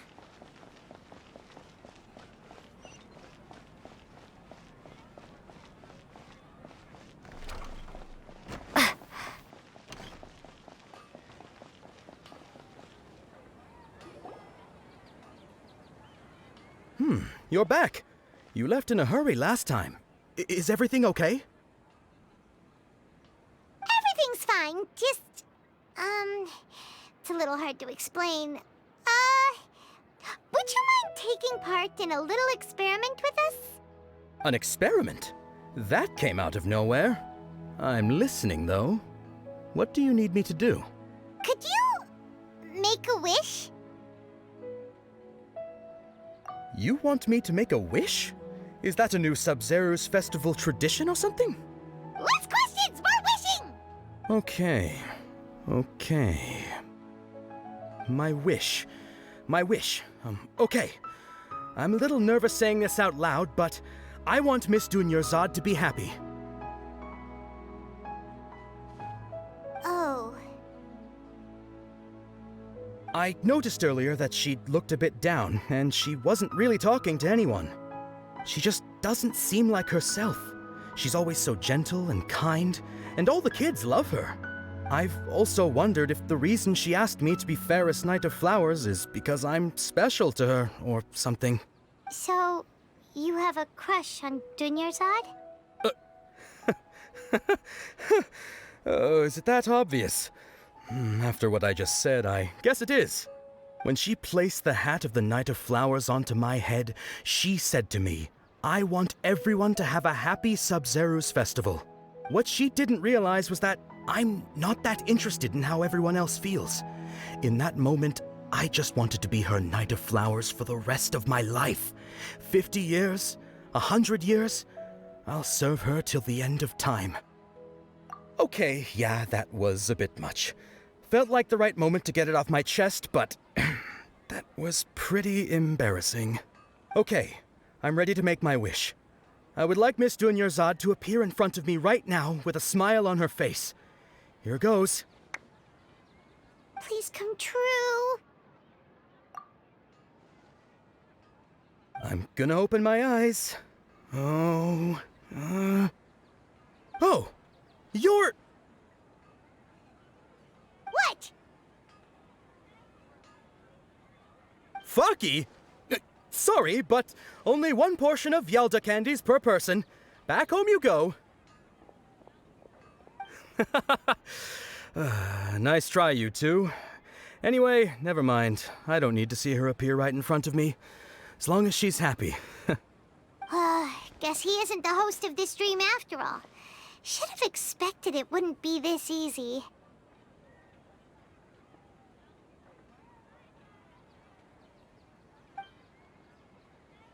It seems like everyone who knows Dunyarzad loves her, but none of them has any idea that she...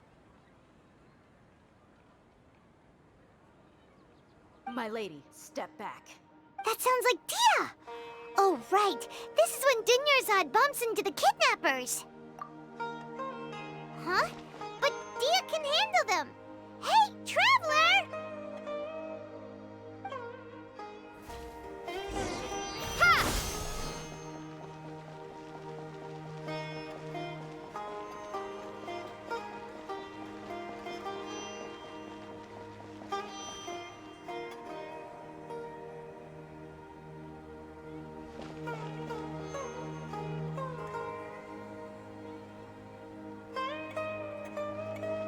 Oh, it's you. Great timing. Please take...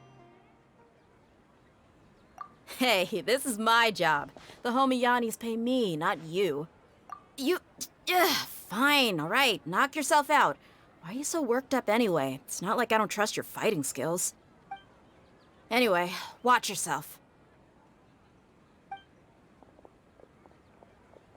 So you got yourself some backup. Suit yourself. You're going down!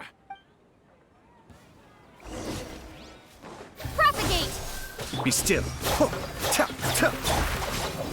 Lightning sheriff! One with... You want this one? I'll be back. Spring forth! Scatter! Let's nip that in the bud. Our bond is strong. Cascade.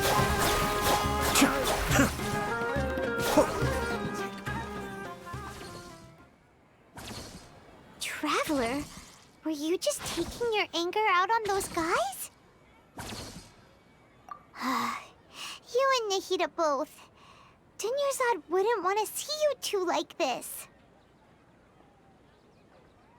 Oh, and speaking of her, Paimon just remembered something. Remember how during the first Sub-Zeru's festival, before the Samsara started, we came here with Dunyarzad because she wanted to pick something up?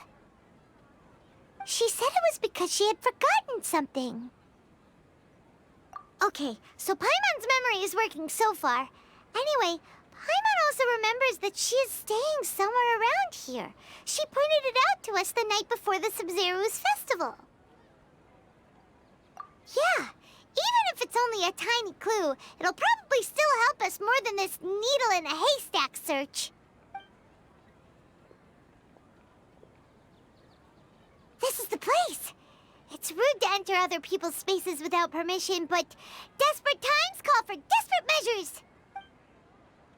Hey, the windows are unlocked! Okay, Paimon's gonna take a peek inside.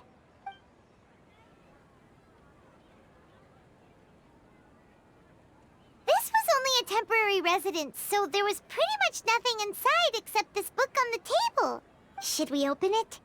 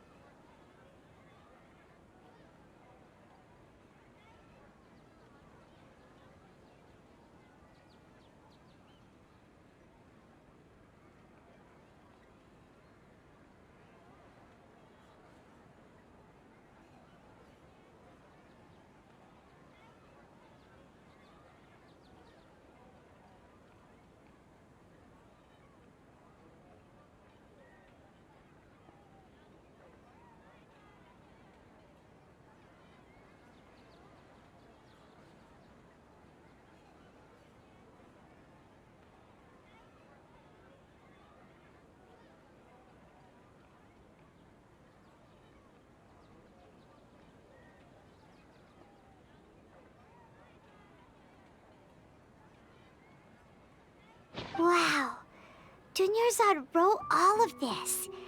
Sounds like she was always thinking of us even while we were away. Even though she was also busy preparing for the Sub-Zero's festival and had all her health problems to worry about. She must have wanted to give this to us as a gift on the day of the Sub-Zero's festival, right? If we hadn't found this book, we never would have known. But now that we know, we can't even thank her. Hey! Where are you off to now?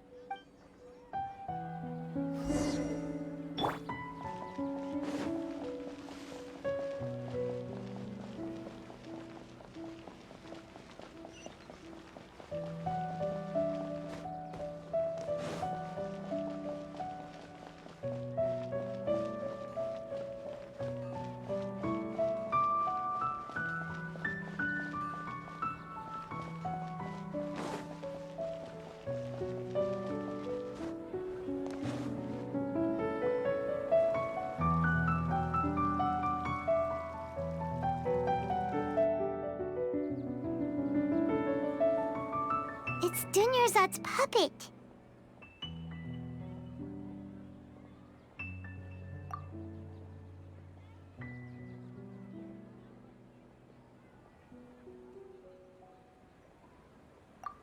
Traveler?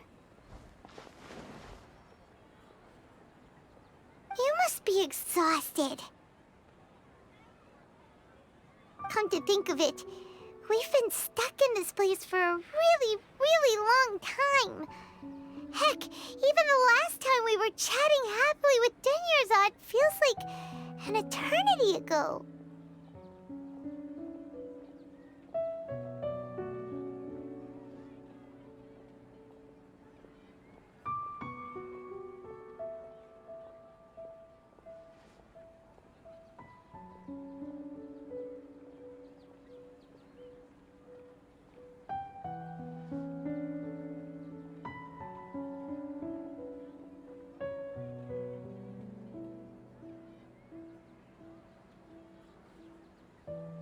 Paimon still remembers when we were sitting here, and the way her eyes sparkled when she talked about Nilou's Dance of Sub-Zerus. There will always be frustrations in life, but I know that the point of living is not to leave behind any regrets.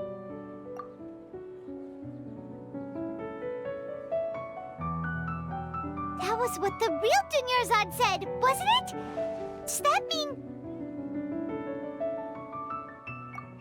Yes, Traveler. What is it?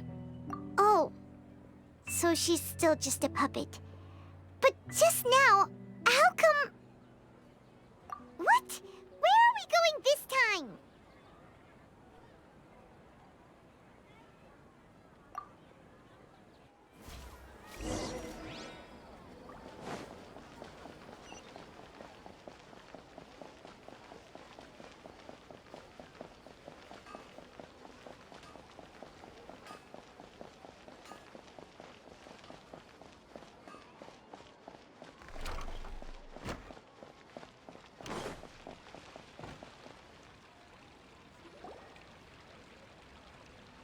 If you continue to resist, we will have to order an investigation into every single event organizer. The Grand Sage has already granted you much leniency. I advise that you exercise tact. How did things turn out like this?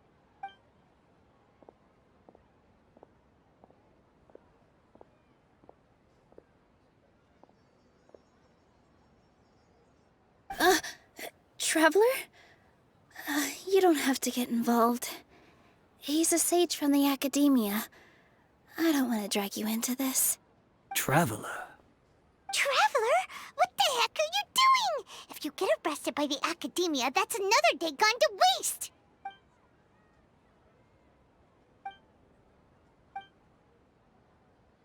Wait, they're not reacting. Have they been scared stiff? Oh, of course! If this is the Sage's plan, they wouldn't put themselves through this. So they're just substitutes. What is this? What happened to the Grand Sage and his entourage?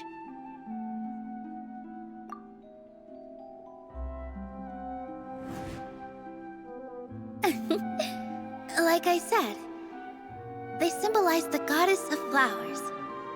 It's just a shame that all the real Padisaras went extinct after her death. Yes. The Greater Lord brought forth new Padisaras in memory of the goddess of flowers. But she ultimately could never truly replicate that beautiful shade of purple.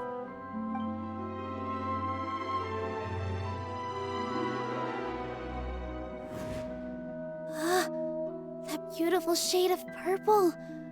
Aren't these flowers real Padisaras? Just like the ones from the legend? I didn't even notice. Dunyarzad, did you find these?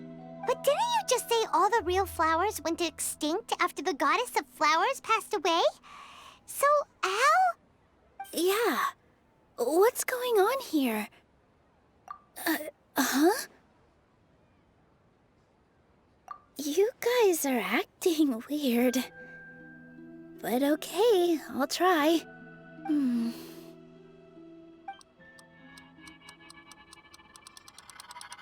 Hey!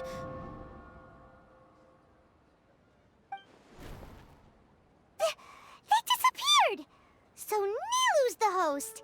What a surprise! Purple Padisaras don't exist in the real world anymore. But in Nilu's subconscious, they can appear as decorations on the stage. It's just like the example Nahida told us. People assumed there will be food on a plate, and Nilu assumed there would be real Padisaras in the flower pots. So when you saw the flowers, you instantly knew it was Nilu? But if we want to end the samsara, we need the host to become aware that they're dreaming. How should we make Nilu realize that? Am I dreaming? Huh? So I'm right. Is this Lesser Lord Kusanali responding to our celebration of the Sabzeruz festival? Wrong guess, but you aren't completely wrong either. The point is, what made you think this is a dream? As far as you know, people in Sumeru don't dream, right? Yeah, but have you heard the tale of the first sage? To prevent a calamity, he went on a journey to find the Dendro Archon. Ooh, sounds familiar. Dunyarzad told us a story like that when we first arrived in Sumeru City. So it was about the first sage, huh? Yep. But in the part you heard, he hadn't become the first sage yet. There's more to the story.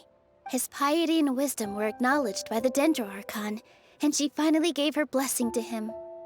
All kinds of spectacular scenes appeared in front of the first sage, as if all the knowledge in the world was being painted onto a canvas right before him.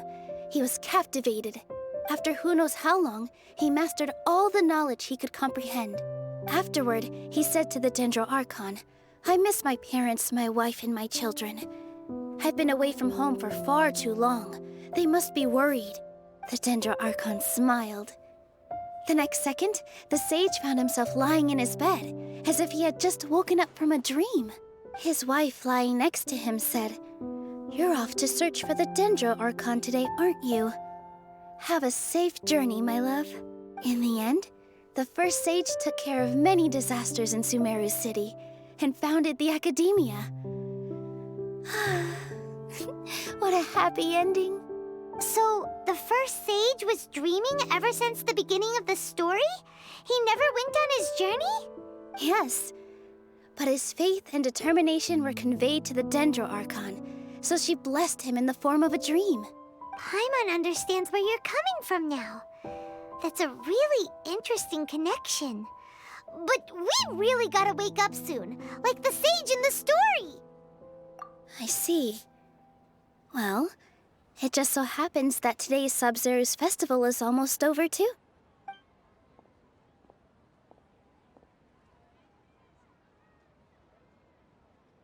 Since we're in a dream, let's make this final dance of Sub-Zero's as beautiful as we can.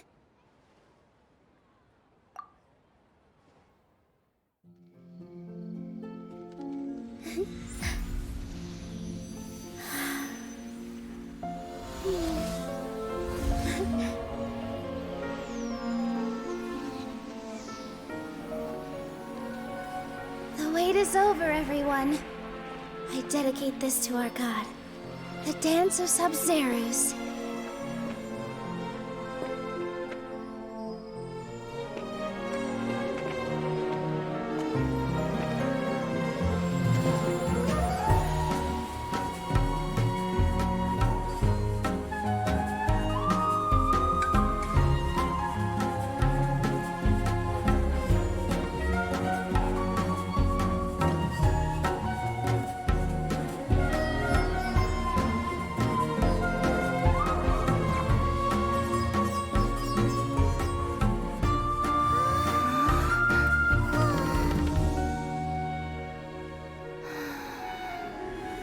I'd be lying if I said I had no regrets. I would have loved to see Nilou's dance.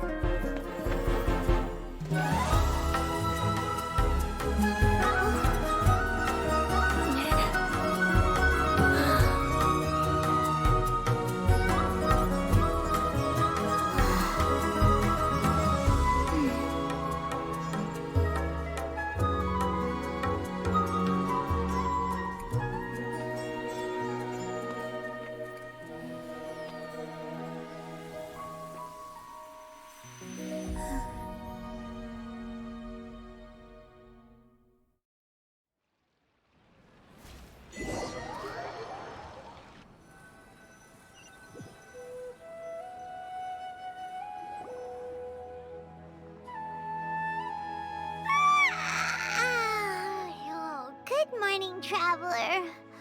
Oh, Paimon feels like she's been asleep for the longest time. Paimon's head feels super heavy. Did we oversleep? Do you even remember going to sleep last night? Paimon thinks it was after the Sub-Zero's festival. The Sub-Zero's festival! Have we finally escaped from the Sub-Zero Samsara?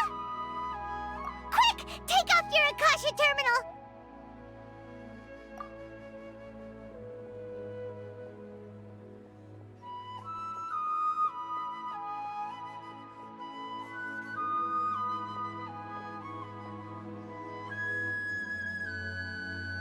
She's not in her room. What happened? Huh? What usual spot?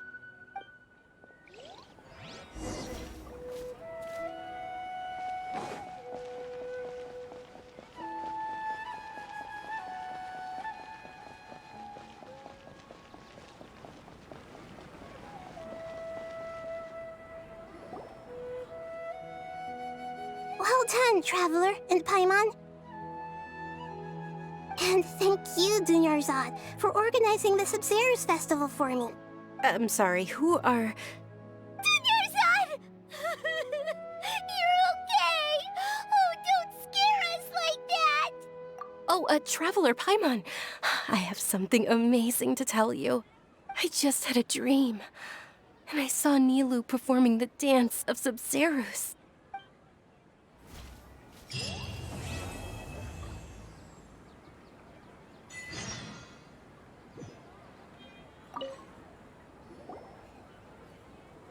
You're actually Nahida, aren't you? Paimon felt like Catherine was acting weird when we met at the Sub-Zero's festival. And... Dunyarzad, did you save her? It's a really long story. We shouldn't disturb her. Her consciousness is still weakened. Let's chat somewhere else. How about by the Traveler's favorite bench?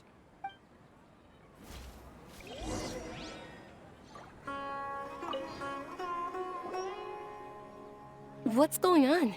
Why are you two so excited to see me? Hasn't it only been a night? It's actually been much longer than that. Oh? Strange. Was I really asleep that long? No wonder I have such a headache.